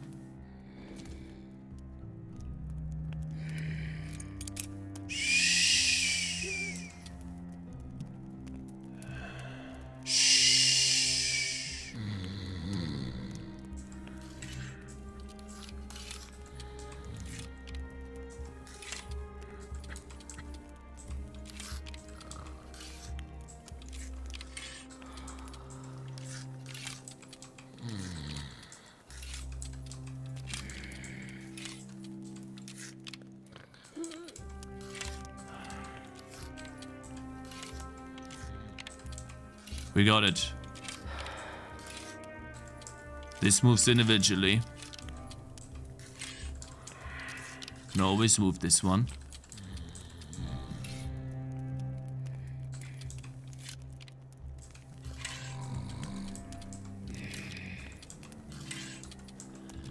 All right. Now it's these two.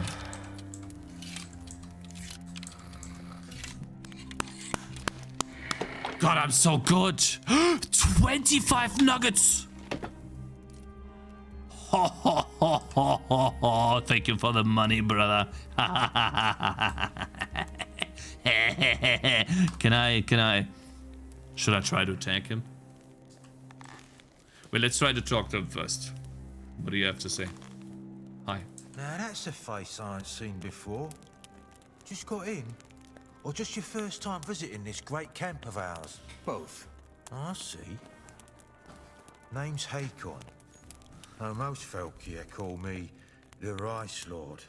Now, if you don't mind, I'm in the middle of something. I mean, you're sleeping. Steal his blade. I'm looking to make myself useful. Do you need help with anything? I'm looking to make myself useful. Do you need help with anything? From a freshie? You know what? What? Now that you mention it, What do you want? There is something.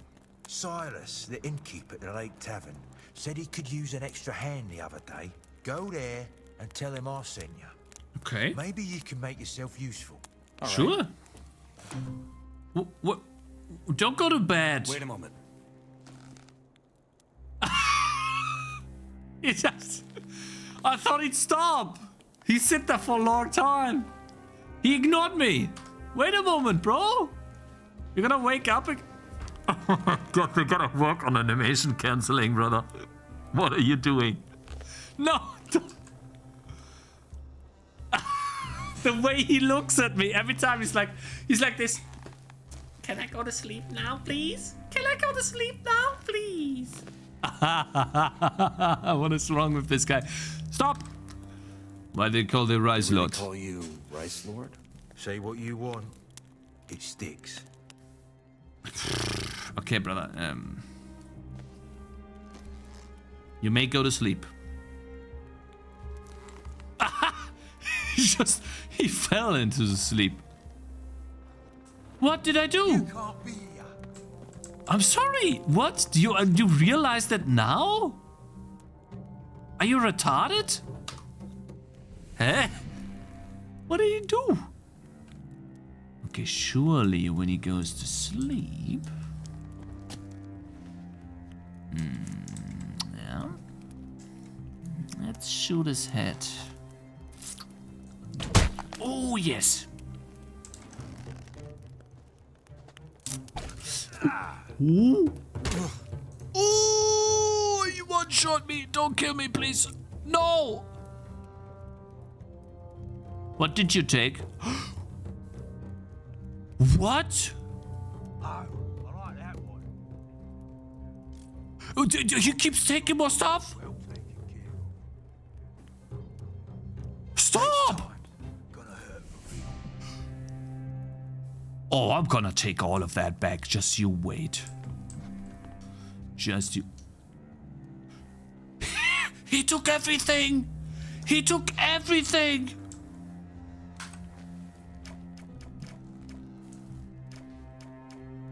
Not everything. Oh, you forgot that I could attack you back while you sleep. And you sit there, try to go to sleep again, while you took every single thing that I own. Oh, you just wait, brother. You just wait. Lock in! Hiya!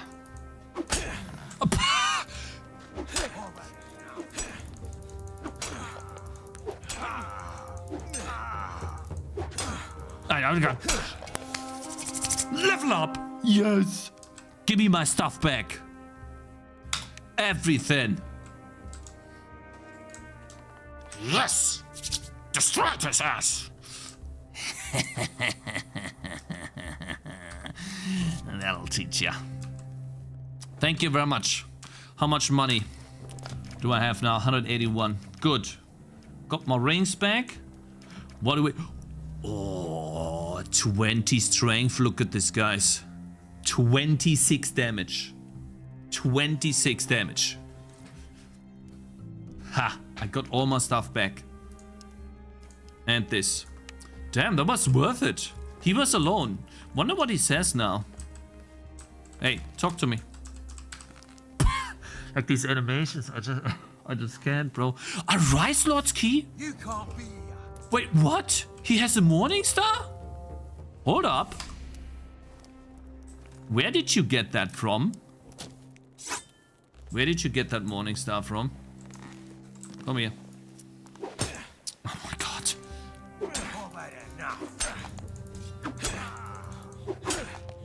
Give me that. That's mine. No, not the bed! Who told you to go to the bed? Are you stupid? Pick the Rice Lord.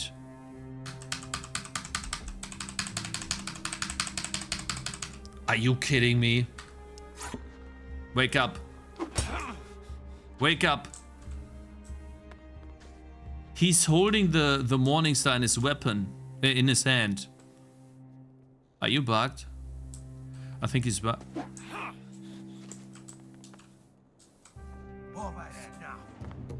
Oh. Bro, you can't, you're cheating. You're cheating, man. Stop. Hold up. What if I kill him though? Nah, we fight. Let him swing. Oh, no. That doesn't count. No, that doesn't count. That does not count. He killed me only because the game was bugged. This does not count. He should have not been able to kill me because I beat him and I wanted his Morning Star. I couldn't get it because he was bugged. Watch.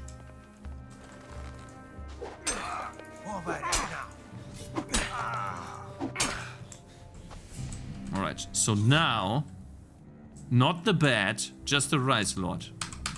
Wait, I can't loot him. He is I'm picking up the bad again. So he's unlootable. That means I don't know if I like this too much. So they get invisible weapons. It seems like. They get invisible weapons once you beat them down. So they always have a weapon. I think that's unrealistic. I'm sorry. I think that's unrealistic. That just opens it, right? Yeah. Great. Already looted that. Yeah. Cheats. That's cheats. I think they should patch this. That's not realistic. If I beat him and I loot everything he has, he should have no weapon and no armor. Well, armor fine, but no weapon. I took his weapons. They can take my weapons. Hello, Jarvis. How you doing? I've seen you before. You planning to go through this gate? Yes. Are you gonna stop me? No. But you ought to know what you're walking into. This place ain't like the old camp. It sure ain't a swamp camp neither. We do things our own way down here. Right. First off, there ain't no Templars or warders looking after you all the time. Round here, it's every bloke for himself. Us mercs are the only ones who stick together. Mercs. I think I heard about you. You protect the water mages. The mages and the ore, yeah. We work for General Lee, but this ain't about riches for us. Unlike Gomez and his lot in the old camp, we ain't giving up on getting out of here one day. Do you hear this guy snoring? We will get out of here. And that's oh what my we're god. fighting for. What's your deal anyway? You thinking about joining the new camp? Can I do that? Well, that depends. The Rice Lord's always after new lads for the fields, and the scrapers ain't gonna turn down a bit of help neither. What if I want to do something else than farming or mining? Oh, listen to him. All high and mighty, are we? Well, guess Lars and his crew are your best bet then. They ain't much use for nothing. If you can show them you got brawn and at least a bit of brains, they might give you a shot. It makes no sense, gotta be honest. Most of these guys are just stealing stuff and doing whatever they want, and they all have a armor piece from the new camp. And now I, in order to join them, have to prove that I have wits. It never made sense, even in the original game. Like, these guys just sit around, smoke weed, and do nothing but steal. Yet they all are welcome, and I'm not. I have already stolen half of the Rice Lord's stuff. What do the mages do? Most of the time they study the blue ore. Their plan is to blow up the whole heap our miners have dug up, so the magic will shatter the barrier. Sounds dangerous. They say it's safe. They say it's safe. Yeah, great.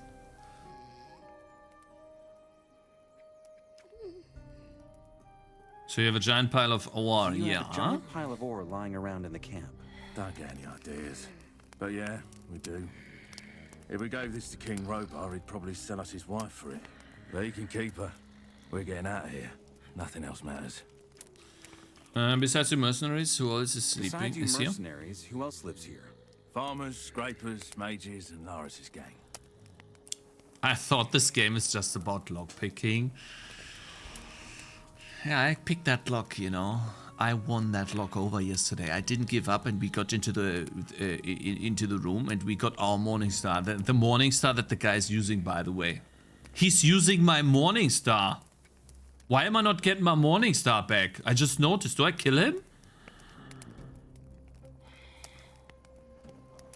Where are you keeping that pile? Yeah, just for. Curious, eh?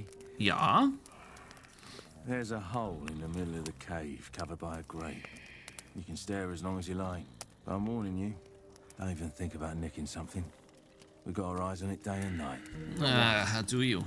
Don't worry? What do you mean, don't worry? Don't speak for me. What if I want to join you? The mercenaries. Yeah? Ambitious. I like that. We're a tight crew. We don't just take anybody. Just wait. Try your luck. I'll become OP. First. If word gets around that you got some skills, might catch Lee's eye. How much ore do you need? Let's see. How much more ore do you need? Yeah. A bit. But we're getting there. The scrapers work day and night. That's where we get our armor. How much more ore do you need? A bit. Because more than one means...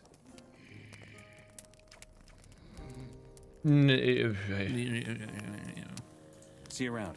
Watch your back, mate. Hey, they kept this. I don't remember what it... It's you who's snoring all the time? Wake up!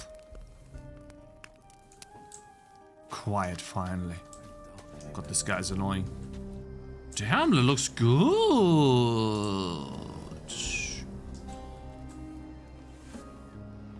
Maybe there's something to loot up here.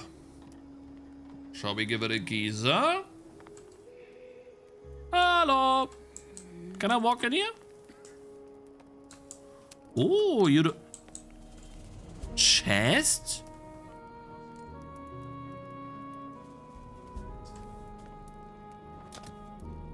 Am I so out of touch? Can you stop with the torch action? No. IMMO just subscribed. Cakez 7 good take professional yanker. Yo, my man, how you doing? Welcome to the lockpicking simulator.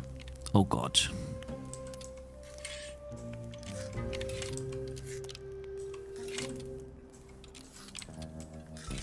This moves individually. This moves individually. Nice. Oh, I love that. Oh god, these locks got so easy. Ever since I learned the other lock. Oh god, this is so easy. Oh, I'm already winning. I'm already winning. I'm already winning. Holy cow, is that easy?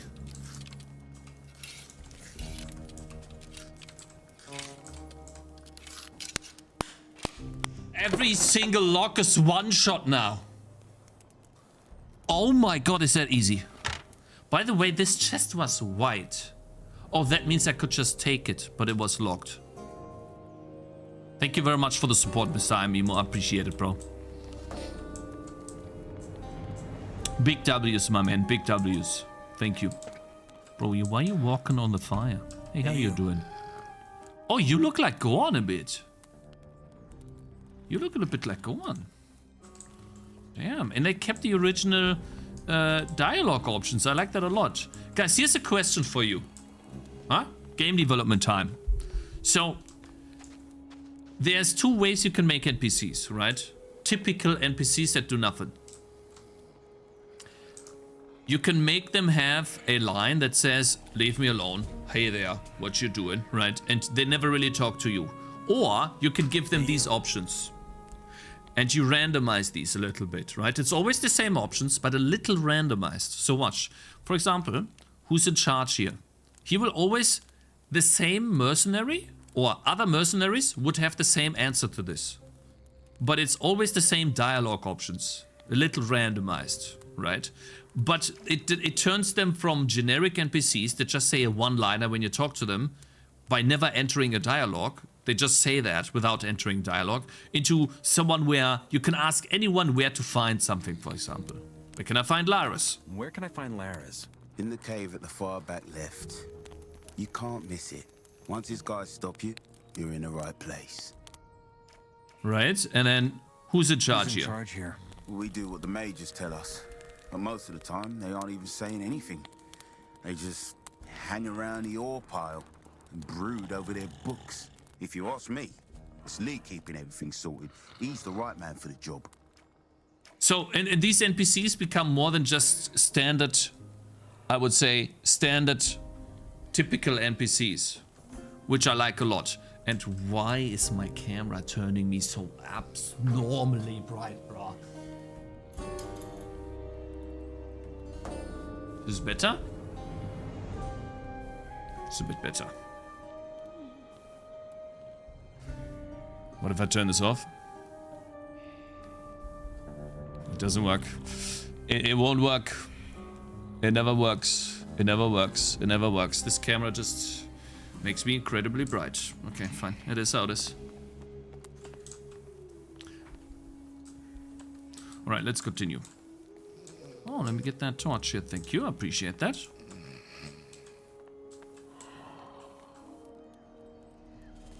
Ooh, what is up there? I didn't see this ladder. Maybe there's some more loot.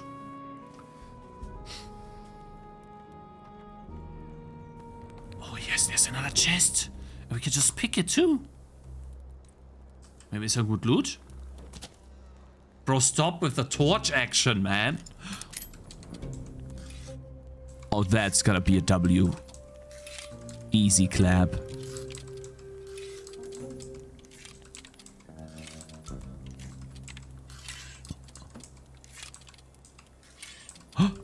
Got it. Almost got it.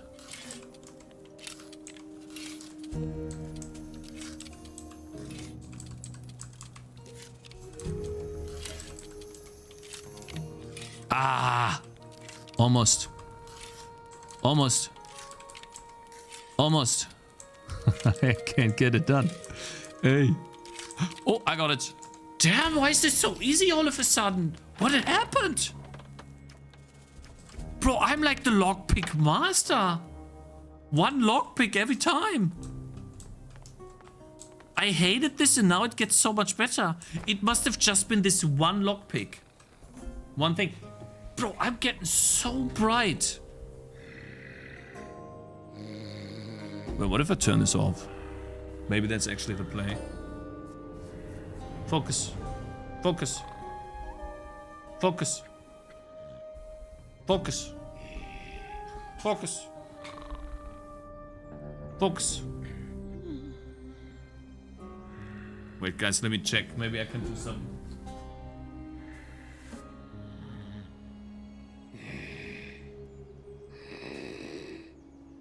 But if I do this, does this help?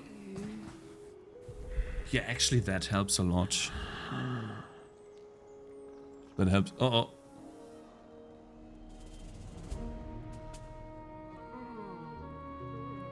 This new camera worse than the old one? No, it's the old camera. It's the old camera. That's better. Oh, look. I fixed it. It's basically what cameras do is they crank up the exposure. The darker the darker the room gets. And so usually what you want to do is you want to fix the exposure to a certain level that fits your usual streaming time. Then as it gets darker, it just makes you darker. And I think I just need to set it up like that. Do we talk to Homer? He tells us to kill this one guy up there, but I don't think I'm ready yet. I guess we could talk to him though. Hey, you. How you doing? You looking for something? Looking for something? Yeah, leaks. I have a hunch that a lurker's been gnawing at the base of the dam. Those beasts love to sharpen their teeth and Hi, claws Cakez. Hello on there, my underwater game studio. How rocks. you doing? I wouldn't be surprised if the dam caved in if it goes on like that. Ooh, what the hell is this? Can you teach me how to become a better diver?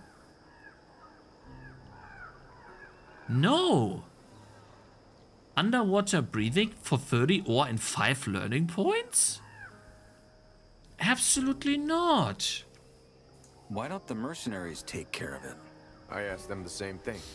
They told me it's not their job, and that I should go ask the bandits. Guess what they Why? said? Not our job. Smart man. I'm telling you, no one in here ever gets off their asses. There's nothing in it for them.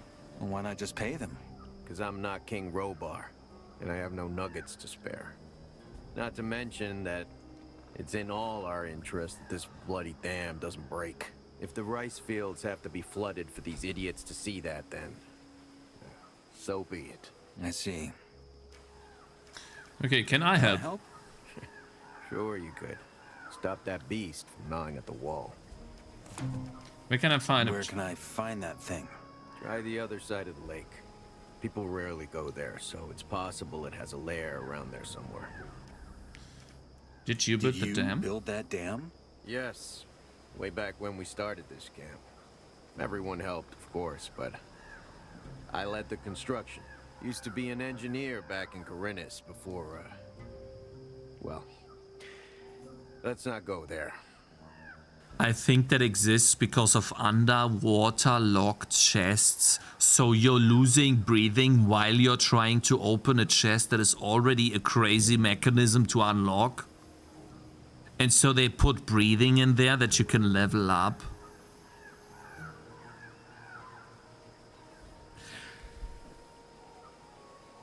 No. No. No. I refuse to put points into this. I refuse.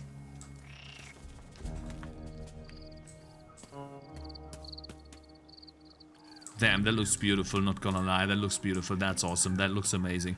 Is there a chest here? How do I do that again? Holding Alt? No, holding C, right? You go down. Is there any chests?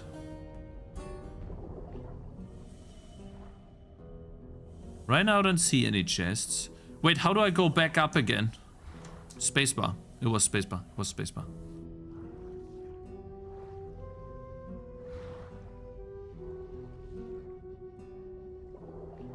Damn, that looks great though. I'm not gonna lie, the water looks amazing. Not gonna lie, that's amazing. That's great.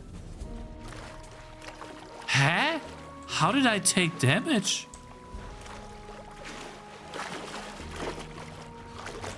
You know what? I know that, yeah, there's the lurker. There's no way I kill this guy. I have no learning points spent. Yeah, the water looks great. Really looks nice.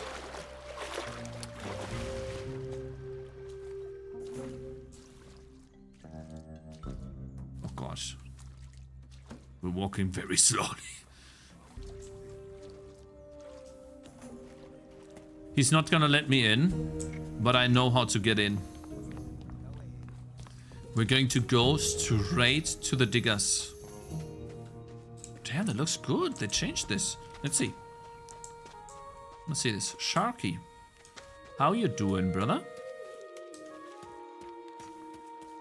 Did I miss the entry point? They really created a nice... Wait, did I actually miss the entry point?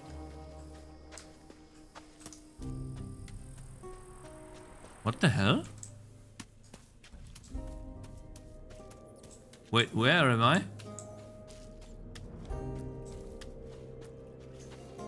What? I think I missed the entry point. Huh? Where am I? I think I'm going to the free mine just now. I think I went past the old... Yeah, I missed it.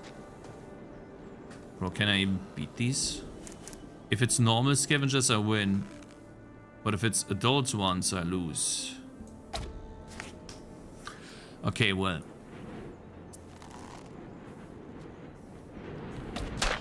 Oh, I see. Yeah, I can win this. Dodge. Just watch, dodge. I'm so bad. I'm so bad.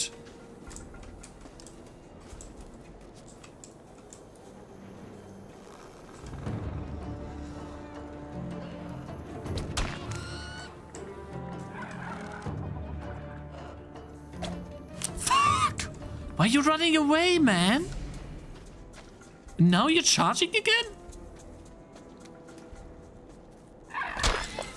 Gotcha. Gotcha! I need my arrows back, bruh. Nice, I got one back. If I remember correctly, there's a wolf right next to the free mine. How did you miss that, bro?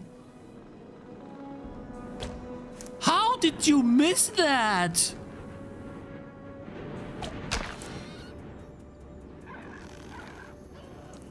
I'm using all my arrows. It is how it is. I don't have much meat left. I could actually cook some meat though. That's not true. How you finding the game so far? We had a rough start, bruh, but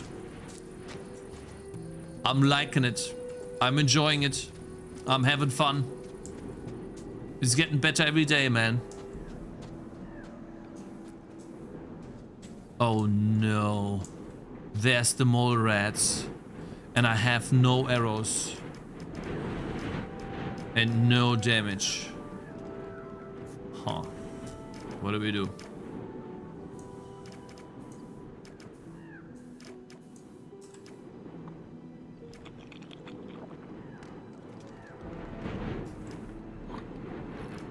What do we do? I fear that I will lose. I have one arrow, I think. 2. I could kill 1. What's up? Hey, D-Bite, how you doing, bro?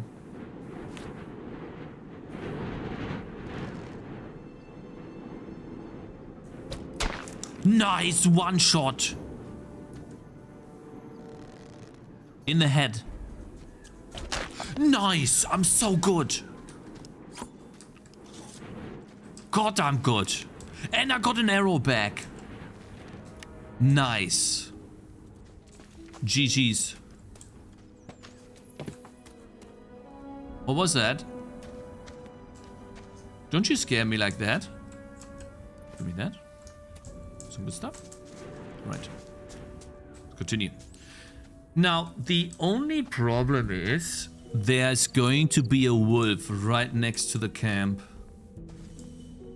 Damn, that's a nice cave. W cave. I'm doing good, bro. Thanks for asking. Am I so out of touch? No. Yo, my man. D-Bite, just subscribe. Thank you very much for subscribing, Mr. D-Bite. I appreciate it, bro. Yes, one shot. You know why I kill these guys now? It's gotta be the 5 decks from the ring.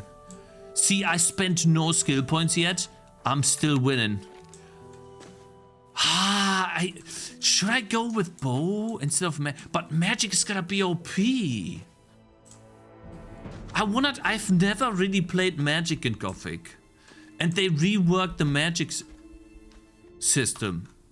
Okay, melee time. Surely this is gonna work.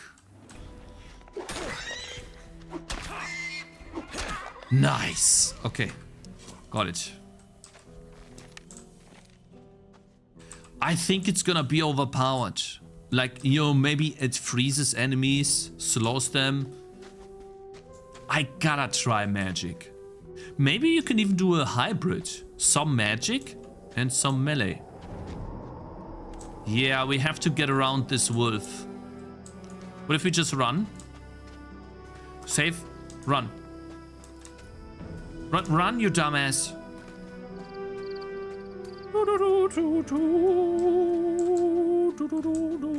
Nice. Nice, nice, nice. We made it here. And the reason why we made it here is because we... War pieces. Give me that. That's more money. Thank you so much. I appreciate that. That's a nice donation. Thank you very much. I take that. Wait, they got more ore pieces lying around?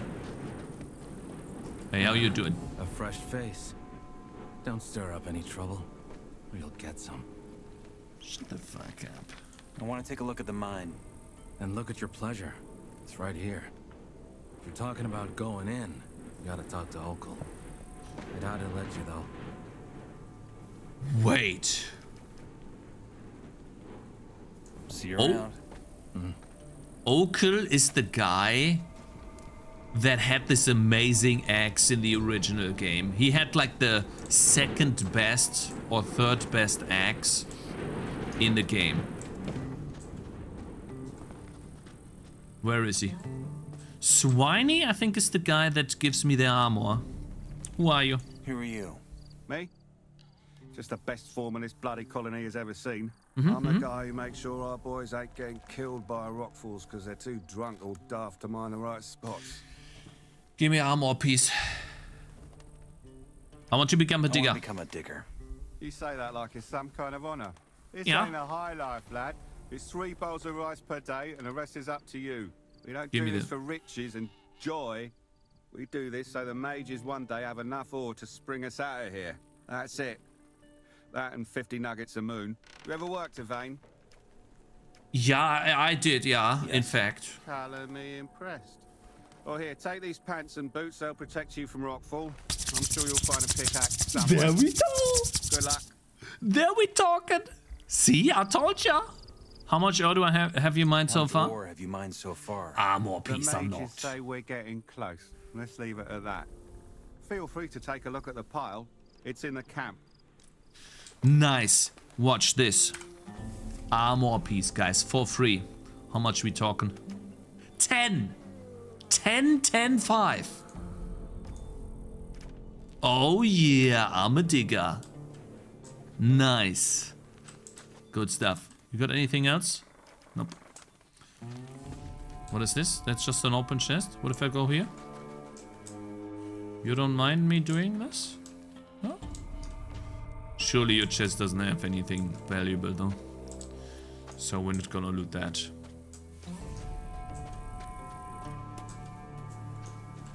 Scraper, mercenary. I wanna talk to Okul. Oh damn, they even added into the rock stuff. There's an ore vine. What if you, why don't you stop working for a sec? And let me walk the mine. Can I not work this?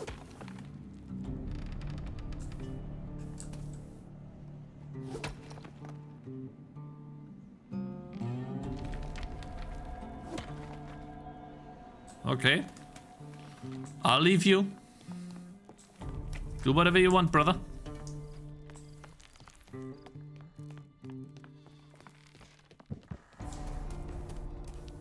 Not gonna lie, this looks nice. They made a good job. There's the guy. Where's your axe? Surely you're gonna have a big... He does have a big axe on his back. And it's gotta be Okul's axe. You stand like a girl, though. What? Hey. Whatever. Okay. Hey, you. You're not one of my boys. What are you doing here? I wanted to check out the mine, bro. Check out the mine. Well, in that case, who am I to stop you? Yeah, let me go in. You're obviously a freshie, so let me spell it out for you. No one enters this mine without my permission. Try and go in anyway, and you're a dead man. Same goes for the gatehouse. Okay, can I go in there? Do I have your permission? I don't even know you. Why by Beliar would I let you in? Now go bother someone else. I got things to take care of. Hey. I'm just looking around. Looking around? Well then, don't cause any trouble and you won't get none. The cauldron here is my patch, and I like it as it is. Nice and quiet. Who are you? Who are you? Okul. I'm in charge of the cauldron. I gotta go. Wasn't asking you to stay. I gotta go. Okay, fine. That's like a good way to say, I don't care what you have to say, bro. Very, very impolite. Like, I gotta go. I don't actually care what you have to say, because I gotta go. Holy, this extends very far. Oh, there's a chest there.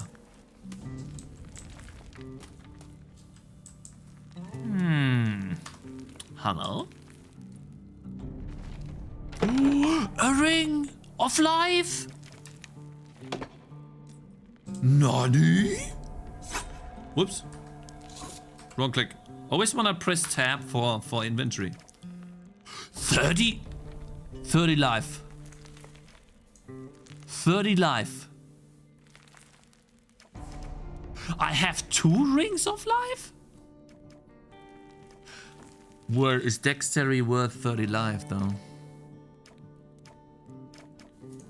That is so much life. I literally gained 60 life right now. I almost doubled my life. That's crazy. Wait, is that a bug? Why were there 2 rings of life in this? Is this bugged?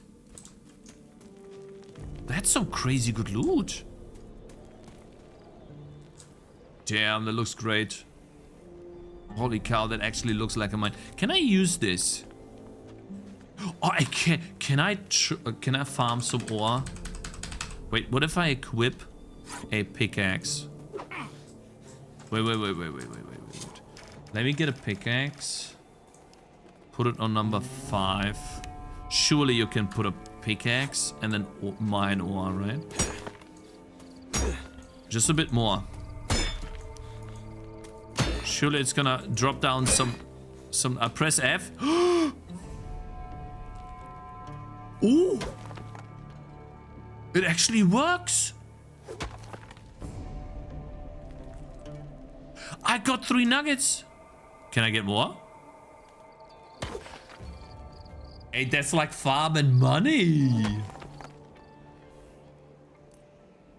3 more nuggets! Hey, I could do this all day. Just gotta get through this a couple times, you know? Endless nuggets. Wait, it looks like it's gone now. Wait, there's more. Wait, I mined 1 piece of this. Hey, there's more! I can get more nuggets. How much can I get?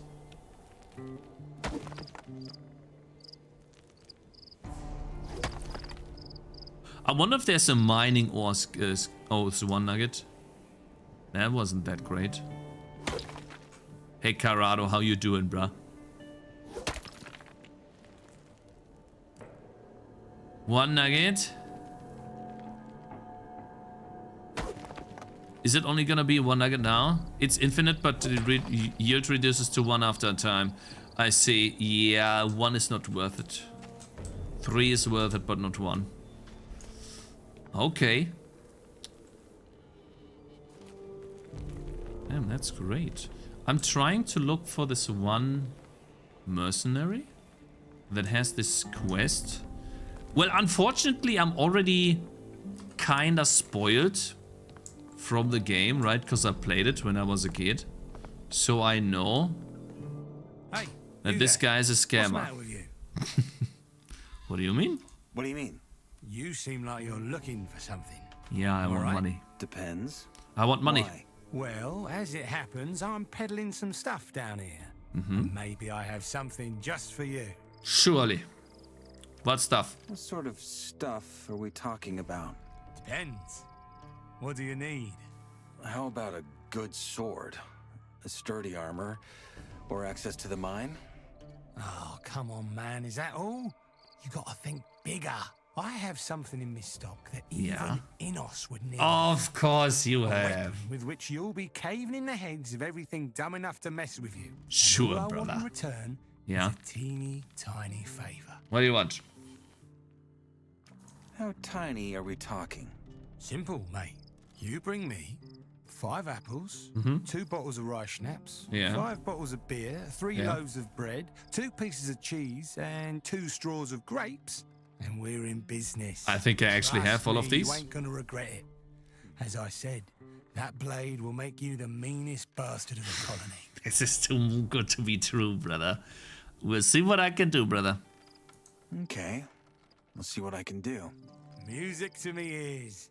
Then best get to it. Remember, 5 apples, 2 Yeah, bottles of I got it. And I think I already have it, but I'm not gonna give it to you now, because you're gonna take it away. F. Oh, guys, I was trying to talk to him, but the light of fire was in front of me. So I can't talk to him, I gotta go closer. Now I can talk to him. Oh, I'm missing some stuff, looks like. Okay, just wanted to get this quest. Nothing. I was just looking. You've got no reason to be in there. Yeah, I'm sorry. I'm sorry. It was a mistake, an honest mistake. Okay.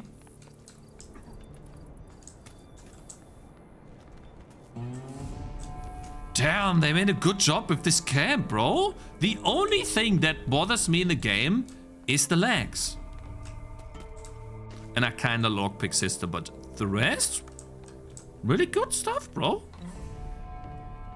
Why am I missing an F? The reason why I miss F is because I turned it off. I hate that. I like the original Gothic because it will only give you the text. So here, I know I can interface with this because it says or. I know I can interface with this guy because it says bandit.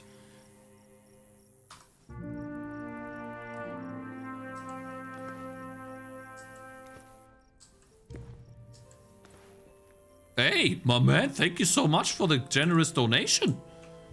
I appreciate that, bro. Thank you. All right, guys, this is a good spot. We conquered the free mine.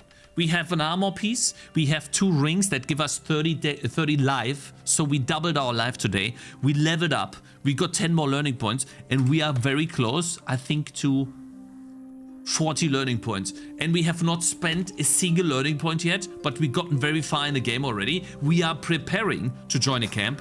Didn't manage to join a camp today. I still need to make up my mind. I don't know what the best way to do it is. I think Fire Mage or Water Mage would be cool. But if we go Fire Mage, I know that later down the line, we can also go Water Mage. So I think it would be... Shut up! I'm talking! So I think it would be great if we do Fire Mage, because then we get the Gomez side of the story more. And then later down the line, we are going to be in this camp anyways, because we're gonna... I don't want to spoil too much, but most of you who know Gothic 1 know what happens. So, I think we go Mage or Bowman. One of the two.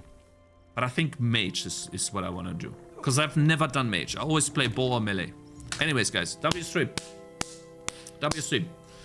Good stuff. Thank you guys for joining. I appreciate it. Let me find someone to raid.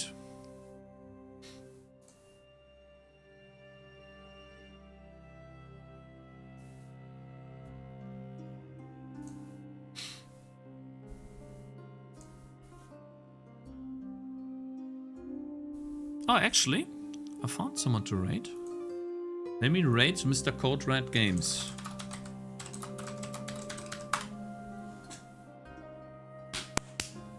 Good stuff. But names show up even after they are not within interaction range. Then that's a bug on their part. That has to be a bug on their part. Carrado, by the way, thank you very much for following. I appreciate it. Guys, I'll see you all tomorrow. Have a wonderful day. Peace. See you tomorrow. Bye-bye. Tschüss. On YouTube. See you tomorrow.